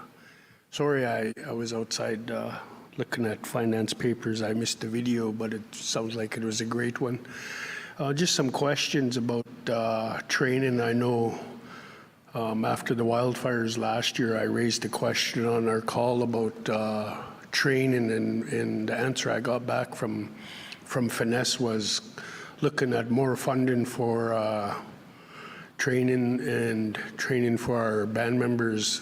And one thing that we put forward was looking for funding for full-time support for EOC coordinator. And I do recall you saying that there's going to be future training that needs to happen. And so I'm wondering, has that happened? And I recall back right from the wildfires to the flooding, and listen to Cookby Judy Wilson and in regards to the funding coming from the federal government and how the First Nations Leadership Council should be going after that funding and get it put through Finesse instead of EMBC.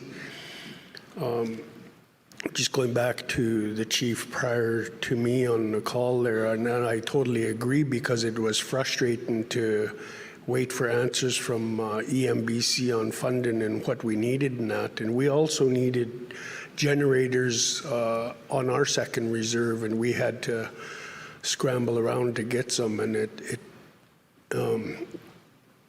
gets really frustrating when your band declares a state of emergency, but the province of British Columbia doesn't recognize that. And that's something that needs to change, especially with the climate crisis that we're having in the world today. So I'm hoping moving forward, with the funding that has to come from the federal government, that our First Nations Leadership Council bring the message forward that, the funding that goes to EMBC first isn't working. And why doesn't it get funneled through Finesse? Because we got a lot more faster action from Finesse than we did from EMBC, and it gets really frustrating, especially when you go from wildfires to flooding. So I needed to comment on that, because those are the struggles that we had in Coldwater. Cooksham, thank you. Before we go to response, we can take the final question and or comment and then come to you for final response and comments. So we'll go to microphone number 9, please. Wait, Goedem, Henk Adams, Rinsquelks, Strachem, Gottlieb, and Slakon. Kuksjam Muskriam for letting me speak here today. But one of the issues that we face, like in our community, is we're surrounded by ogmas and mule deer winter range. So fire mitigation is a little bit of an issue in our community. So that's I'm not sure where that is on sort of the radar. In terms of changing legislation around those kinds of issues. Kuksjam. So again, I invite any responses to the last questions and any final comments you have this time. Yeah, first one. Yeah. Of course, on the first. A little bit more. A little bit. Oh, there we go.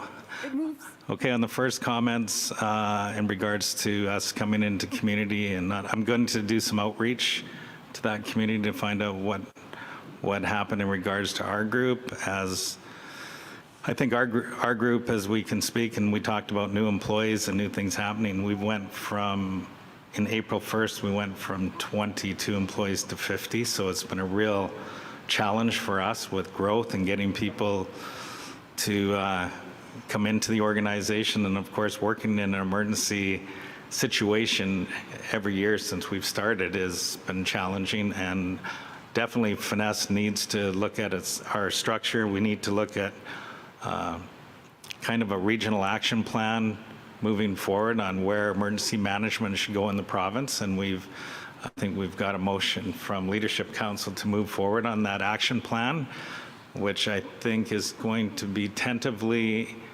done in January. Just so everyone knows, January, I think that's when that process of outreach is going to happen.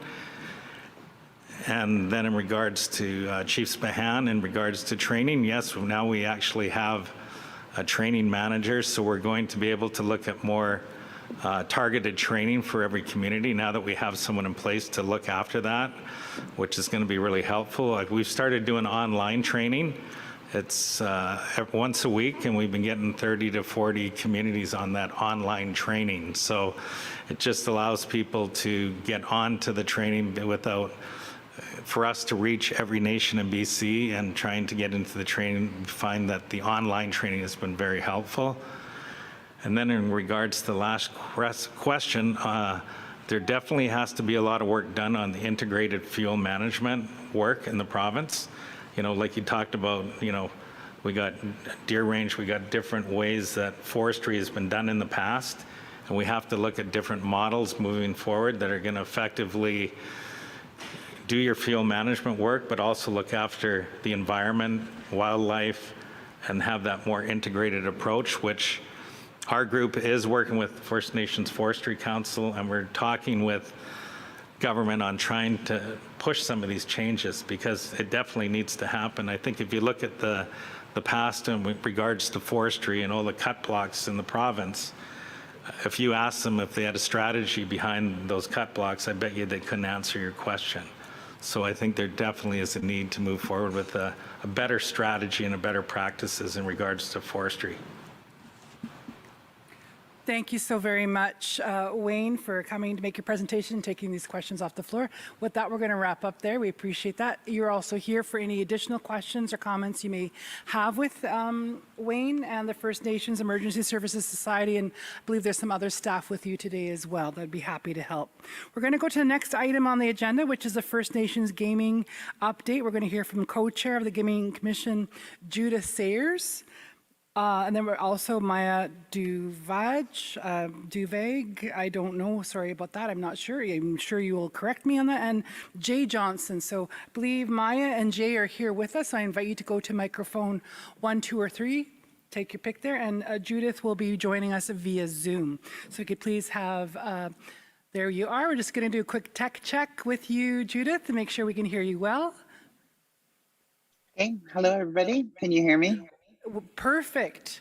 And hopefully it sounds like somebody's having a nap right now. Yes. Fabulous. So welcome to Maya and Jay. So there's 3 microphones there, and there's a third person. I don't know who the third person is. Graham Rovacheski. Sorry, I'm crashing. I'm not on the agenda. So you're not on the agenda, so but can you speak into microphone number 1 to identify yourself? We have a fixed agenda with fixed speakers, so. Yeah, sorry. I'm also a legal advisor and technical advisor for the commission, Bram Rogachevsky, and I just realized late that I could attend. That's why my name's not on the formal agenda. Yeah, so Thank you, we have Madam a Chair. formal agenda with formal speakers, so as you're part of the technical support for this, we appreciate you being here. Thank you. We do need to know these things ahead of time. Thank you so much. So I'll hand it over to you, Co-Chair Judith, to lead it way and call on your technical support as needed. The floor is yours. Yes, thank you, Rachel. Madam Co-Chair, Madam Chair, actually. Happy to be speaking back with all of you again. The work that the Gaming Commission has done is very valuable, and we appreciate the support of the Leadership Council and all the First Nations as we negotiate with British Columbia. I am one of the co-chairs. My other co-chair is Catherine Tenise, of course, from Tanaha. And we work with our team that you see in front of you to negotiate agreements. We step in when there's a political presence needed with the province and just try and move the agenda along. So really pleased to be here today to be providing you with an update on the work of the commission. I think some of the progress we've made has been good, and we're continuing to strive to do more in what we consider phase 2 of the negotiations. And so we're just finalizing some funding for that and hoping that we can move forward again. So I'd like to turn it over to, is it Maya that's going to speak first, or is it Jay? I'll go ahead. Jay Johnson? Why, Lim. Hi, Haskell Hall, Triton Squeeze. My name is Jay Johnson. I'm the negotiator for the First Nations BC Gaming Commission. And it's an honor and a privilege to be here and speaking to you and giving you an update on our work and our progress. And it's a little exciting to be here in person for a change. So Bram and I were joking there on the way in here that we almost didn't know what to wear, and maybe we should get team colors or something so we can find each other. But anyway, it is nice to be social again, and hopefully we can get back to normal. And apropos to that, to COVID and the impacts of COVID, is one of the updates we want to give you today is a follow-up from our presentation in the fall last year, which was on our proposal to negotiate some really critical COVID relief funds to compensate for the downturn that our revenue sharing agreement had essentially in year 2 of our 25-year agreement. So none of us could have anticipated the kind of impacts that we're facing on a whole variety of fronts, including on the gaming revenue sharing arrangement.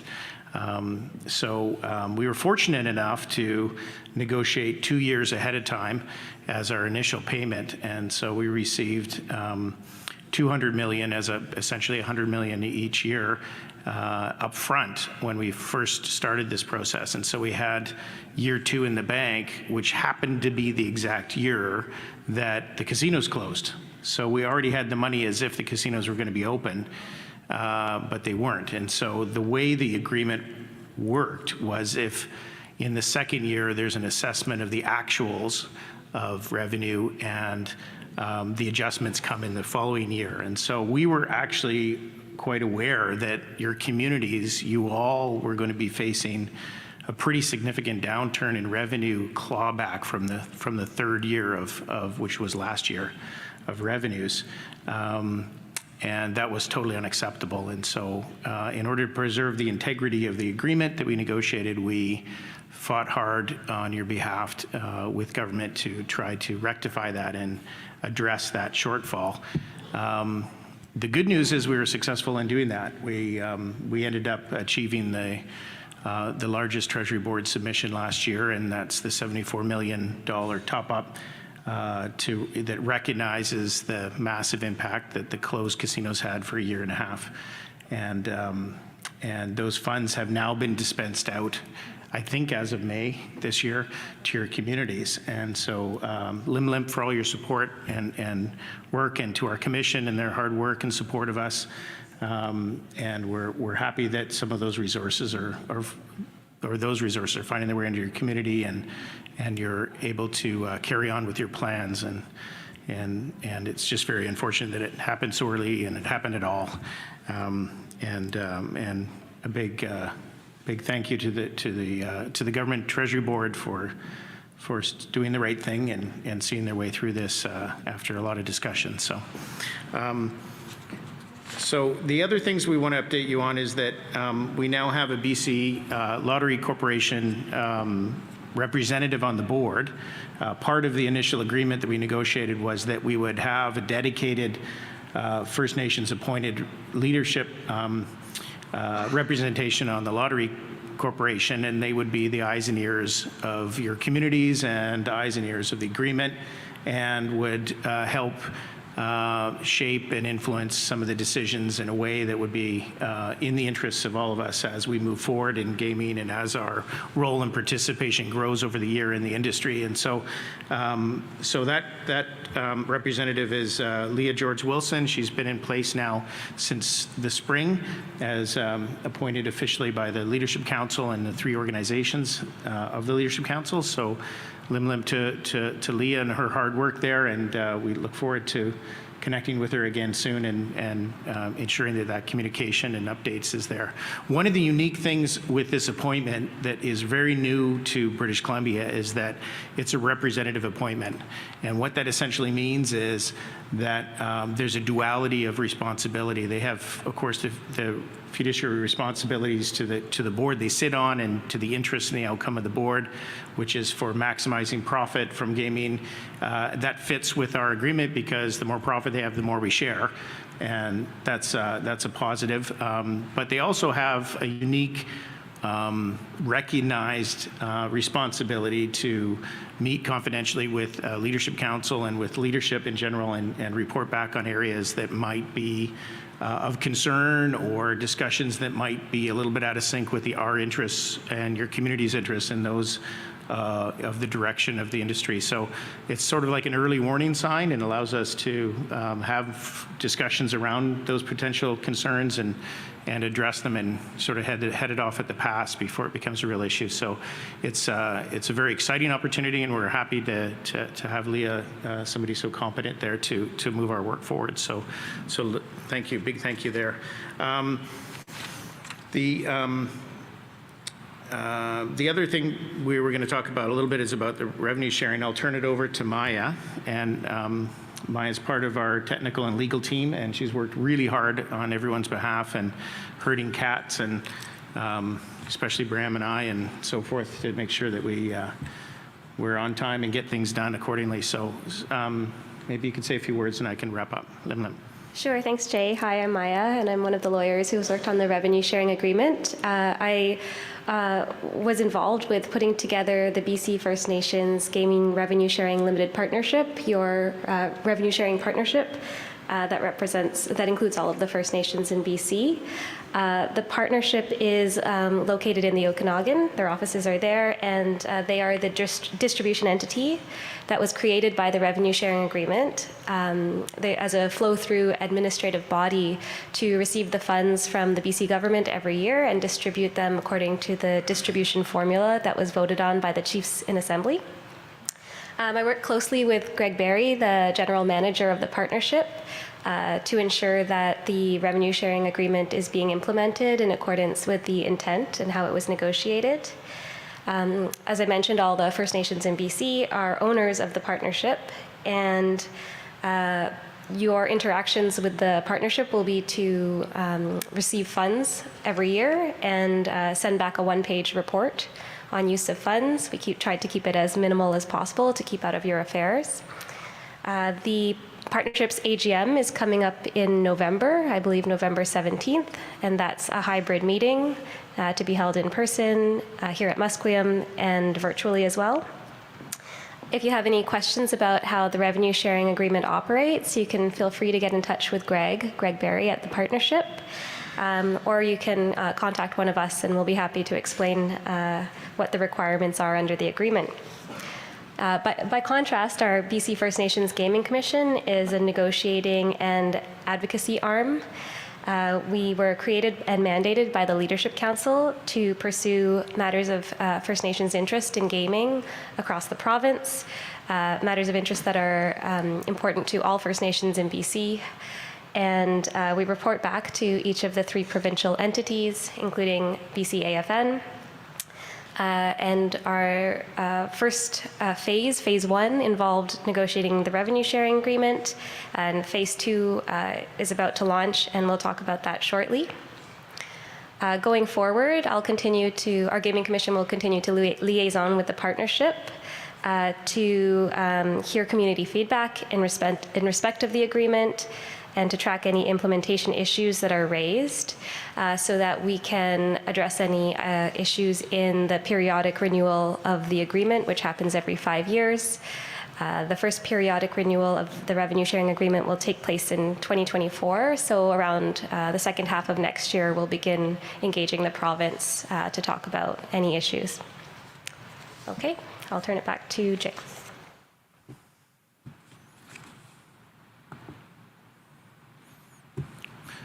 Great. Thanks, Maya. Just a little bit of update on the work that we're doing right now as we prepare for phase 2.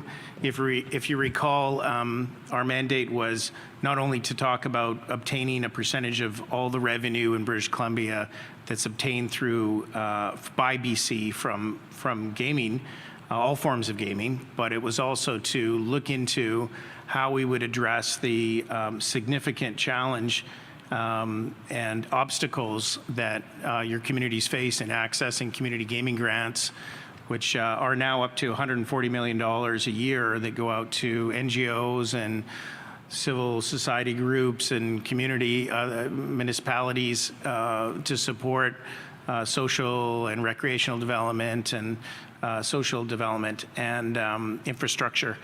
And we've been fighting this for about 12 or 14 years in particular, trying to gain a process for First Nations communities to actually access those resources, because there are significant obstacles to that. And we've traced over the last 10 years that 0.001% of all gaming grants have gone into your communities, and that is absolutely unacceptable. And the first point of order in phase 2 will be addressing those issues and concerns. Also, we're looking at licensing reform. There is a low percentage of First Nations participating directly in the industry, and that needs to change.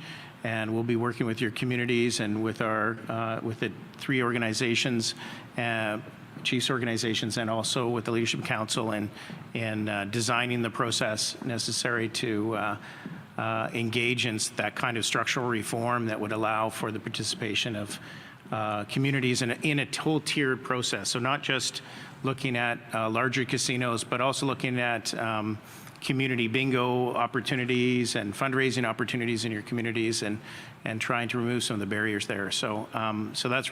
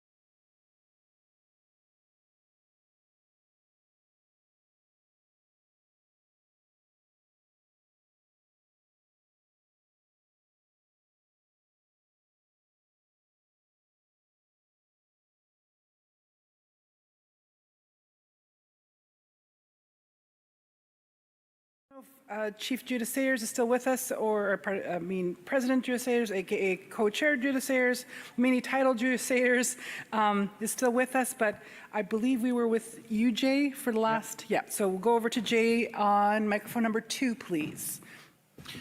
Great, thanks very much. Sorry, I promise I wasn't the one that kicked the cord or anything, so I'll behave and be quick.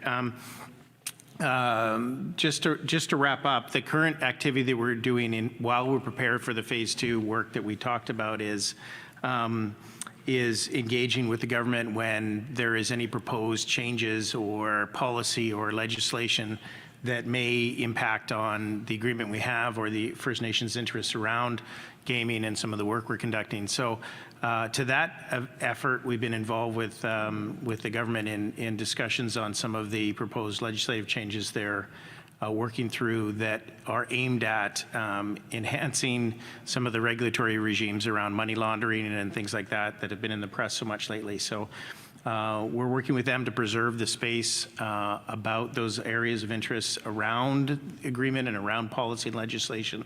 And it's also an opportunity for us to inform other branches of government that may not be as aware of the agreement that we have and our role as stakeholders and participants within the industry and the importance of having our involvement. So that's what we're up to now. There is one other issue that kind of came up in the last several weeks in the press. Some of you might have seen it. The Auditor General had a list of concerns that they had about accounting treatment that the government uses to monitor and report out on the provincial finances.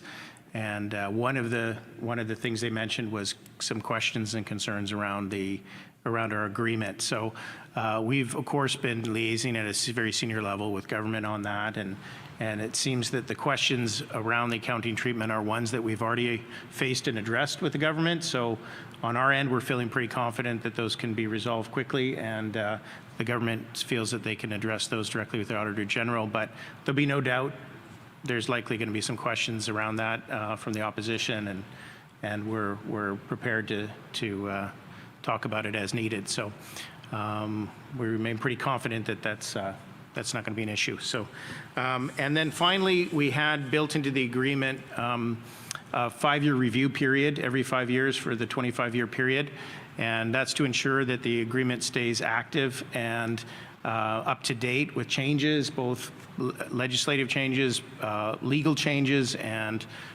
First Nations changes. And so we just maybe just a request for you to think about things that might be questions about how things are working, or areas you might want to talk to us about that we could address in the 5-year review period. Maya mentioned it, it's starting in 2024, so we'll be reaching out and making sure there's an open opportunity to hear from all of you and make sure that we keep the agreement as active and relevant as possible. So thank you so much for all your support, and we hope next time we come back we'll deliver some more good news. So lim lim. Thank you so very much, both to co-chair of the Gaming Commission, Judah Sayers, to Maya, to Jay, and to Bram for joining us today. I believe you will be here for after this presentation, so if you have any questions you want to direct to them. I will take 1 or 2 burning questions you may have right now. I have no idea what you're waving in my face. If you have a burning question to ask right now, we'll take a question. Otherwise, we'll go on to the First Nations Housing and Infrastructure Council.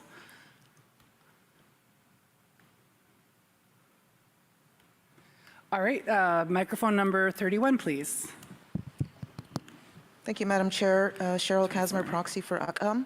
I don't necessarily have a burning question. I just really wanted to say that I appreciate all of the good work that you guys do for us on our behalf. And in particular, the battle that you had to get the $74 million top up so that we wouldn't see that big clawback and decrease because of COVID. So I really appreciate everything you guys do. So thank you. Thank you so much. We'll go over to microphone number 24. And I'm just going to ask a gentle favor of microphone number 23. If you could just turn the number so it faces me, that would be great. And same thing with microphone number 10. If you could just turn the number so it faces me, that would be great as well. We'll go over to microphone 24. Thank you. My name is Eva Clayton. I'm the president for the Niska Nation. Thank you for your report. I have a question in relation to the 4 communities that fall under Niskalism's government, whether or not they've completed the work for the limited partnership. And if we can't answer today, where can I get that information? Thank you. Yeah, Lim, thanks so much for the question. Yeah, I do recall that when we were completing the negotiation process, we wanted to ensure that we maximize the opportunity for communities to have a benefit, and so part of the formula was to ensure that all 4 of your communities had their own share rather than just one share to your central government. So I haven't heard whether the paperwork has been completed, but if it hasn't, those funds are in trust waiting for that to happen so that they can be distributed to you. But we should do that soon, because I think at some point it retires and rolls back over. So we want to make sure that that works well. So I would suggest first point of contact, we'll do the same, but that you reach out to the limited partnership and talk to Greg, and she should be able to give you an update there.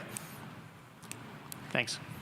Thank you very much to our panel here, as well as to our assembly for those questions. We're going to now wrap up on this, and we're going to go now to First Nations Housing and Infrastructure Council, calling up Michael Sadler, the Executive Director.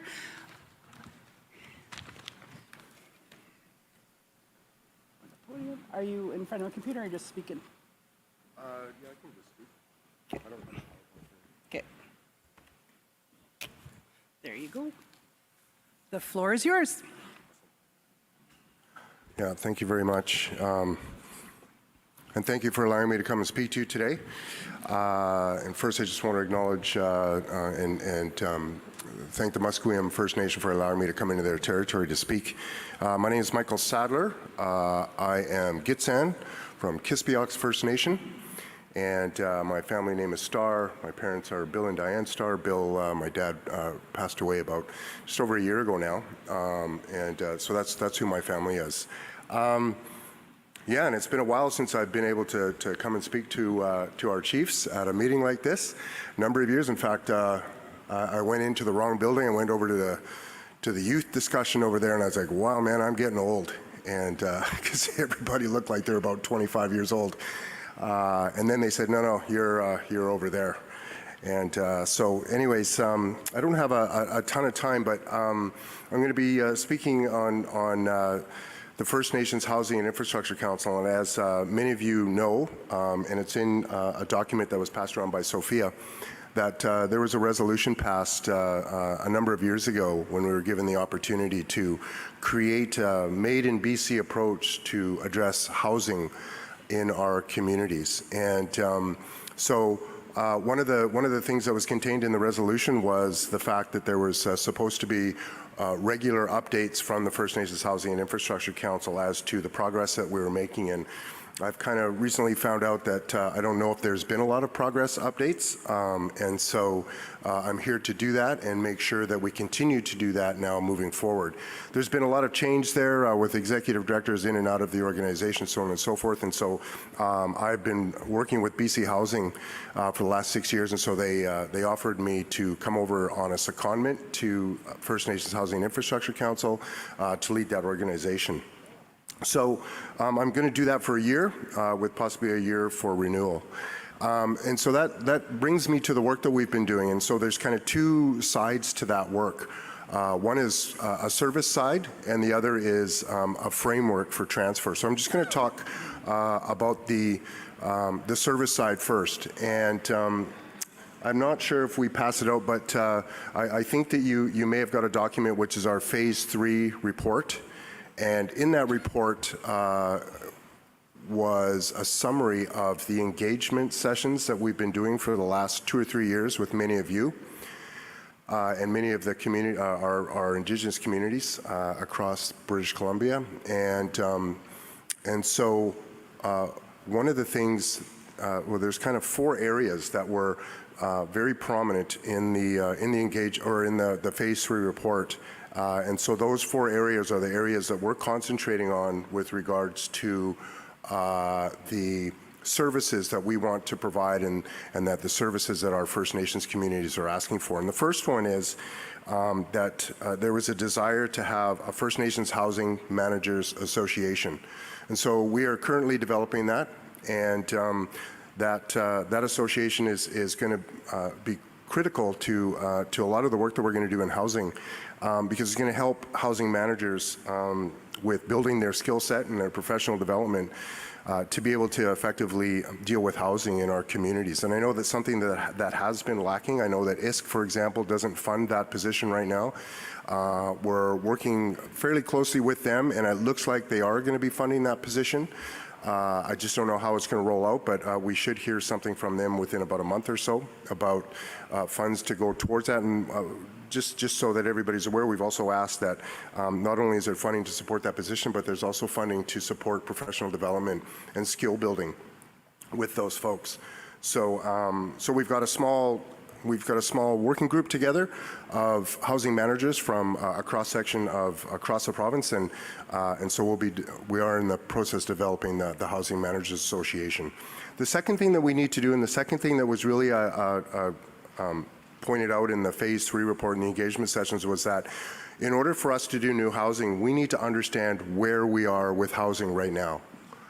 And so with that in mind, we're creating a program and building on a program that I was involved in at BC Housing, and that is an asset management program, and basically doing working with our communities to build skills in the area of condition assessments or home inspections, which are a little bit different, but the idea is that we get a really good understanding of where we're at right now with the housing needs in our community and what condition the buildings are in. Put that into a system, an IT system that can then create a capital plan for us, and it gives us the data that we need to be able to go forward to funders to do renovations of our homes on our nations. So that's something else that I know some nations are doing it, but a majority of our nations aren't and don't have the IT system or the knowledge set to be able to do that. And so we'll probably start small with a couple of projects. I know that the work that I was doing with BC Housing, we've got 5 asset management projects with 22 communities, our First Nations communities. And so we're just going to build on that. And we're going to make sure that everybody has the ability to do condition assessments and put it into an IT system. The third thing that we're doing is we're working with the college, or I guess it's university system, or the post-secondary system to train maintenance, building maintenance workers. Because we know that if we're going to do this work and we're going to bring our housing up to a livable standard, that we have to have those folks available. So that's another area that we're going to focus on, and also that's going to help create some employment with our nations. It's another thing that was identified as an immediate need in the Phase 3 report. The fourth thing that we're doing is we're creating housing, what we're calling housing hubs. And we're going to start with 5 of those around the province. It was suggested that we also create these regional service centers or housing service centers. So we've still got to kind of figure that one out, but we do have 3 people hired right now that can create these hubs in 5 regions of the province. They're going to be the same regions that BC Housing has, FNHA has, and the health authorities have. We also know that because of the size of these territories, like for example Vancouver Island or the North, or even the interior for that matter, they're very large, and so we may have what we call sub-hubs, and we might divide them into 2. But the idea there is to have ongoing communication and ongoing grassroots input into the work that we do, because we know that this organization that we are developing on your behalf is going to be your organization. And you're going to tell us what you need, and we're going to try and deliver it for you. We're going to do more than try, we are going to deliver it to you. So in order to do that effectively, in order to do that properly, we need to hear from you constantly, not just one time or once every 5 years. We need to be able to have these ongoing conversations about housing, because we know that housing and housing needs are great across the province, and especially in our communities. And we know that a lot of our people want to move home, especially now that we're able to work from home. with COVID and how that changed the work environment. So we know that we need to be able to do that. So those are the 4 service areas that we're going to be working on over the next year or so, and asking ISC for a budget to support us in that. We also have 2 program areas that we see have immediate need right now. So there's the service and then there's program. And so the 2 program areas that we're going to focus on are, one of them is homelessness. And we're working with a group, an Indigenous kind of steering committee on a Indigenous homelessness strategy for the province, because we knew that the province was creating a homelessness, general homelessness strategy. So we knew that, you know, our people are unfortunately highly represented or overrepresented in homelessness around the province. And we know that even, especially in the smaller communities such as Rupert or Terrace or, you know, Nanaimo, Cranbrook, Kamloops, that a lot of the people who are dealing with lack of housing and homelessness are our people, and they come from our nations. And so we need to act on that now. We needed to act on that 20 years ago, but we know that that needs a particular focus, and we need a funding allocation for human resources and fiscal resources to be able to adequately deal with our folks that are dealing with lack of housing off our nations. And so I know that's a big concern from the many chiefs that I've talked to who are saying things to me such as, I don't care where my people live, I'm going to help them find housing. And so we need to be able to adequately and effectively support that. The second program area that we're going to focus on, and I've already kind of started that at BC Housing with 5 projects, but that is housing that reduces the number of our children that could potentially go into care with the ministry. We can't keep losing our kids to the child welfare system. We know that. We've talked about it. And so one of the things I started at BC Housing were a commitment from BC Housing to fund 5 projects, which we do have 5 projects underway, 3 with 3 First Nations groups, 1 with Hawaiian, 1 with Nanaimo, and 1 with Gitxsan Child and Family Services in Glenvowel First Nation. And the other one is the Aboriginal Mother Center, and then the 4th one is a non-Indigenous program, but serves 90% of its clients are expectant mothers who are having some difficulties, and the ministry is kind of waiting for them to have their children so they can take them away. So we need to stop that. We know we need to stop that, and we know that we need to address that, and one way to address that is through housing and making sure that they have a place to stay, because a lot of times if they don't have a place to stay, then they will lose their kids. And then it just becomes this vicious cycle.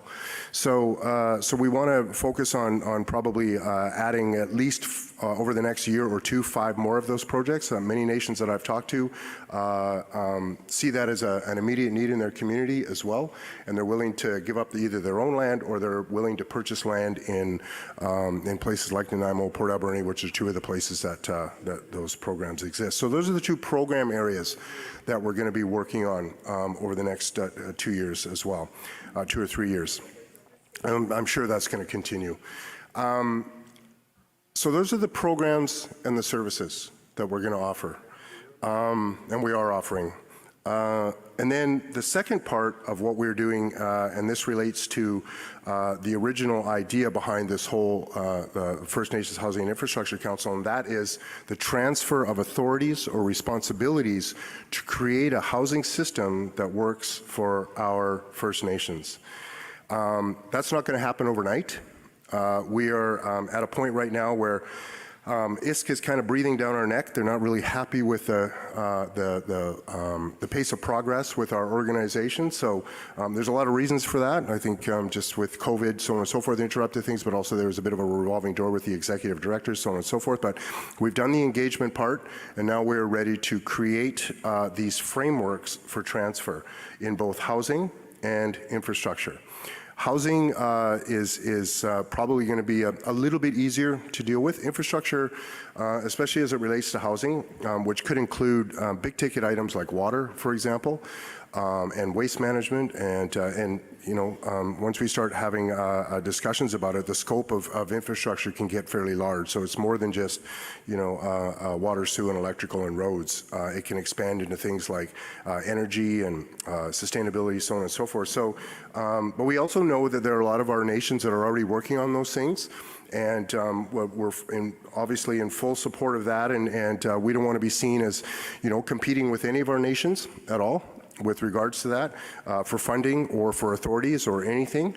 But we also know that there are some nations that really need and will need assistance in these areas to help bring those resources and create infrastructure and sustainable housing in their communities. So that's what we want to be. We want to be a service organization. We want to be there for our nations and listen to what those needs are and try and meet them. So the timeline for getting the frameworks developed are to have a draft of them by late November, and then we will vet them, and then we will hopefully have them finalized by I would say I'd like to see them finalized by probably January, because it's then that I'm going to have to, I'm going to need to come back and speak to you, and we'll be working with your policy folks with these frameworks as well. That's the plan, anyways, and then we're going to need to get them ratified, and we're going to need some resolutions to push those things forward, because that has to come from our leadership. It can't come from First Nations Housing and Infrastructure Council, because we just don't have that kind of political clout. It really needs to come from our chiefs and our community members. So that's what makes it a grassroots made in BC approach. And then hopefully then ISK will give us a 3 to 5 year funding arrangement to put those plans or those frameworks into action over the next 3 to 5 years. We know it's going to take a long time. Like, for example, FNHA, it took them 7 to 8, 9 years to negotiate the transfer of those arrangements. Ours is going to be a little bit different, obviously, than what happened with FNHA, but we know that can take a long time. And then finally on that one, just so that folks are aware, we know that the system doesn't work. The current housing system doesn't work. And we don't want to transfer a system that doesn't work. We don't want to transfer a system that is broken. And we know that we want to be able to transform, and that is the big word for us, and the big word that we heard in the engagement sessions is that we want to design a housing program that works for us. And so that's going to be a big task, although I think that we're well on our way, and we've got some expertise out there. We're going to have to create some strong working relationships and partnerships like BC Housing, who has quite a bit of expertise in housing, and then we'll hopefully try and meet the needs of our community members when it comes to housing.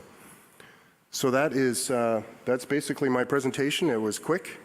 And so if there are any questions, feel free to ask, and hopefully I can answer them. I'm going to boot you off because it's my job to do that part. Sure. You're going to go over to number 1 or 2 or 3. Sure. I appreciate people who want to be in charge, but I'm here to take those questions on your behalf and redirect them to you. It's part of our procedure. We're going to go over to microphone number 21, then microphone number 31. Chief Don Harris here again. One of the issues that we have in our community is because we are a small community, we don't have enough resources to hire a proper housing coordinator. And that's something that we would like to see as a central housing coordinator that we can rely on. It's when you send in your housing application, if all your T's are not crossed and you don't dot all your I's, they send them back, and you have to do some amendments, and that drops you on the list. I'm sure there are a lot of small communities that have lost housing because they had to go back and amend their applications. We've had to rely on expensive consultants just to make sure that we got that done. But I think that if we had a central housing coordinator that would help with all the applications and and look at the criteria. When your community looks at a house and there's a carport on there, you don't always qualify for that carport, so your application gets sent back, and then you get bumped on a list when you return your application. So that's something that I think would help some of the smaller communities like mine, is that have a central housing coordinator that can help us or do the applications for us. So thank you. If I could just quickly respond to that one as well. Thank you for that, and we have heard others voice similar concerns, and so that's the reason for service delivery point number 4 is to have some regional housing hubs so that we can start to figure out ways and means of helping you deal with that kind of situation. We'll go over to microphone number 31, then number 23, then 26.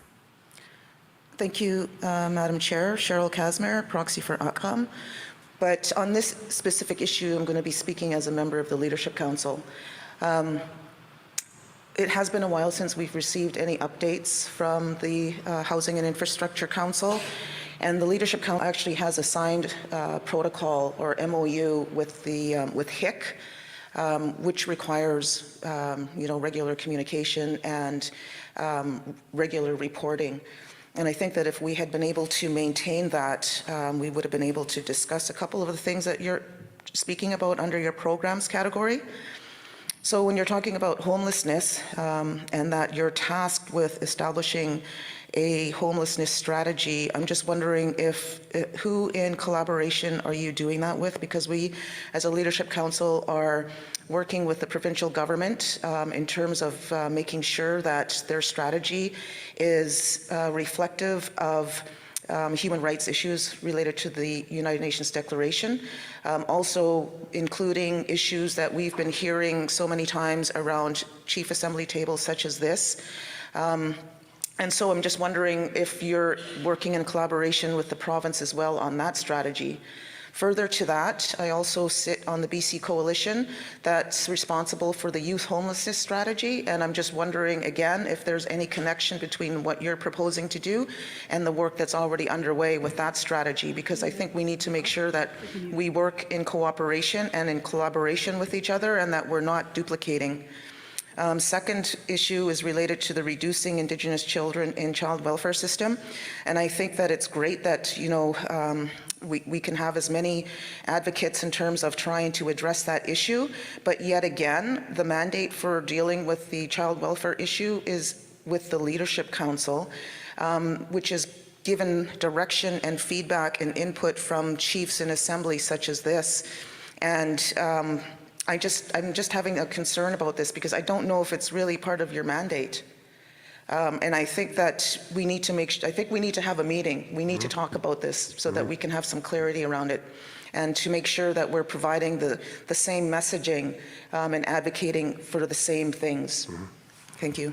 Yeah, and thank you very much for that. And I think it speaks to what you said right at the very beginning, which was we haven't had an update or we haven't been able to get together and converse about these things, and because we don't want to compete with anybody, and so the next step is to make sure that we are talking to each other and talking to you, and really in many ways, again, I can't emphasize this enough, but be taking our direction from the Leadership Council and our communities.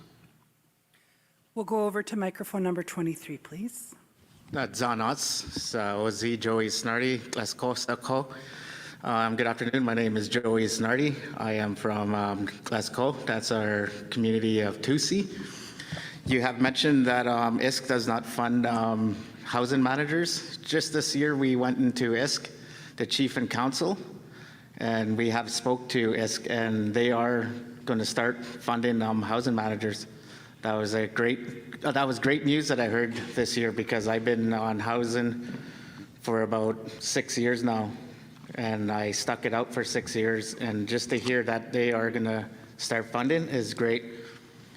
The other thing that I wanted to talk about here was the system that doesn't work. We are with a system. We were with ISK, and then we went to our nation. We have 6 nations that we are working on housing. That system is breaking as well. You know, it's been hard. I have been waiting for over 5 years just for 3 renovations. And then now I'm getting told, redo your applications again. So I hope that this doesn't happen with the BC Housing, because we are really looking towards meeting with BC Housing as well. That's all I have, Sachalya. Thank you. Microphone 2. Yeah, and thanks for that one too. So there's a number of things there that you mentioned, right? And so yeah, it is a good thing that ISK is finally stepping up to the plate and funding that position. But we also know that that position can mean many different things.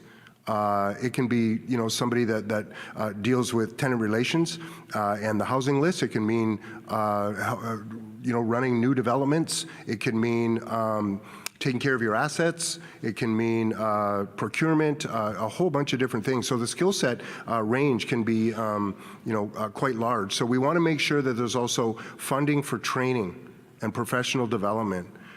So that we can acquire the proper skill sets to be able to do this in our communities. So yeah, we're going to need support for that. We got to push ISC at every chance we get, and CMHC, to be able to do these things. Thank you for that, Michael. We're going to go over to microphone number 26, please. Yes, thank you again for that presentation, Cookby Doug Thomas. Along the points that was already made by the first speaker in regards to housing management, I don't know if there's any central database for qualified builders. So April of 2021, we were part of the $6 billion Rapid Housing Initiative. I don't know how many other communities sitting here got part of that funding, but basically, we were supposed to have houses by the end of August 2021, and it's September 2022, and we have yet to receive one house out of, I think there's 10 regular houses and 10 for elders, but, we're finding out that our person that did the dealing didn't do due diligence, but, that's who we relied upon. So that kind of speaks to, is there enough resources and to help, sorting through, the myriad of developers that are out there and the ones that are less than honest, like the ones that we're dealing with. We definitely don't want to see more government waste, or any other community go through what we're going through, where our close to $3 million for housing, we might have to go to court to get it back. Because our administrator, paid too much, that kind of thing. So, yeah, so resources around reputable builders and making sure that you get what you pay for and not pay and not get anything. Yeah, and that's a really good point as well. And it's something actually we were just, I was just in some conversations yesterday about that very thing, and having a roster of pre-qualified vendors that that our nations can access, so that we vetted them beforehand. We know that they're good builders. We know that they're going to give you quality. We know they're not going to cut any corners, and we know that they're not going to rip you off. And it can be a dicey business when it comes to that kind of stuff. But I think that the more we do that, not just for renovations, but for building homes, for taking care of homes, for engineering, so on and so forth. So, that's definitely something that's on the table. Thank you very much for that. With that, we will wrap up this session. Any further questions? You're still here on the premise. If anyone wants to come with direct questions, thank you so much for taking the time to provide us with this update today, Michael, and we wish you well for the remainder of the day. Thank you so much. We're going to go on to our next item on the agenda, which is the Regional Health Survey with the First Nations Health Authority. There has been a change in speaker. It's not Elena, as indicated, it is Courtney. Courtney, please come up and introduce yourself so I know what your last name is.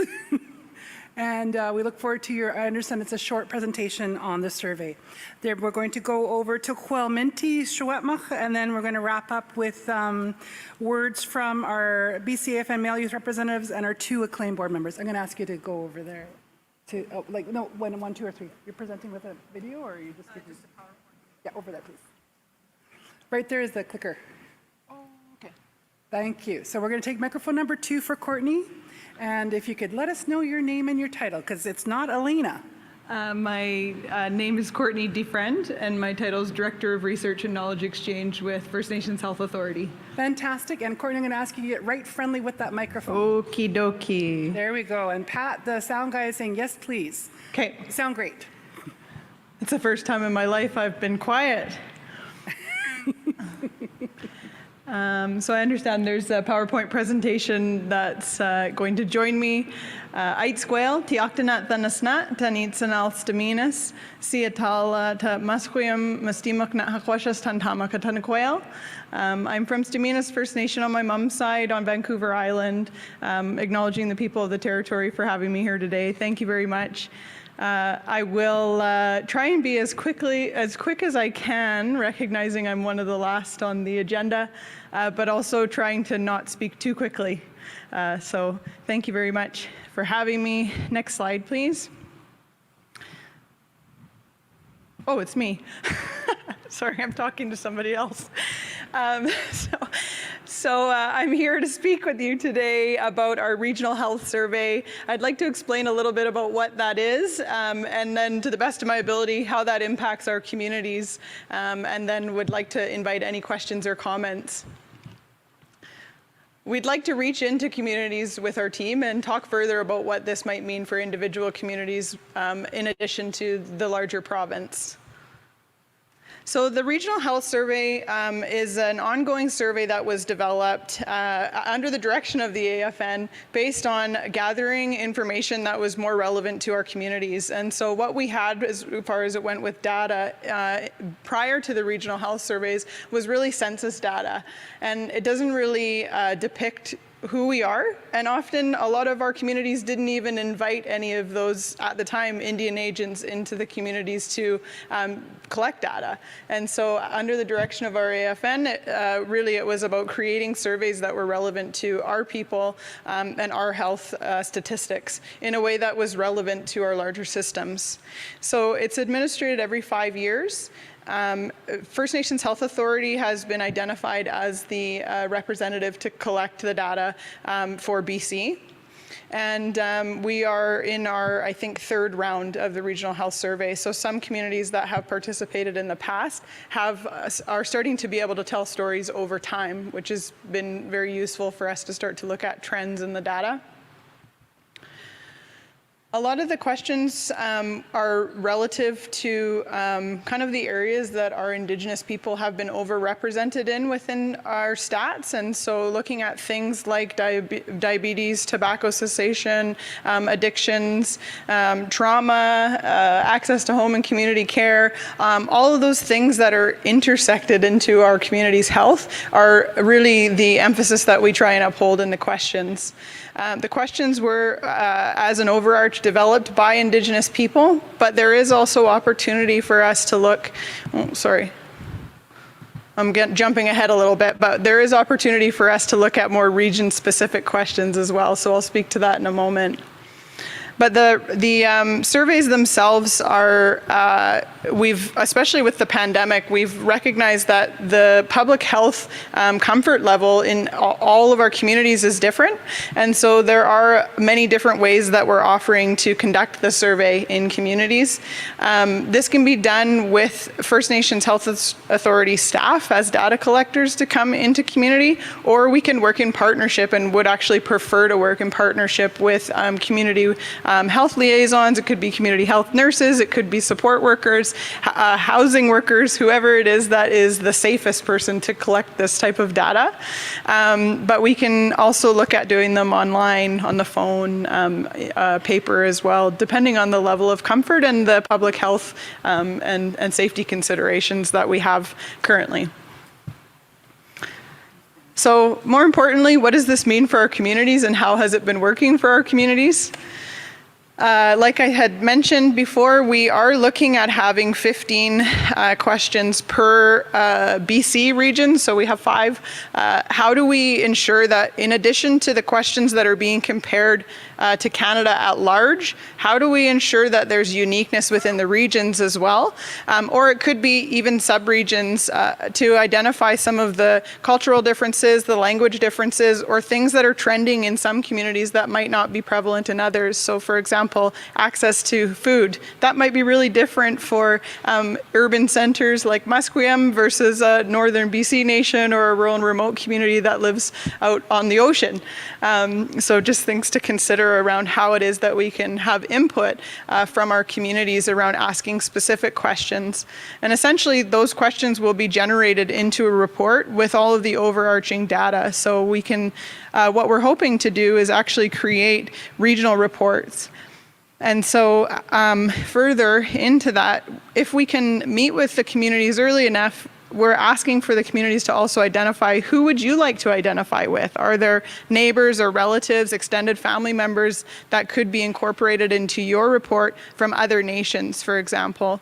And then that would give a little bit of a showcase of those specific, more traditional systems in how the data works.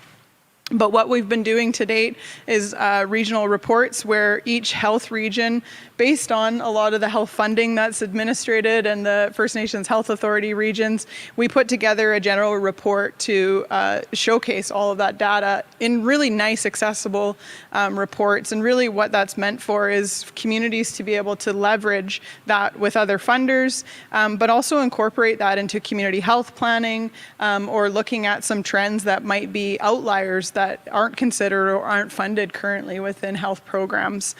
So one of the criticisms that we have, and I'll say transparently, and I'm new to the job, so I'm willing to take a hit that that maybe was historical, but we did struggle in the past with producing these reports in a timely manner, and communities were upset about that. They participated and said, hey, yeah, we're willing to do this, and then our response wasn't what we hoped it would be. So our team has worked to look at better response rate, faster response rate, and being really transparent about what we can and can't offer within the data.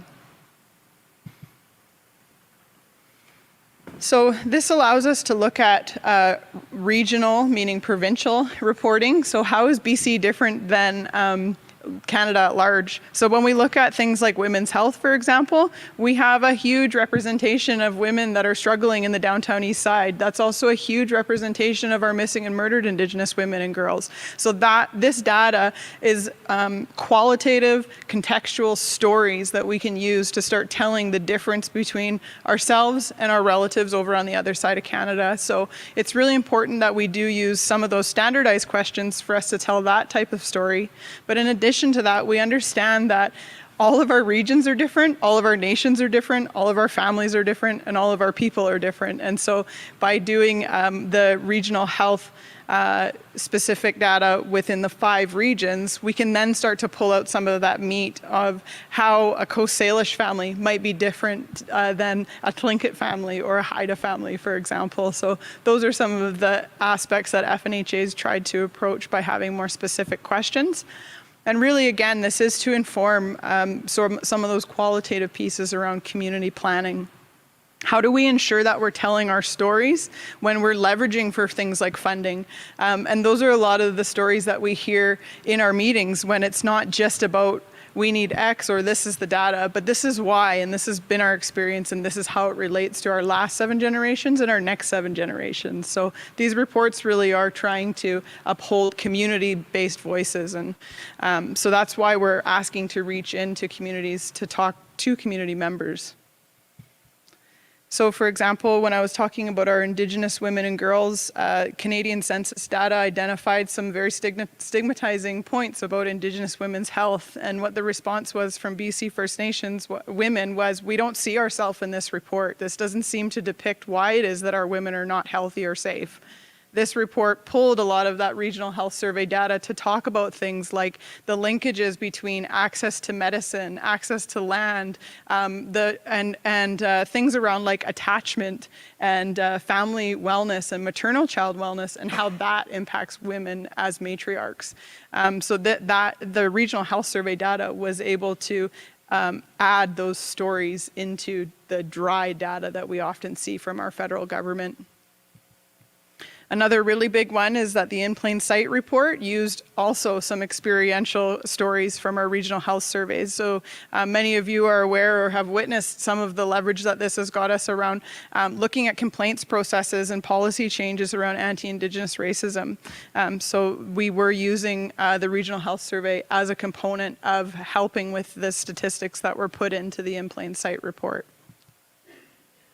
And finally, we have a governance council, the First Nations Health Council, that directs us in our work, and we were mandated to, within FNHA, how are we measuring our work to ensure that our community's health is reflected in the work that FNHA is doing.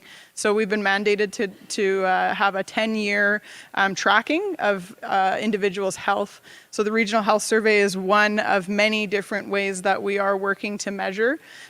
This particular report has 3 overarching areas. When we're looking at things like infant mortality or substance misuse or levels of diabetes, some of the things that we've actually identified those as are things like community-driven, self-determination, access to medicines and lands, and how those intersections are overarching within our health concerns, not just deficits. And so what we'd like to do, and why I'm here today, is really to offer some space to explain what this health survey is and what the opportunities are with communities, and respectfully asking if there is any interest for our team to come into communities. We can do that and explain deeper what this might mean, what are the opportunities, who are the people that would be surveyed, and also introduce you to some of the region-based team members that would be working more intimately with your communities. So, questions, comments? Heit Sepka, thank you very much.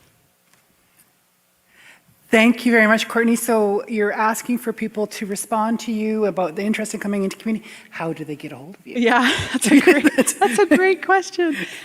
So we do, I guess at this point, what we would like to do is within the governance or engagement structure that we have within FNHA, it would be either chief or health portfolio that is usually linked in with our First Nations Health Authority system, and then also taking technical advice from our health directors. So if there is an interest, please do raise this with your health director. And what we've been doing reciprocally is reaching out with our regional groups to say, hey, can we come? Can we visit? So really, we're coming at it from both ends. But if it is an interest, please flag it and it'll be familiar with the health directors. Fantastic. So the survey is underway, or you're looking to still shape it? Good question. Yeah, the survey is not underway yet, and so we only have 12 nations that have kind of opted in so far. So we would really love to hear more voices, and so we're hoping. We've actually been delayed, which has been a good thing for us to get more nations on board, but we were pushed until June, and then July, and then August, and now we're into September, so it will be starting soon. It's just based on other provinces' readiness. So. Great. Yeah. Thank you so much for that. I'm assuming you will be here, so if anyone has individual questions, if you could stay to the remainder of the day just for a close. If anyone wants to just walk up to you, find out further information, particular questions about their own community, they can do that. Well, actually, if I can raise my team over here who actually are leading it, if you can just wave your hand, they have more of those technical pieces that might be more help. And very selfishly, I do have to run to catch a flight. So Courtney is in and out, but her 2 very competent staff will be here for any questions that you have. Thank you so much, Courtney, for fitting us in. Safe flight, and we invite any follow-up to interact with your staff. Their names? Elena is the one with the sizable belly at this point, and Sam has the orange shirt on. That's not a judgment. That's a celebration. No, yes, that's right. Can't see online. It's not a judgment. We're not judging our COVID bellies. Please don't. We just have an additional teammate with her, so yeah. Teammate in the making. All right. Thank you so very much. We appreciate that. We're going to go on to our next. Thank you. And we're going to go on to our next item on the agenda. I'm going to call forward Cookby Daryl Draney and Cookby Roseanne Casimir to join us at microphone 1 and 2. And I'm understanding that you will be talking a little bit to introduce a video, and then is that how it's going to work? Find out in just a sec. We'll just get you both over here. Video first, I hear. All right, we're going to go straight to the video, and if we could get it just a little dimmer. I know that when that really powerful video played earlier today from emergency services, if we can just get I see somebody possibly running to turn off lights. Yes, thank you. Not all of them, we need to still,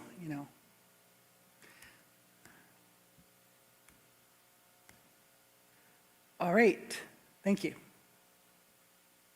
The Team Scoopickin model is a multi-level program that is designed to develop our future leaders. Junior entry-level positions focus on university students interning with Kwalminta Secwepemc. We are introducing the interns to the work of reconciliation and what it looks like to build and support government-to-government work in a safe, supported space that is grounded and founded in Secwepemc law. You have one heck of an opportunity coming here.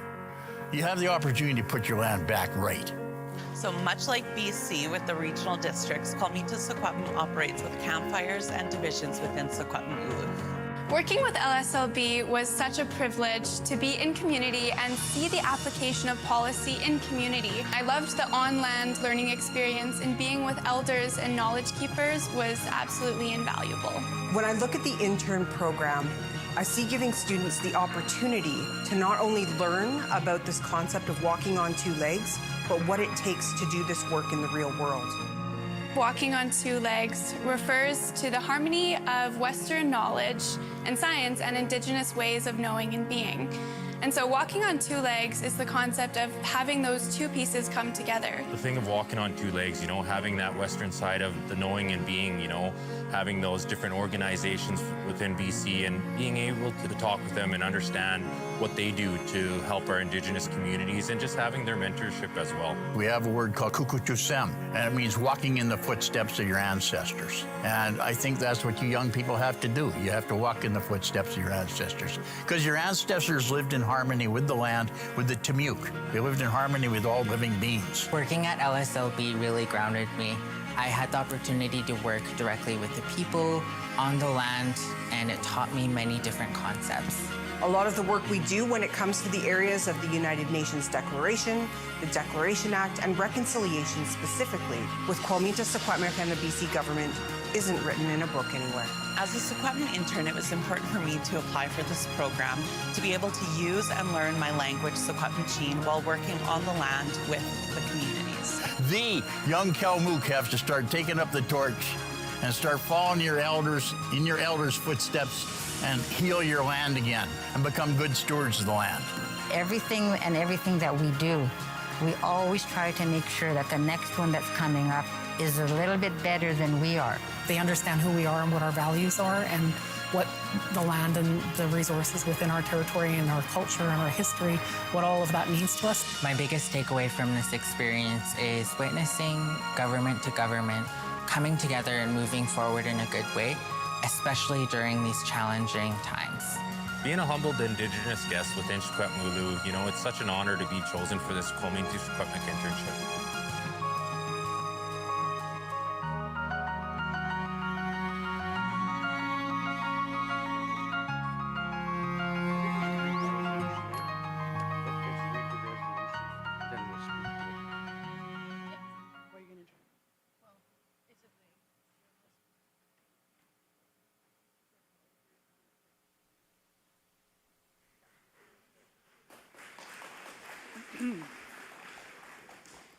So we're going to go first to Cookby Daryl Draney just to speak about a little bit more about what you just saw, and then I believe we have resolution coming forward about this project. Please proceed, microphone number 3. Thank you, Rochelle. Cookby Daryl Draney, Squawkskeetiston, Squapum, Stlakwan. Yeah, so, we're going to put a resolution on the floor. You can see the young folks in the picture talk about what that we want to present. A lot of their words I'm going to repeat. This resolution is about supporting walking in two worlds, or walking on both legs. About concrete, on-the-ground capacity building for our community and organizations. about inspiring the youth. So I ask this powerful circle, how many of you have unfilled job postings? How many of us hire staff only to find out they are challenged with hitting the ground running? How many of us have senior staff that will be retiring within 5 to 10 years? Those are questions that each and every one of us has to face. This is all about developing the next generation of First Nations technicians, policy analysts, and leaders, ensuring that they are equally grounded in Indigenous and Western ways of knowing and applying their knowledge to on-the-ground initiatives. Now, there are a lot of programs in place out there where they only talk about the Western laws or policies or way of doing things. But this goes a step farther.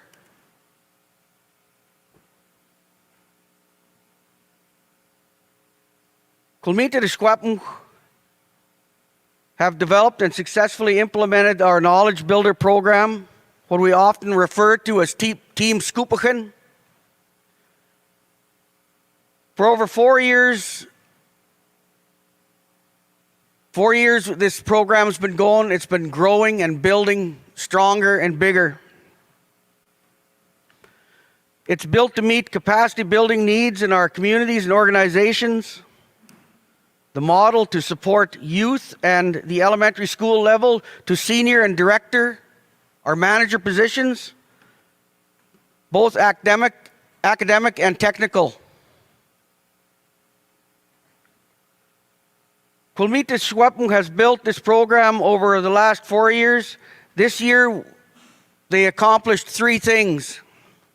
1, the interns, our 4th cohort of post-secondary students, building from 4 to 17 students annually. Number 2, territorial stewards, on-the-land guardians, completed our first cohort of technicians through our winter training programs. 3, the exciting one, the high school guardians, our first year of high school students as part of our summer student program. What an exciting group to kind of go hang out with and listen to and be able to have talks to. Our program is designed so that the Scoopah can experience. What is it that we give them? We give them a safe space for them to grow and explore what it means to be Indigenous and in the workplace, on the land learning.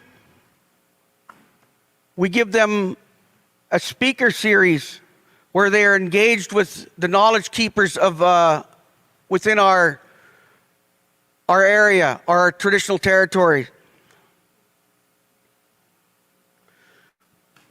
Squapumscene lessons where we teach them our language, our Squapum language. Mentorship and lived experience talks. So our program is designed so that our Scoopah gives back through summer projects, supporting our government-to-government and community work and volunteer in the community. Now I have a lot more to say on this, but I would like to leave space and time for Cookby Roseanne to speak to it as well. I hand the floor to Cookby Roseanne. Actually, I'll hand the floor. Thank you very much. So I'll hand it over to microphone number 2. I don't want you to be the second one I got to wrestle down. I already had that with Michael Sadler. He liked it up here. Cookby Roseanne Casmer runs west to Kamlos to Shwamik. Very honored to be here and acknowledge the lands of the Musqueam Tsleil-Waututh and just honored to be doing the work that we're doing here, this very important work. And in regards to the resolution that's going to be put forward, just very honored that this here video was put together for all of you to see and to witness that has been happening within the Secwépemc Nation and the work that they do. It's really important to be investing in our youth, and it's really important to be looking at ways to, fill those gaps. So I know that when we look at this resolution, it's just about breathing life into the key aspects of UNDRIP, as well as the BC DRIPA legislation. It's also about building our programs to respect and uphold our Indigenous law. And those are our laws. And those are referring to our legal systems that we have within our communities and the connections to the land. And then it's also about those laws being shared from generation to generation. It's also about ensuring that the knowledge and that these skills are formally recognized and also respected. Very important. And it's also about building the next generation and building on our youth and uplifting them, and the practitioners who will be passing on that work to them as well. So we need a new generation of practitioners who can walk on those two worlds and to be able to walk in both the Western as well as our ways on those two legs. And today we've had to rally additional supporting funding from grants and other programs to support this program. So they're, meaning that there's some uncertainty. So when we want to ensure that funding is also secured for this and other programs just like it. So that is why we're here today. And again, Kuksjam. Thank you very much for that introduction to your program and for your additional words at this time. They have put forward draft resolution number 8, that is respecting Indigenous law and building capacity for our next generation to walk in two worlds.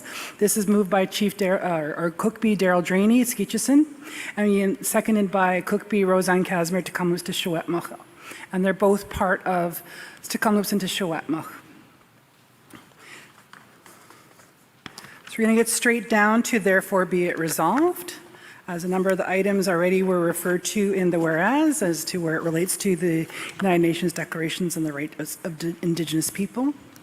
So there it be it resolved that the BCAFN Chiefs and Assembly support the development of capacity building and knowledge builder programs, including but not limited to guardian programs with Indigenous people and groups in a manner consistent with the UN Declaration and through government-to-government relationships. The BCAFN Chiefs and Assembly call on the Government of BC to direct its Declaration Secretariat to work directly with the Quilminty Secwépemc Secretariat on behalf of Scoopin's Journey Letter of Commitment, 6 Secwépemc signatory communities, to scope the development of a Walking in Two Worlds knowledge builders framework grounded in respecting Indigenous law from the Team Scoopin Knowledge Builders Program in order to support the implementation of the Declaration Act and its action plan. 3, the BCAFN Chiefs and Assembly call on the Government of BC to work in full collaboration with First Nations, specifically seeking out insight from those with active programs to develop a framework for the Guardians program in a manner that is consistent with the UN Declaration and fully supported by capacity building initiatives such as the Team Scoopin Knowledge Builder Program. 4, the BCAFN Chiefs and Assembly call on the Government of BC to work in full collaboration with First Nations, specifically seeking out insight from those with active programs to develop supporting mechanisms for these capacity building programs to become recognized and accredited through the provincial education systems and institutions. 5, the BCAFN Chiefs and Assembly call on the Government of BC to work with the First Nations Leadership Council to dedicate a section of the agenda, including a panel for Indigenous youth and capacity building for the November 28-30th, 2022 First Nations Leadership BC Cabinet Gathering. And 6, the BCAFN Chiefs and Assembly support the Quilminty Secwépemc in sharing information and knowledge regarding the Team Scoopin Knowledge Builders Program with interested Indigenous groups and organizations. So I know you already gave a bit of a preamble here, but I'll go over to our mover, Cookbee Daryl Draney, to see if they have further to add at this time regarding this resolution. No, I believe that everything's been said that needs to be said. All of you in this powerful circle know the need for this capacity. Know the need that our people can go off and get trained in that Western way of life, but to have the knowledge keepers have their 2 bits in, or the chiefs and councils be able to share with the youth to help them grow so that they can do that important work that we're doing in this powerful circle today. I'll leave it there. Thank you. I'm going to go to our seconder, Cookbee Roseanne Casimir, if there's further to add. No, I am good. I just, believe in this here resolution to pass and fully support it, and thank Cookbee Darrell for moving this resolution. Thank you very much from you too. We're going to go to the floor right now for open the floor for discussion on resolution number 8, respecting Indigenous law and building capacity for our next generation to walk in 2 worlds. Microphone number 27, please. Chief Linda Price, Algatcha First Nation. I just want to lift my hand to the Shawetmik for putting together this program. I think, listening to our elders, and practicing what they've asked us to put into practice, preserving our traditional knowledge, ensuring that our laws are respected, and making sure that that traditional ecological knowledge is passed down to future generations is key to our success. And also, as the Shawetmik are practicing, is the fact that our language is a conduit between our land and the people. And basically our language carries our laws.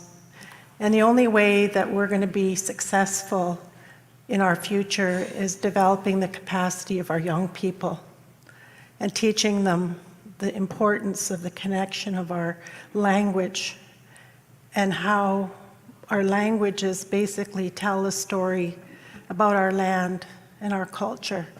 And to me, this is so important that all of our communities get a hold of this, because this is what's going to preserve our future generation and really establish, us in our communities working together to reestablish our language and culture within our territories. And to me, that's our ancestral lands.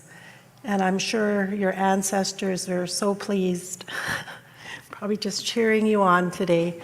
And I'm so proud to be here to support this resolution. Thank you.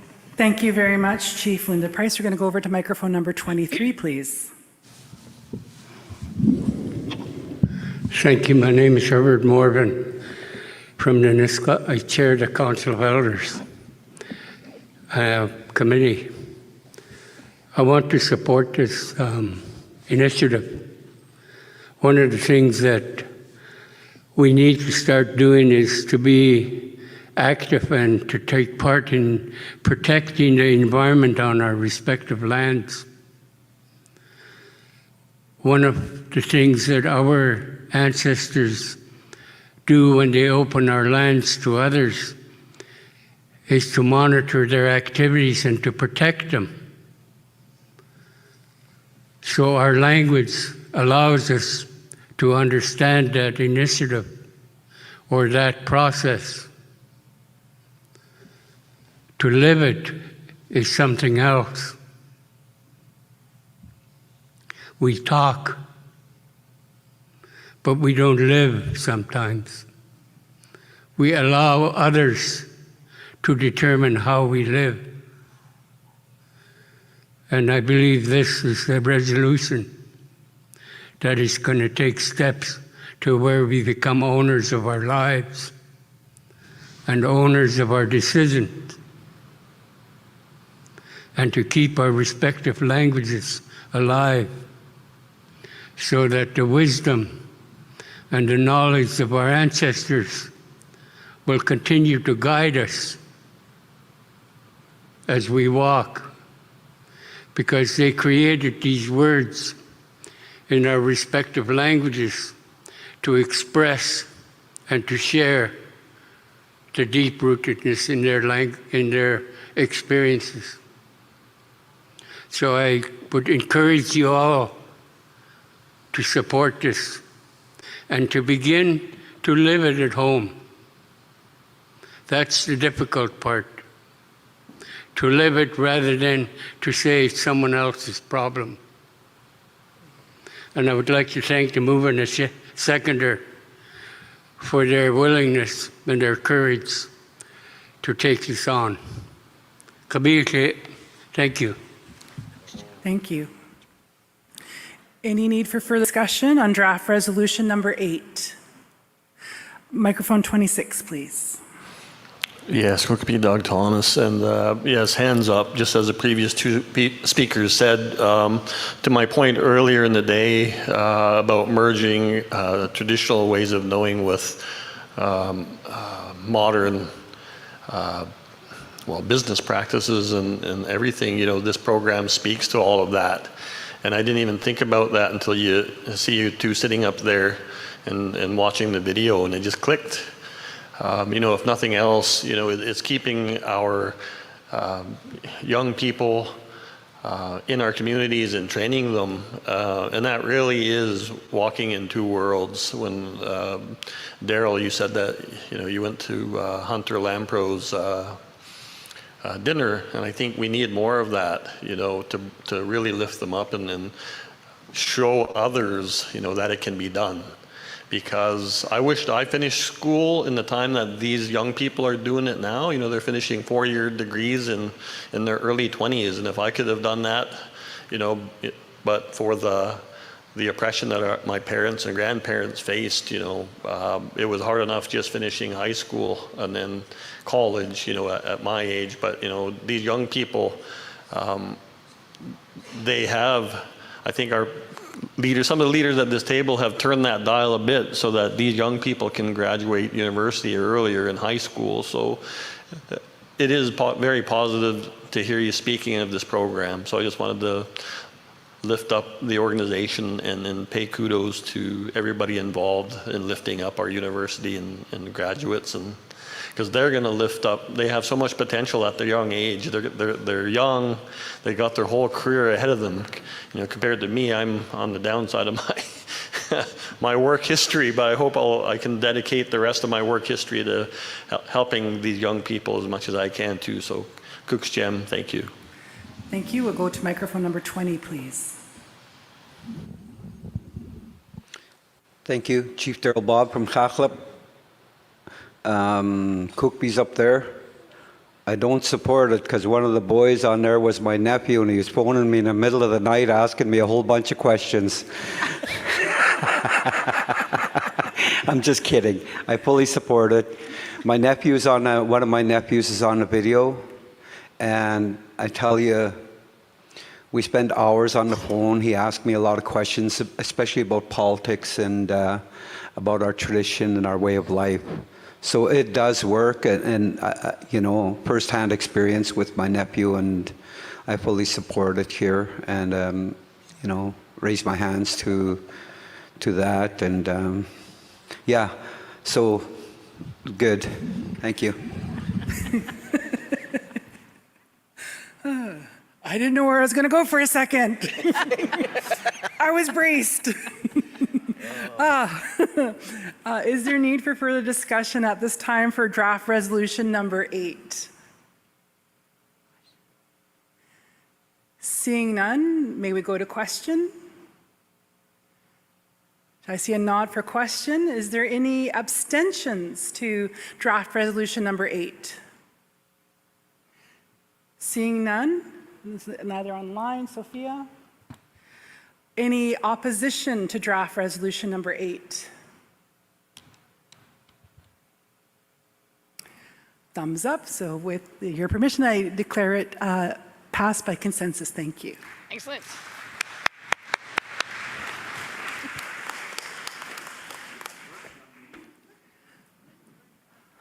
All right, thank you very much, everybody. We're going our last 3 items. I'm going to call up our Justin Peters, re-elected BC Assembly of First Nations Male Youth Representative. I'm going to call up Chief Jerome or Jerry Jack to come forward, and Deputy Chief Harlan Schilling also to come forward. If you want to just all come to microphone 1, 2, and 3. If you feel so inclined, there are Lysol wipes. If you don't, it's all no judgment. Leave that up to you to decide. And thank you again to all 3 for your understanding. And thank you for everybody who's still with us today, both online and here in the room. You will be rewarded in the sense that we're going to do 2 more draws for door prizes for people present. So those of you present both online and in the room, we have 2 more door prizes to wrap up the day as a thank you for your dedication. So we're going to start off with our male youth representative. Justin Peters, congratulations again. And the floor is yours to address in your re-elected role as the BCAFN male youth representative for another 3 years. Yep, microphone number 3, please. White, Huskahal, Isqueeze, Inskamheashton. I'm honored to once again take on this role and this responsibility once more as the BC AFN Youth Rep. I plan on continuing our work on the BC AFN Youth Leadership Handbook, which was originally designed for new youth reps coming into this role, but can be replicated, I believe, to be presented to other youth leaders who are in your communities as well. So the handbook, it lists the various sectors that BCAFN does advocate and business with or for, the various BCAFN sectors such as fisheries, health, climate, forestries, etc. The youth leaders will how it's designed is the youth leaders will pick out the sectors that pique their interests, and ideally we, as my role, to try to align them with the AFN events or BC AFN events related to the sectors of their interest. Because within my role, it's hard to walk down many conference hallways without being stopped and being told about another organization that's looking for First Nations youth input. First Nations youth voices are very much in demand at the moment and will be in demand for the continuing future. So, as well on our handbook, which is sort of our guide for leadership, are a list of skills related towards leadership. Some practical skills have been listed, such as learning how to use a calendar effectively, different office skills, maybe speaking skills, other technical leadership skills, and perhaps digging into more mental health tools as well. So how that's designed as well is that youth will pick out the skills that they are interested in and then being aligned with that. But instead of just releasing them off to the world, the goal is to keep BC First Nations youth leaders connected through a network of BC AFN affiliated youth, but reporting generally back to the youth representative. There's still some plans, but and lastly, the main thing that's attached to the handbook is a list of First Nations organizations in British Columbia that are applicable for youth leadership or First Nations leadership in general, namely the First Nations Leadership Council. Within my role within British Columbia, I've been given a portfolio to work with the BC Coalition to End Youth Homelessness.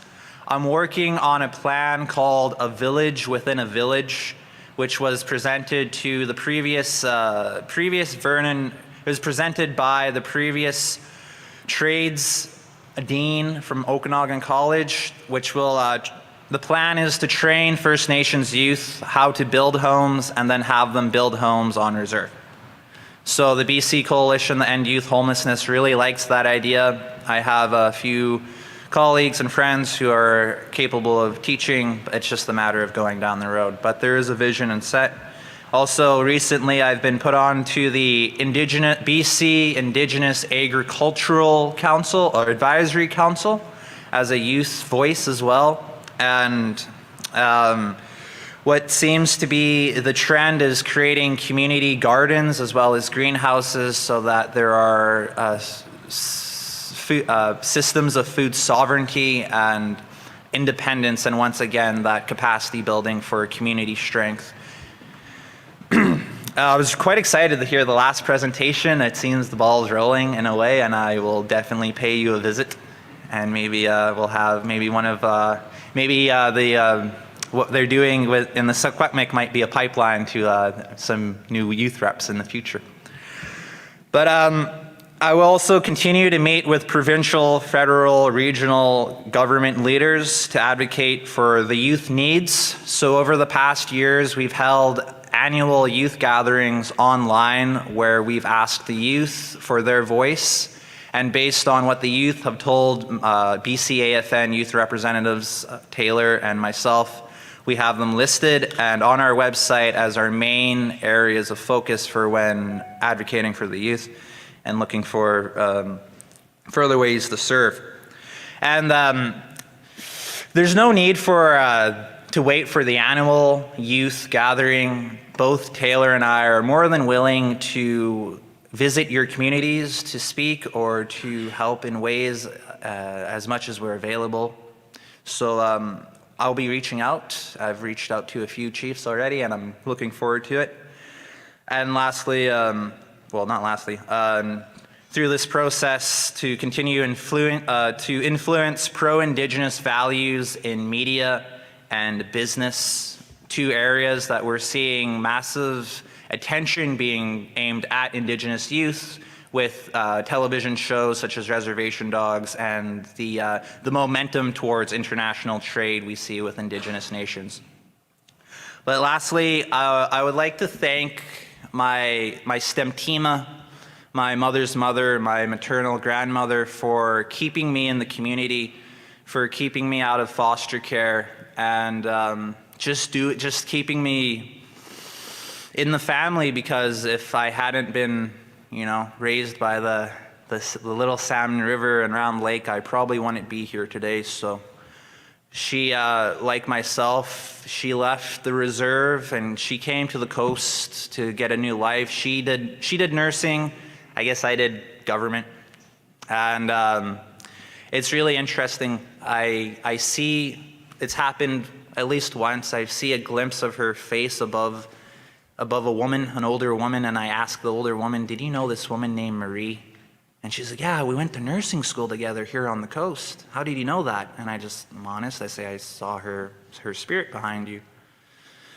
So I only mention that to just to emphasize the important work that's being done with keeping our youth in our communities and keeping our youth connected to the land and rebuilding our communities, and the spiritual, emotional, physical, and mental work that has to be done to keep the momentum that's going. But I do have faith, and I'm really quite humbled and honored to be reelected.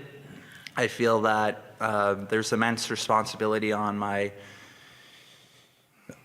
choices moving forward, and I really do feel very inspired and supported that I've been given another term to be with the BCAFN. So I would like to wish you safe travels to anyone traveling home, and best to, sorry, brain's dead.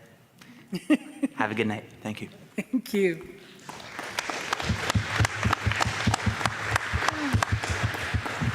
Thank you for that. We're going to now go to Chief Jerome Jack.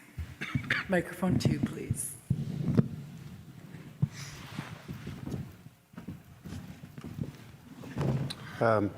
Gila Kessler, everybody. My name is Clark Gila.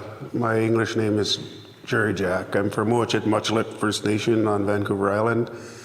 And I'm a little nervous but that's just me. I'm very honored to be back on the board. Thank Regional Chief for your support and the amazing staff sitting behind us and out there.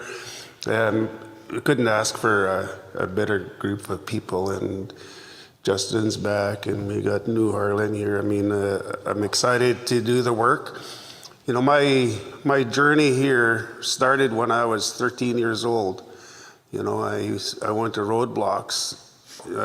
We had one in Gold River, then we went to Mount Currie, then we went to Stuart Trembler to a railroad blockade in 1975. And I was with my dad when we occupied the Indian Affairs Office for 54 days in Nanaimo for the rejection of government funding. That's where it all started for me. And my background is policing. I did 21 years of my life. And speaking on that note, I just wanted to share that when I was in the RCMP, when I went to work in New Ianch, I found a relative up there, and my dad used to always talk to me. He said, "Sonny," he said, "people just move anywhere without any respect." And so I got my relative from Millard Bay to gather the chiefs in the Lissom's government building. And I did this morning, I did that, and I gave 9 of them 9 blankets and $50 each. And I explained who I was and what I was doing there, and I wanted their permission to live and work in their community. I said, what I'm going to do is there's a song that we sing when you go to feast. It's explaining tying up your canoe. I said, when I'm ready to leave your community, I'm going to do the same thing, and I'll ask you to untie my canoe so I can leave. That's just the way I was brought up my whole life. My grandparents and my dad, my aunts, uncles, all talk to me all the time about my role, because I wasn't elected into this role. We're on a hereditary system. It goes back all the way to contact and I don't like talking about Captain Cook, but when he landed on my village in 1778, But I'm excited to be back on the board and working with everybody, and all of you guys paved my way here, listening to your leadership and your voices and how you work. I wanted to acknowledge Ray Harris, but I see he's gone, because that's who I started my journey with, being a radical young kid back in the 70s. But I'm excited to be here and to be put to work and do the best that I can for Regional Chief and everybody here. Dr. Point, thank you for always your strong words and prayers and the way things are done. And I'm really proud to be part of the BC Assembly First Nations. Clicko, clicko. Thank you for that. Before we go over to microphone number 1, I'd just like to acknowledge our cultural support worker with us today, who's helping us prepare for tomorrow, helping us with a smudge at the end of our day here. And thanks to all our cultural supports and all the staff and the cooks who've made sure that we've had a good day thus far, a good annual General Assembly thus far. So I just raise my hands to the fellow smudging right now. Thank you so much for looking after us both this morning and again today. We'll now go over to microphone number 1, please. Hello, everybody. First, I just want to thank everything over the last couple of days. It's just been an absolute honor. I'm honored to be a member of the Board of Directors for the BCAFN. The outgoing members that we honored today, I feel, have left a very big shadow, and I'm truly honored to be in a role behind them. 5 years ago, as Chief TG said, he didn't know what he was getting himself into when he stepped into his role. Up until last night, I was feeling the same way. But hearing the support of Chief TG and the other chiefs and all of you sitting here right now, with 203 other First Nations in British Columbia, I feel I've just got a bigger support group, and I'm just a part of a bigger team, and I couldn't be more honored. I'd also like to thank the Tahltan leadership and the Tlingit leadership in northern BC, and Fort Nelson First Nation and the other Treaty 8 First Chiefs. that encouraged me to run and put my name forward for this position. It's truly an honor, and I will do my best to make you all proud. Next, I'd like to take a moment just to thank Chief Kluani, Regional Chief Kluani Adamak. Our First Nation, again in the north, is split between a border that we do not recognize. So it has caused some problems, but I believe with the leadership of Chief TG and Regional Chief Kluani Adamak, we will serve the best as we possibly can for all First Nations. So it's a truly an honor to work with both of them. Yesterday, it was very inspiring and making me happy that I had a few of the chiefs come up and ask me if I was one of the new youth reps. As I do understand, I am a very young chief, so I think it was the 3 chiefs that asked me that. Thank you very much. You made my day. But I look forward to working with our youth. I feel very optimistic and, again, fortunate that I am a young enough chief to connect with 2 worlds. So I'm going to be really looking to our youth reps, Taylor and Justin, for your direction and your support. And you know, I'm here to serve you just as much as everybody else. So I really look forward to that. And I just want to say thank you for, you know, your words and your public speaking abilities are amazing. And I truly look up to you for that. So thank you. To filling this position, being acclaimed, I feel that I have even to work even harder with this board, right, as not being voted in. So to the rest of the chiefs here, again, I will do my best to serve you and again, to help the regional chief to the best of my abilities. I don't really have much more to that, but again, thank you everybody. And again, it's a truly honor to sit at a table with each and every one of you. And again, to everybody online, thank you. Thank you so very much. To each of you for standing forward for leadership. We appreciate that. I am going to say a couple of announcements before we are going to adjourn for the day.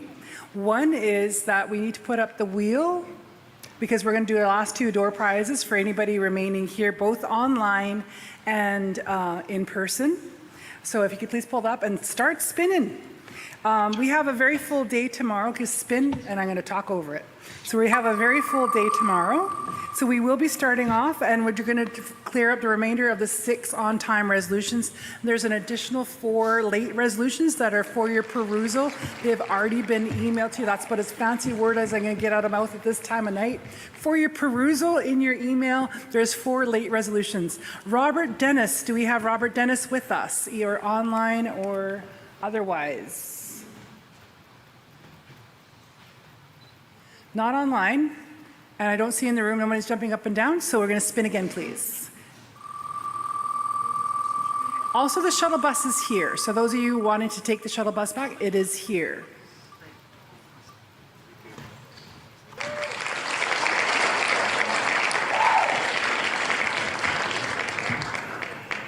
No Jordan online. I don't see anyone in the room. So oh, there we are. Sorry. Yes, go see Joanna. Thank you, Jordan.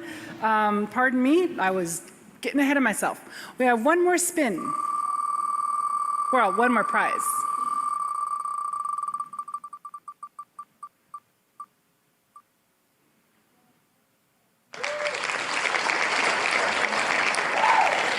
I'm just going to put that online. Not online, not in the room. We'll go again. And FYI to our folks here, AV can help unplug your computers. I mean, your power cords. William?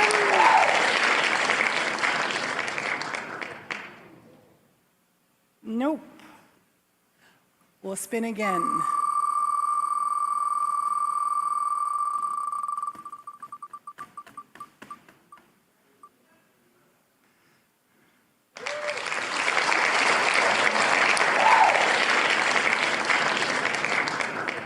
Spin again.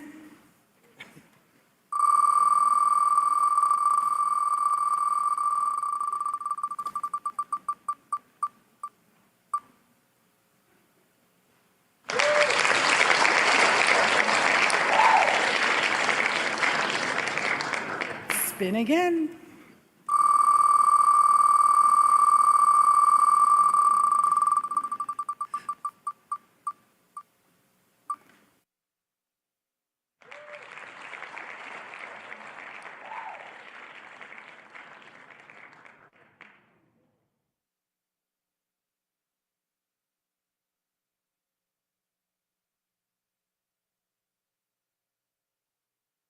congratulations to Dwayne. That wraps up our day. We are starting at 9 a.m. and we're starting with, well, after, of course, our opening, we're going to have RCMP Deputy Commissioner Dwayne McDonald here, and we'll be starting with resolution number 9 right away. So we invite you to be here for that. Safe travels, everybody. Have a good evening. We look forward to you joining us tomorrow. And so we will re-adjourn at 9 a.m. tomorrow, September 23rd. Kukshatcham.